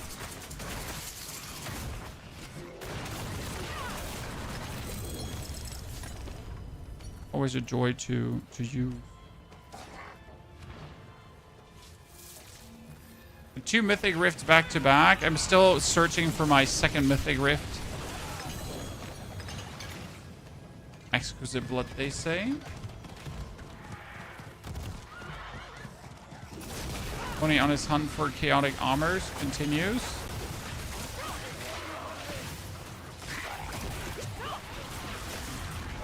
Maybe Bardic's Reign of Chaos can give me more boss materials that matter. I mean, at this point, I guess I just want anything that's not what I have. Right? That's the best way of saying it. So at this point, we just want anything that's not what we currently have because we don't have anything. I mean, I'm a Torment too. Like, we don't have greater affixed items, right? The only greater affixed item I have is a weapon, which is good, right? We also don't have the temper recipes that I really want. Have you looked at the latest PoE 2 patch notes? I have, sir. I just haven't gotten around to make a video on them yet. Too busy, sadly. Did you find the Mythic Rift in a dungeon or a Helltide? Dungeon, actually. Oh yeah, you know what? That's a good point. Thank you for reminding me, my friend. Because the best way to get uniques... Yes? What's the best way to get uniques? Raise your arm, Chad. It's super stupid, and it's actually super simple too, right? If you go for Chaotic Rift Nightmare Dungeons, the highest amount of uniques, and even greater affix uniques, I've not gotten from Belial. I did this morning, okay? This morning, I farmed 20. 20, chat. 20. Chaotic Rift Nightmare Dungeons. And at the end of the day, I had like 20 to 30 greater affix uniques. Because the actual Chaos Rifts are dropping so many greater affix items in general and uniques too. It was crazy. And all of them, right? Like whatever like from Duriel, from Adariel, from whatever. It's really if you just got into the Torment tiers and if you obviously want to have boss mats, yeah, sure. But if you're also looking for unique items, it might be best to just go into Nightmare Dungeons. And obviously Nightmare Dungeons here are better than Helltides, right? I don't know why the drop quality is so different, but holy hell, whatever like these things can actually drop for you is mental at times.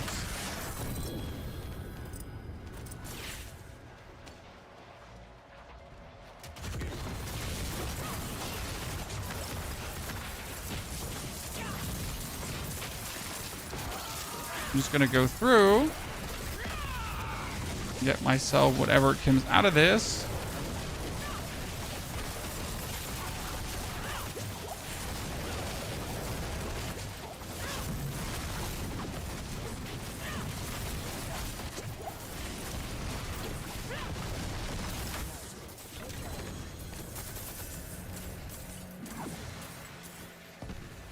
Get a bunch of Infernal Warp on Tibbity Top that I can all invest later.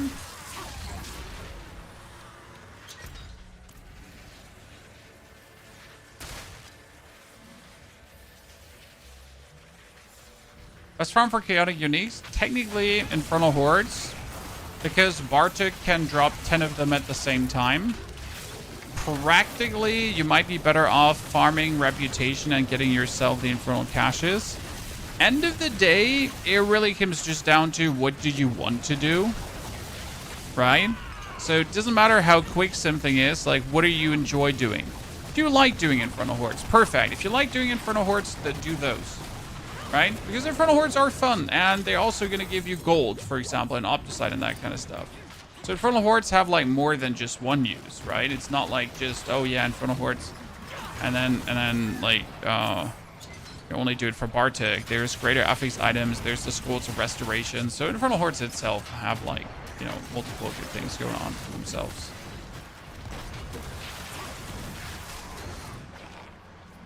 The best class to start this season, probably Druid.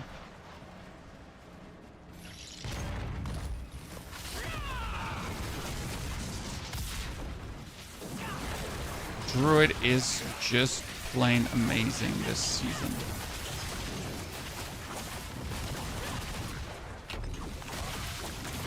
Oh, look, Chad, there's a minion hidden in the wall. That sadly happens this season. So I can't finish this dungeon, but I can still get my Chaos Rifts here. So I'm like, see, this is a kill all minion dungeon, and one of the minions is stuck in the wall.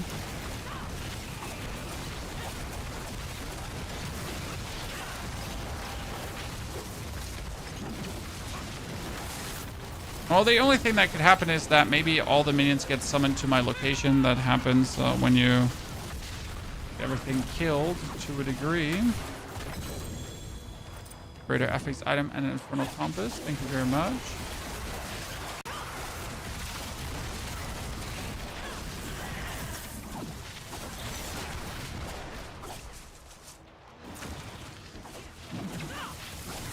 Didn't know top pit was Spiritborn actually. I think top pit is currently Spiritborn and Druid, very tight.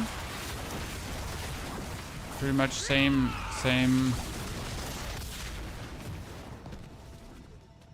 tier, unless something changed overnight.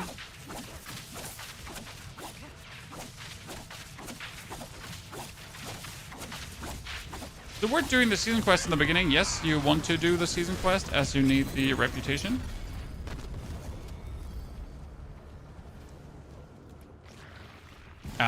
You need to unlock the reputation, and there's a lot of XP. A lot of XP.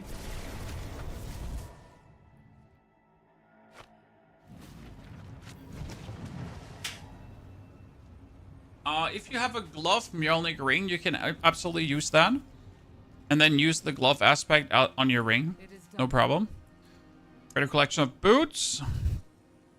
Actually, in this case, I need both, but I always want to have chaotic items, so go for boots with a greater affix.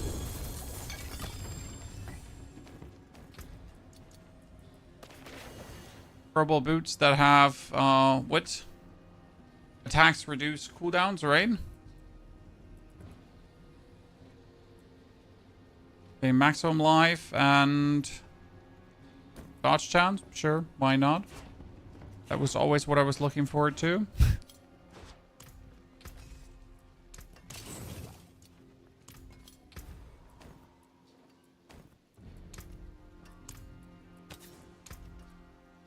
Let's get the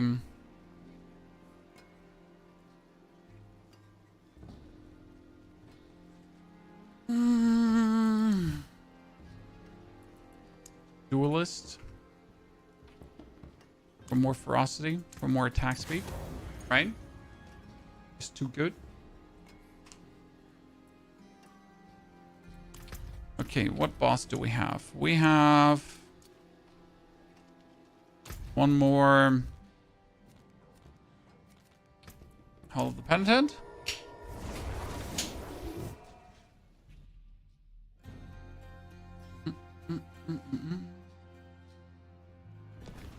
Was the best way to farm gold in front of hordes? Yes. Yes.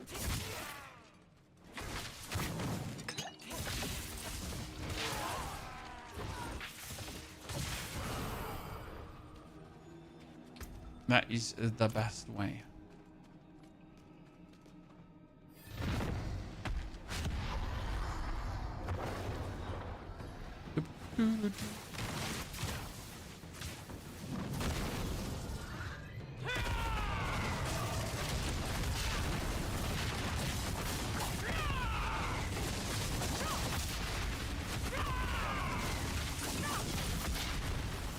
Okay, I gotta make sure to, like, every 3 seconds trigger my thingies for more damage.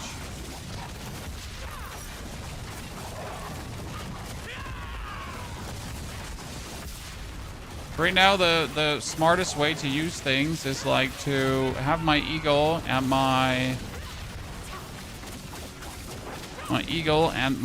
gorilla ability overlap, so I can use my gorilla ability and my eagle at any given point to just do more damage, right? Because right now we get like Armored Hide for then redirected force into Eagle, into Armored Hide, into redirected force into that. Right?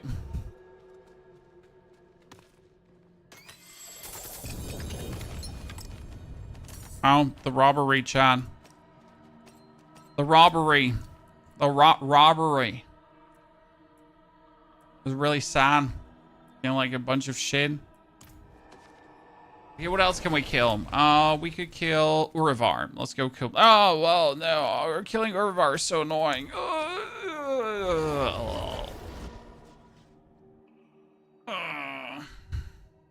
How does my mouse cursor look different? You can change the size and the color of your cursor under gameplay setting.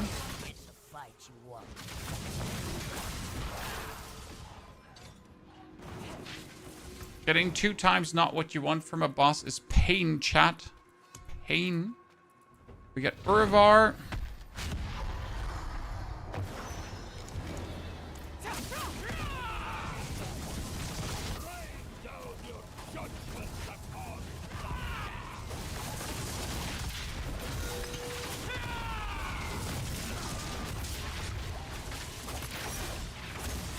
Problem is with Urivar's like his phase in between, where he just pretends to be weird, right?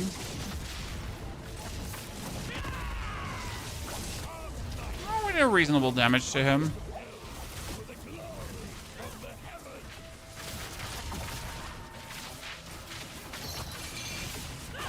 Never want to have that middle phase though happening 2 times, right?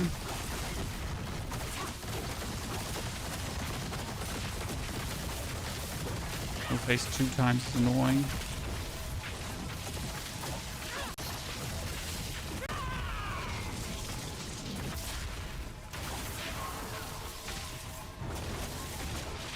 Where's your friend Urivar? We got your Urivar. We got this. Oh, sorry.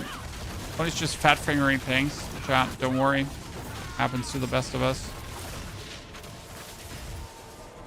Ow.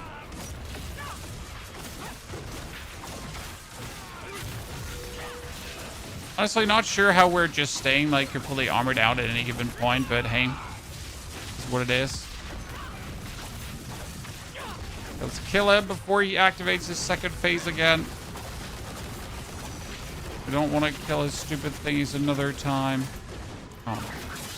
I just fat finger things. Don't worry, chat. Too many buttons are being pressed.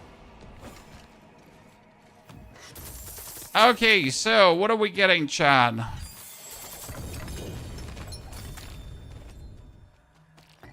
Okay, I got myself the Crozier and the Crozier twice. You know? That's really sad. Because Urivar can drop like more things than that. Could have also dropped like cool stuff. But he decided to drop the War Crozier twice. Okay, I need more blood from Zur. I mean, at least we got 2 stones already. Ah, that's good.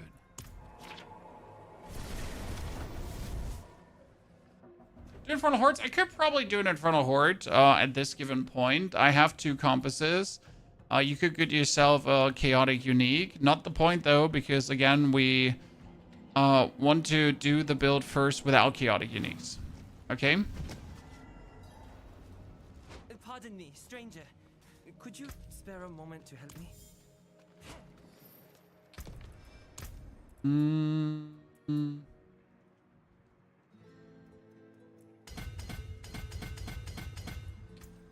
I wonder what the next Paragon board is we wanted to invest into.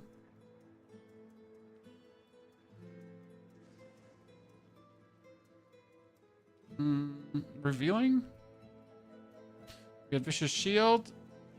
We get Sapping. Oh, we didn't go for Drive.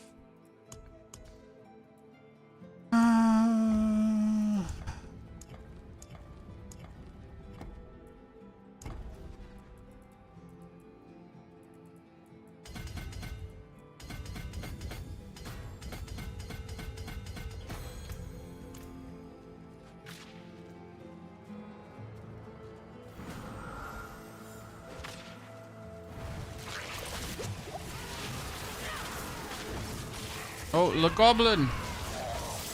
The Gilded Baron, chat. The Gilded Baron, very much money, very much wow.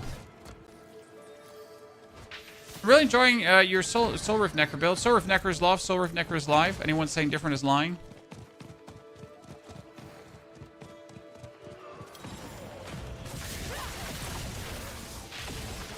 Okay, let's do the Helltide lady. It's the Barbarian. How much must I farm for Mythic Chaos Dungeon Rift? I've done 100 now, and the Rift applied. It's totally boring to get one, Mike. I mean, the Mythic Chaos Rifts are random, so they might or might not appear. What can I say, brother? They are out there. They are less rare than actually getting a chaotic drop from a boss. However, like, as some people might see 10 of them, some people might see 0. That's the problem, right? Do you think another Necro build will beat Soul Rift this season? Probably not. The actual Shadow Blight stacking Necro was already top tier last season. The best, the best, the best. And now we have an even better version with the Soul Rift spam, so I hardly see any Necro build actually exceeding that one. That is just simply the best thing you can do.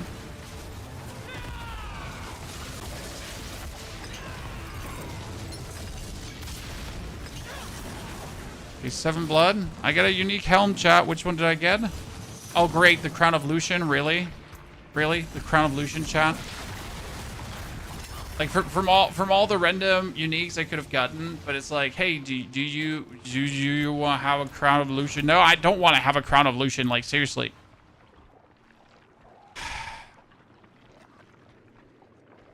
Okay, so I called the lady, but nothing is happening. It's interesting.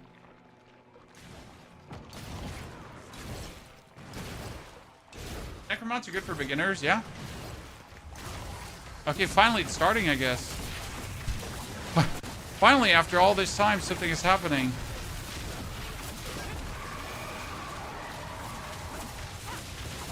It took us a while.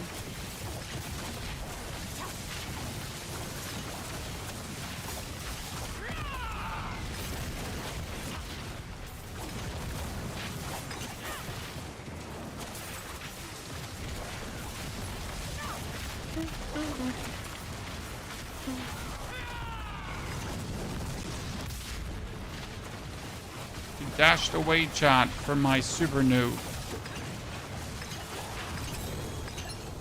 Okay, a ring.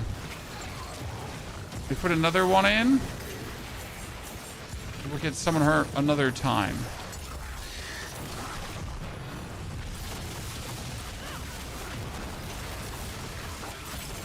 Right now, I'm just abusing the goodwill of the people around me for easy loot. Right? The secret plan, chat, here. Okay, we got a X-Fel's Corroded Signet. Yay. I at least have Lord Zurblood. Why are we stacking up so much Lord Zurblood? I just want to have Andariel, but not only do I just want to have Andariel, right? I mean, Lord Zur can drop everything. He does not only drop Lord Zur stuff. That's how it works with bosses for nowadays, right?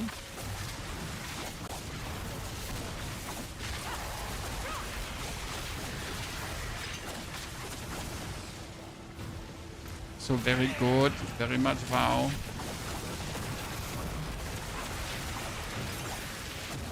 So far, character-wise, I haven't felt any evolution, right? It's a bit sad with the Spiritborn, I gotta say. Like all the other characters felt like, yeah, you know, we're getting so much cooler. And this character is like, yeah, so nothing's happening. It's a bit of a weird one, right?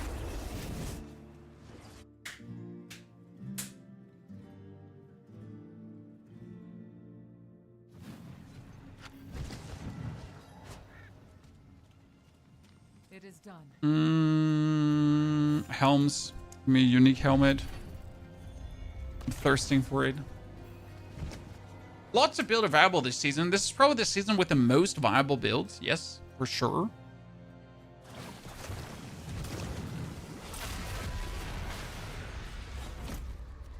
The amount of builds viable due to the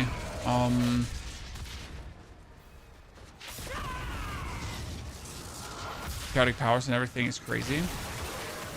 Yeah, I can confirm no changes an hour since getting Torment 1. Oh. Let me open this so I can go save my child. Uno momento, chat. Be right back.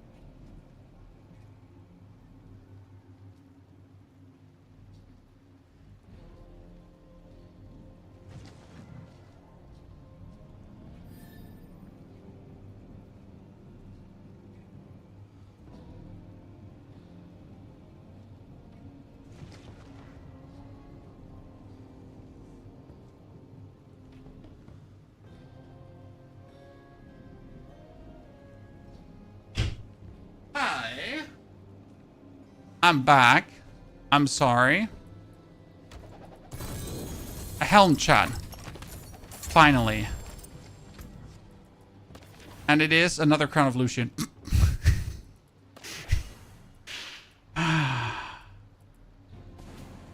End me, chat. Someone end me right now.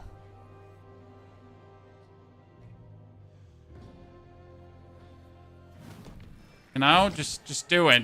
Just put a bullet right between my eyes. It's fine. I can take it. Or the vertical stream, because you are in the vertical stream. So the vertical stream has in the stream name vertical in brackets as the very first thing. The game is trolling you, dude. The game is getting my hopes up. And then it's kind of like, just kicks me in the balls. Just the way how I like it. Right?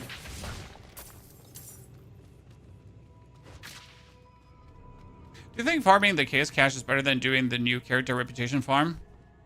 But you can do everything at the same time, Jordan, pretty much. That's the good thing about it. Like, you don't have to do either or.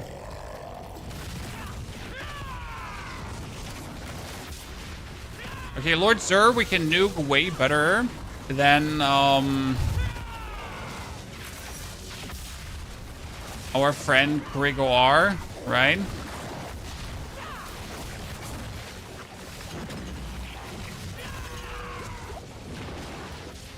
And because where he's just standing, I am stuck. I couldn't move. I couldn't cast.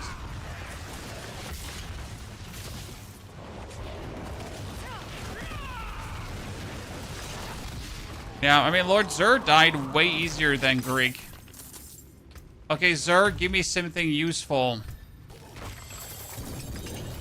Because Greek only gave me shit. You might as well give me something I can use. I mean, that's a Ring of Midnight Sun. That's not bad. We can use that, right? We get 2 razor plates. We're farming lair bosses because I need stuff from lair bosses. Don't understand your question, sir. Oh no, I got hit.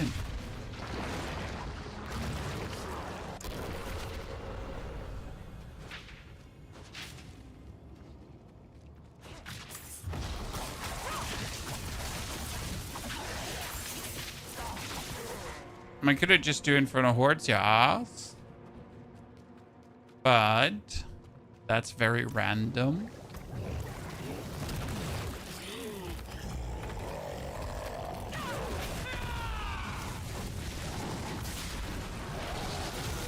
You know, one of my Birdo ultis does like so much damage. I want the bird ulti temper to do just like ultimate bird ulti damage. Oh my goodness, I got so stuck on that one. I want like, you know, my bird ulti temper for like 27 more bird ultis and then go like bird ulti, bird ulti, bird ulti, bird ulti. That's the most fun.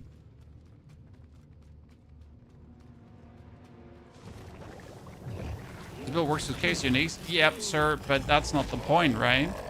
I mean, obviously a build works with chaos uniques, but guess what? You gotta make a build work also without chaos uniques. Because if a build only works with chaos uniques, what are you gonna do until you have the chaos uniques? Right? Right? When you gotta play something until then, right? Like step one is play something until you have chaos uniques, and then you know, get chaos uniques. Surely that makes sense to everyone involved.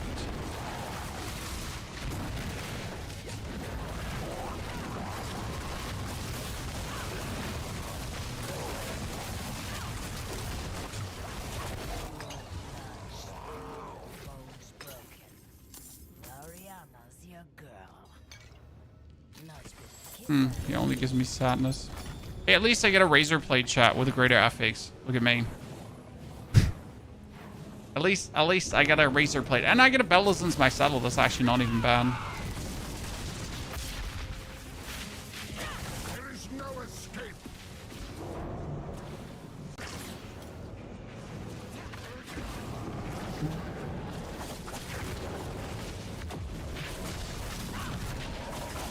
I'm still going to die to that.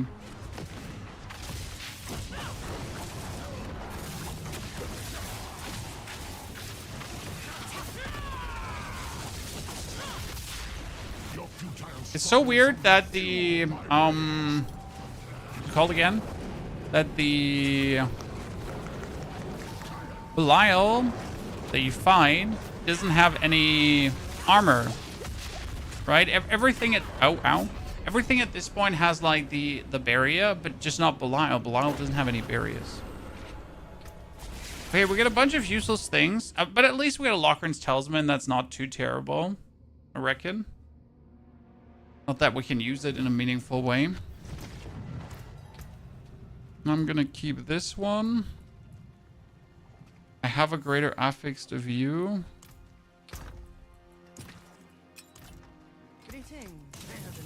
Okay, and we wanted to kill whom?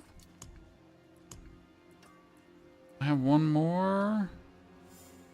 I got two of those. I got two of those. But I need three. I need to actually kill one more.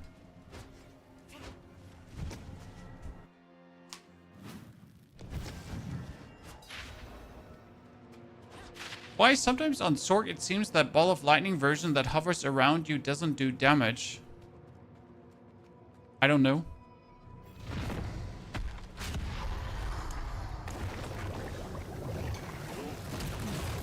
I did not have that happen to me.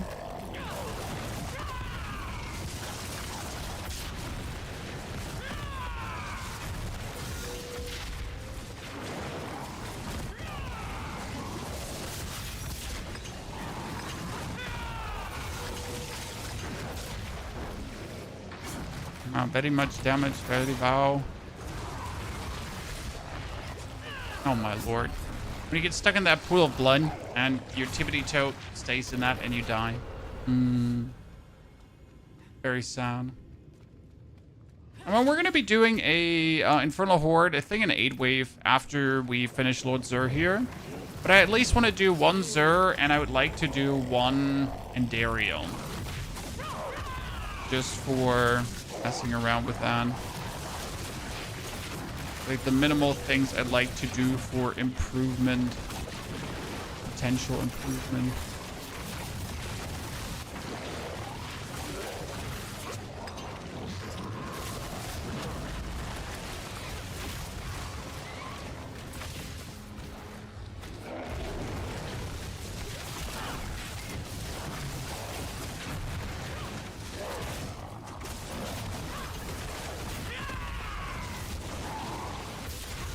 am stuck in the corner. I can't die because you're weaker. Ah. Oh, we could just put a pool of blood right on my head? That's so not nice. Have mythic drops improved? No. Mythic drops are as bad or as good as they have always been, and nothing has improved or worsened about them. However, sometimes you get fucked and sometimes you get not fucked. So you might have a season where you're rather lucky and you might have a season where you're rather unlucky. No one can tell you which season it is right now. I mean, I've literally had seasons where I dropped every single mythic I need without a single issue, right? And I've had seasons where I'm questioning if mythics even exist. Right? And that's completely normal though, because that's just how it is. Right? I mean, mythics have a exceedingly low chance to drop, and either you're fortunate or not. I mean, with a chance of 1.5%/3%, there is just no good chance, right? Oh, look, chat! We get a Sebasontac! Could technically use it. Technically. Okay, did I get my dole? Yeah, I got my dole. So we can do Endariel now. That's the question, though. Can we do Endariel now? Right? It seems all seasons are unlucky, but I mean, like, the chance is low, right? It's not like the chance is any way high. It's very low.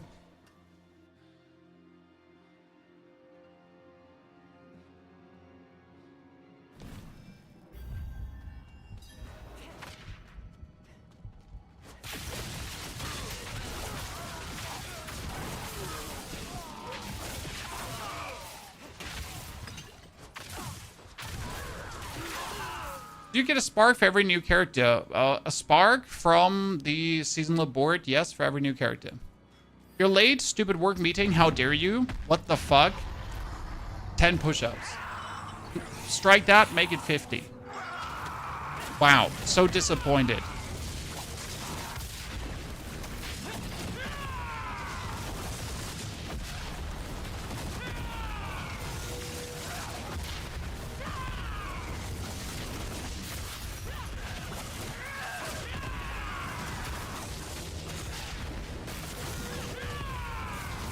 Wonder if I can kill her before she does the...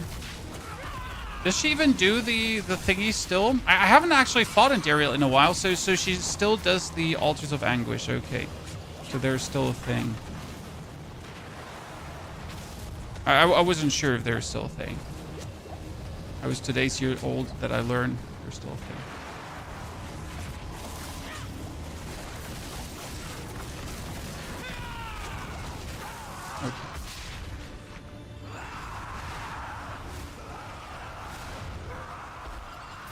We're better! Chat, we're better!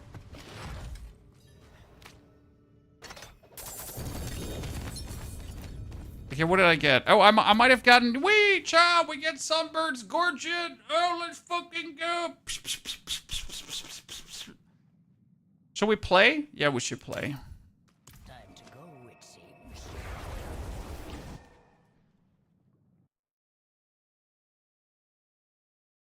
Should fuck around with that a bit. See what we can do.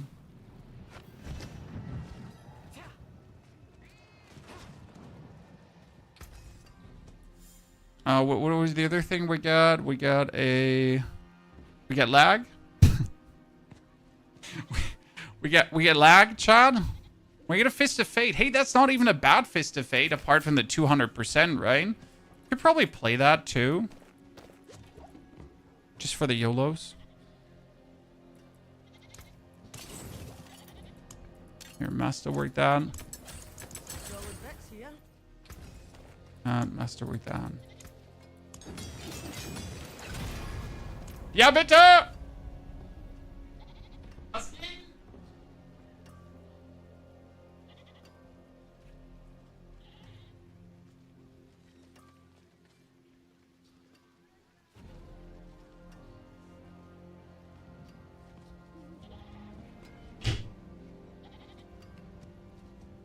Okay, so now that we have the Gorget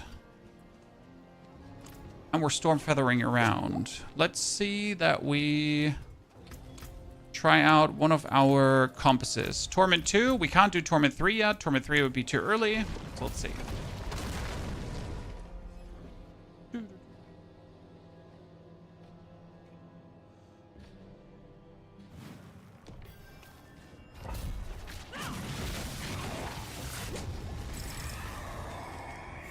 Okay, oh, Exalted Hordes is for faster, faster, yep. Faster, faster, always good.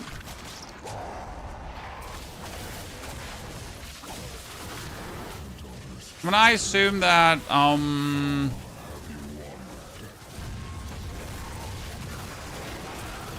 it's going to just feel good, right?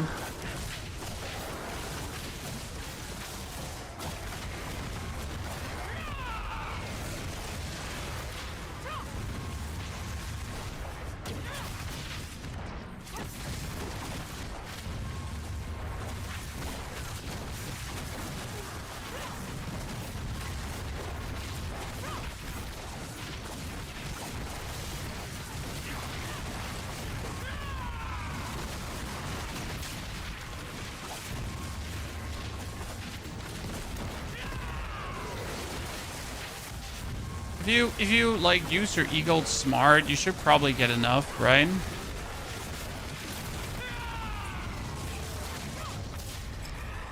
Yeah. Oh, K's wave right away. Let's go! K's wave! I could have chosen Ether Goblins, but Ether Goblins usually turn out sad.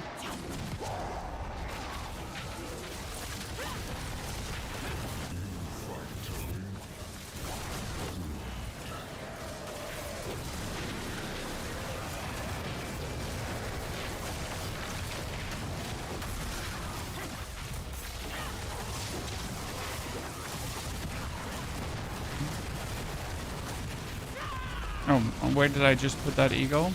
To place somewhere useless, John?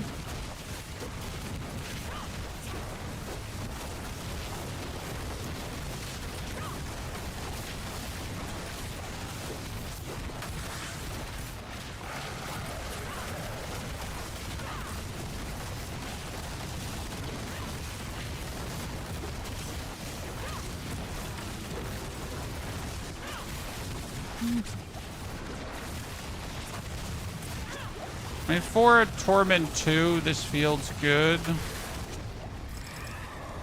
But on the slower end. Oh, I like the Moss offering thingy. That's great. You just take like more Moss stuff and things go nutty. Just getting Mosses is like so easy. And like you want Mosses to just give like massive amount of ether. And that's relatively simple to get your Mosses to go crazy.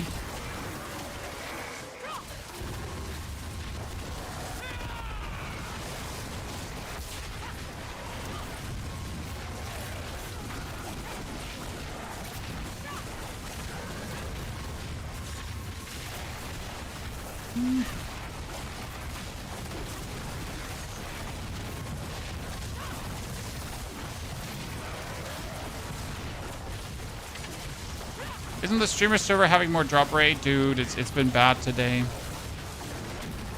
That Spiritborn just doesn't want to improve.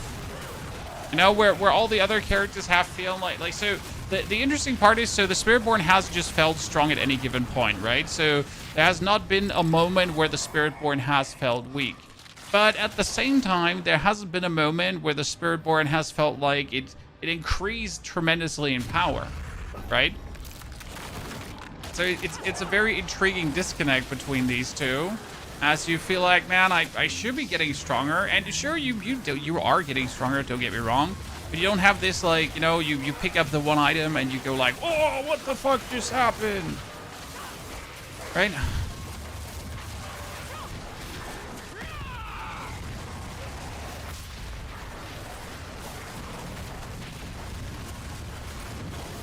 Intriguing time.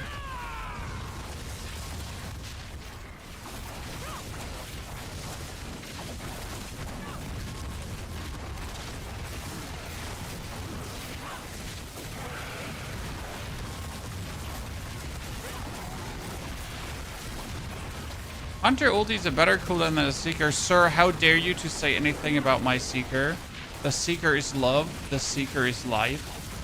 I mean, we're not playing the Seeker because it's better than the Hunter. We're playing the Seeker because I just love the Seeker. You know how much fun it is to play that ulti? It's like bird and then screeching eagle. Ah! Right?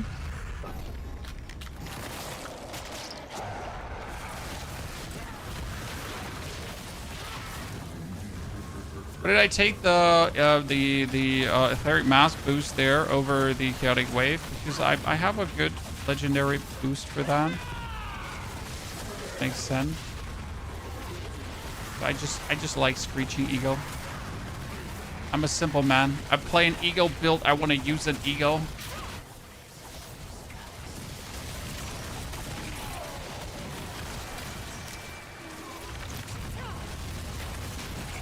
So I fully agree with you that the Hunter is the better ulti. Again. But better is not more fun.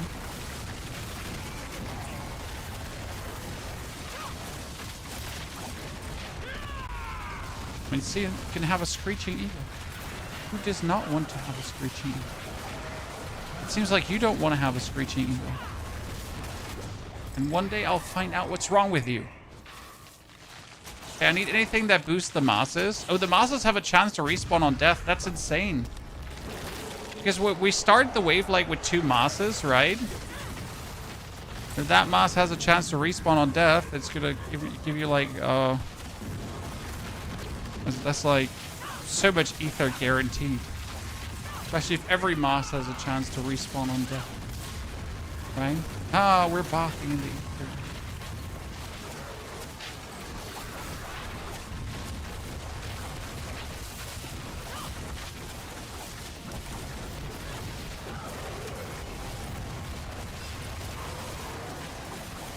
More masses.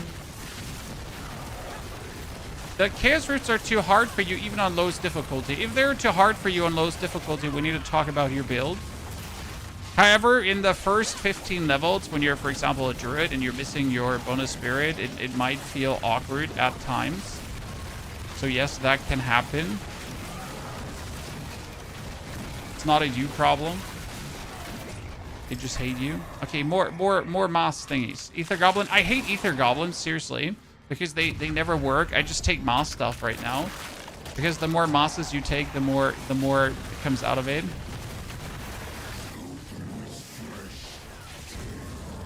One is just getting all the ether from the masses because he likes it.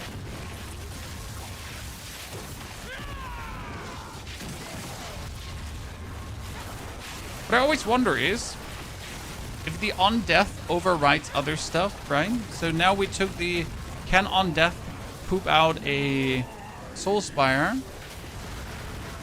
You often feel like that now overrides the can on death to be spawning a can reform, you know. Oh wow, this just reformed 3 times on death, or I don't know what just exactly happened there, Chad. But a lot came out of it.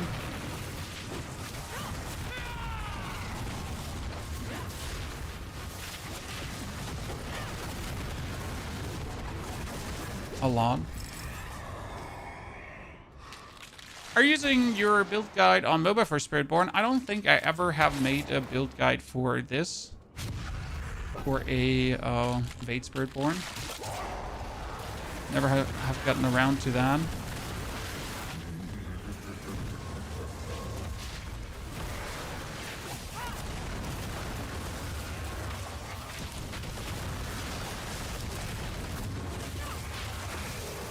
Let's see if we can get the 666 ether together, Chad. Or if we're going to be struggling. Looks like we're going to be struggling and we're slightly off. Unless I pull more of these sweet, sweet etheric masses out of my butthole right now. Right? Doesn't look like it. Yeah, that's a lot of soul spires instead of etheric masses. That's great. Luckily, we took the boon for Soul Spires appear less often, right? Would have been a shame if we took the one for Soul Spires appear, you know. So, that was a great idea to go here, chat, and be like short.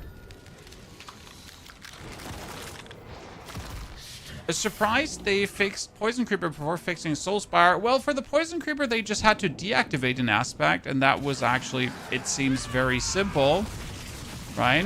To simply deactivate an aspect. And that seems to not have caused Blizzard any issues, pretty much. Whereas,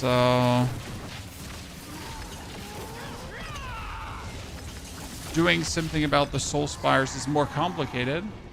Who knows?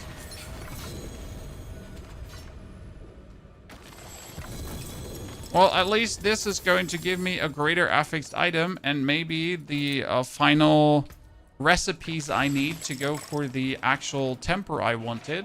Let's find out, chat. Let's find out.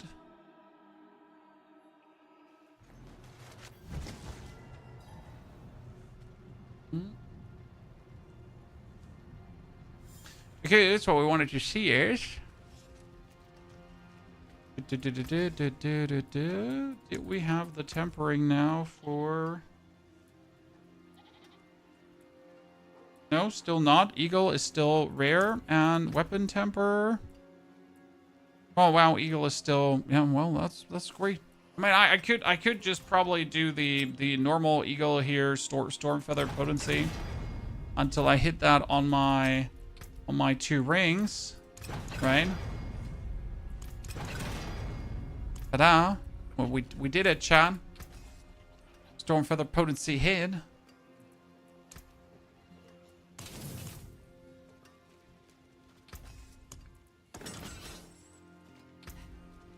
We got it. To rework the, what was it here? Temper. Give me that Storm Feather Potency. Come on. Good. Give it to me. Wow. I never wanted to have Storm Feather Potency anyways.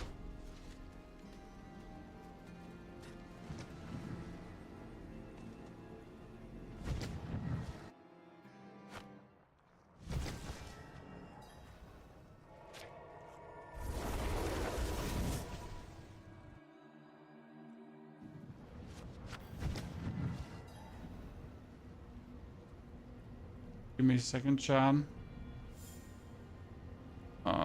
Wait, there. Oh, that was weird.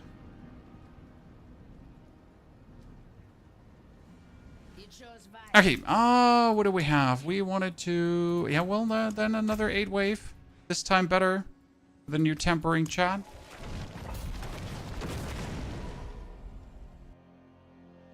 Nightmare Dungeons, you get your tempers quick. You're saying that, sir, but I already did those Nightmare Dungeons and I didn't get my tempers quick. So why are you lying? Brother, why are you lying? What are you gaining from your filthy lies? You know?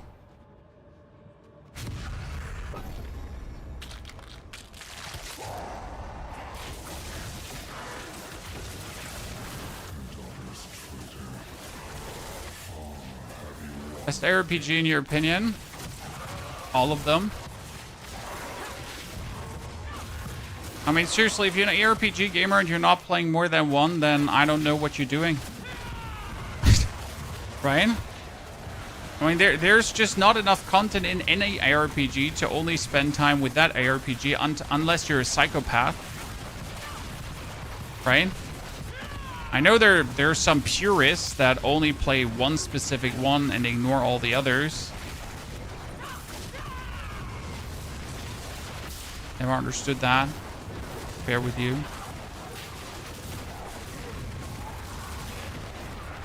And RPGs are designed as seasonal experiences, right? And just non-stop playing one can't end up healthy. Hungry Spires. I like Hungry Spires. Hungry Spires makes me happy. You gonna party up, JD? Nope, sir. If you can't do it solo, then your build sucks and everything sucks. No, I mean, like, seriously. You're expecting people to have friends. People don't have friends. People play RPGs alone. I mean, obviously, it would be vastly easier to do this together with someone. Yes, that is correct. But also, who actually has friends that play ARPGs? I mean, like, seriously.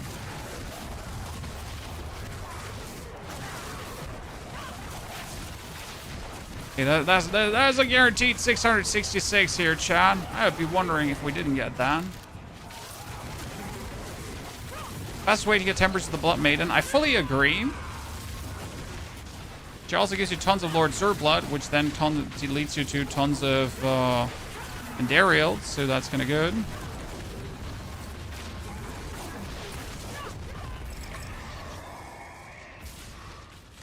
Right now, I just wanted to have my Sunbird Scourges. Colossal Fiends, yay! I don't actually know if I can even kill the bosses. Man, it's like, I was so happy about Colossal Fiends, but we're facing an issue here, chat. I don't even know if, like, how meaningful we can kill these bosses. I'm sure we can do damage to them. I'm sure we get our eagle, right?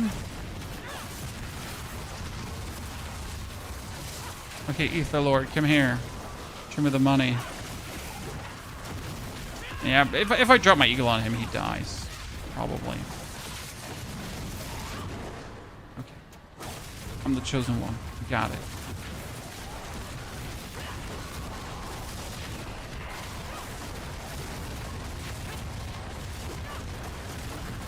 Oh, there's another one. There's another one. Come on. Back to back, chop. Back to back.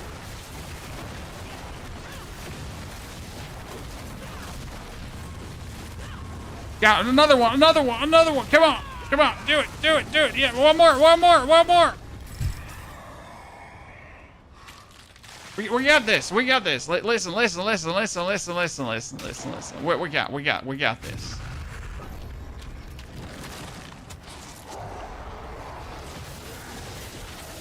Just keep stacking him, keep stacking him high.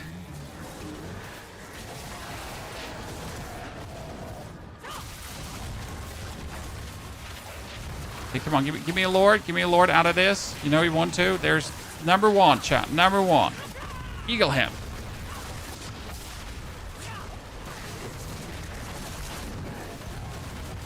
The double. There's another one. Good, good, good. One more. Don't forget to hit him with your stupid rock splitters so he actually takes more damage. Which I really have to say is annoying for this build right now. To get like the maximum damage that you have to do your gorilla stuff in between. Oh, one more, come on.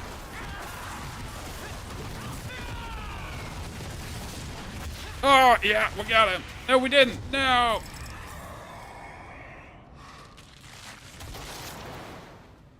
Damage slow as fuck. Sir, first and foremost, how do you dare? Second and most important, that's because we don't have anything. Well, this is a brand new character that pretty much just entered Torment 1-2. We don't have a single glyph activated nor leveled, right? It's a complete fresh character that didn't exist 4 hours ago. So here we are, zoom in and enjoying ourselves.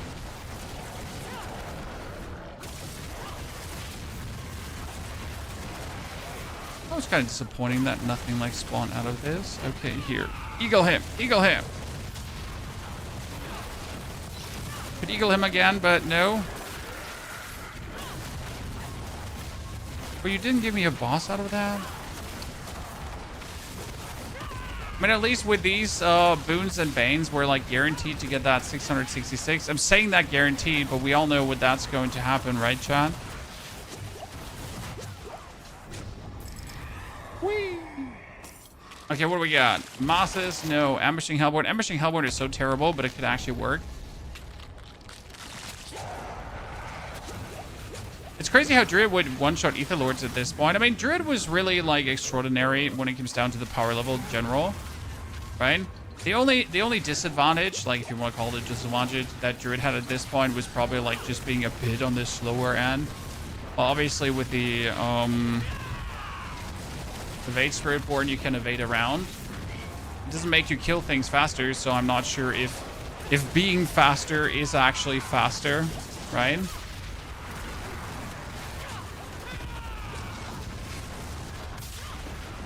Oh god, they just keep spawning them on top of me here. I'd like to see it. More. Give me more.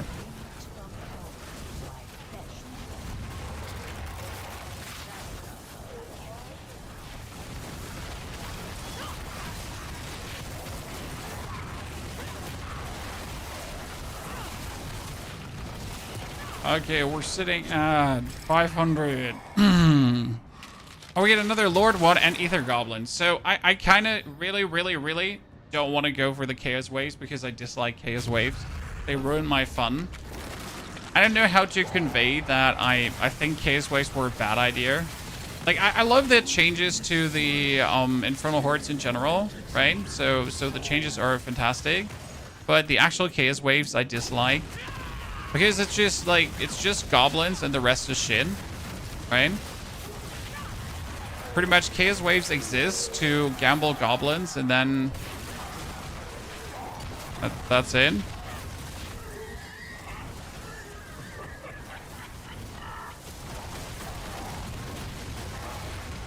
Correct me if I'm wrong.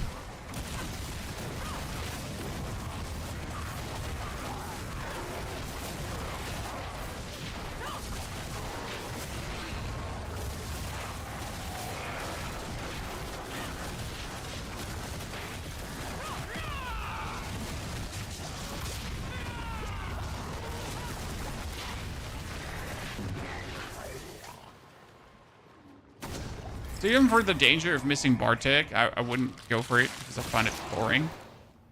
Well, less spires less often. The defense one is kind of funny, I do agree.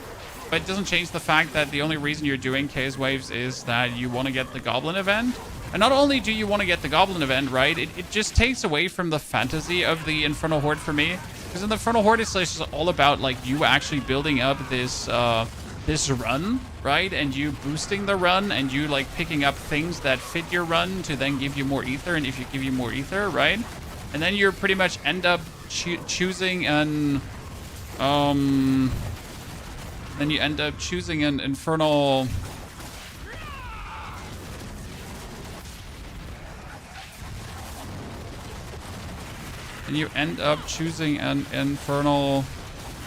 chaotic wave that has like nothing to do with all the stuff you've built up, right?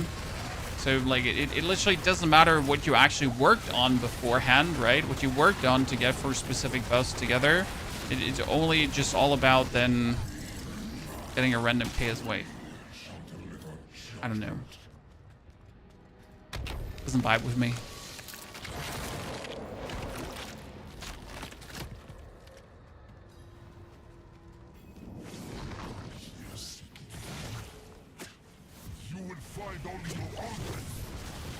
Okay, we can kill him. Mr. Bartek sent me a dream. Okay, at least we're killing Bartek, right? Meaningful.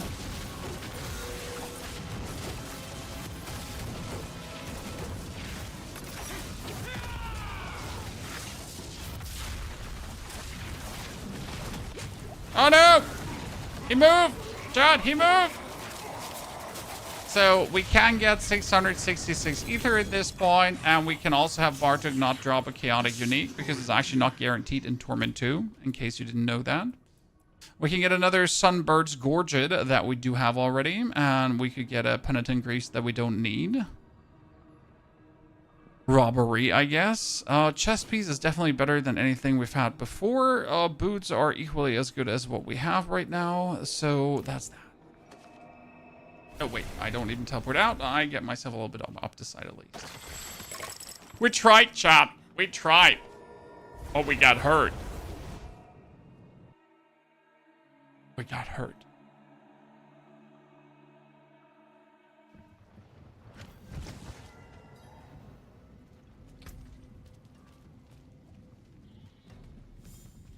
Okay, now we get the chest piece. With a random...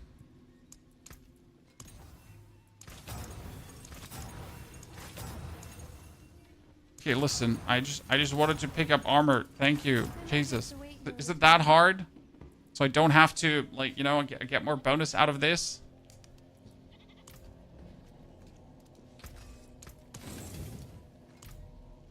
Good. Well, chat, that was day 1 with the Spiritborn, I would say. Good. In 4 hours, we got the character up all the way to Torment 2. We are good in Torment 2. We have spent so far 80 Paragon points, I think, to at least unlock the 1, 2, 3, 4 nodes, right? Minimal Paragon points spent for some attack speed, for some damage reduction with Barrier, for some resistance. So, again, minimal points put in just that you are somewhat having some damage. We'll see what we do tomorrow. I mean, we'll push all the way to Torment 4, obviously. We'll see what kind of build we go for. The whole plan was so far to witness how good is Evade. Evade is great. Evade is fun. We'll have the planner for that tomorrow. But what do we do now? Right? Because that's the question. What do we do now? How do we progress from here? And that's what we're going to do tomorrow. So day 2 of the Spiritborn to bring it further. I'm looking forward to it. I think it's going to be super fun. Until then, take care. And I'll hopefully see you all tomorrow again as we then push this further. Ohio. See you there.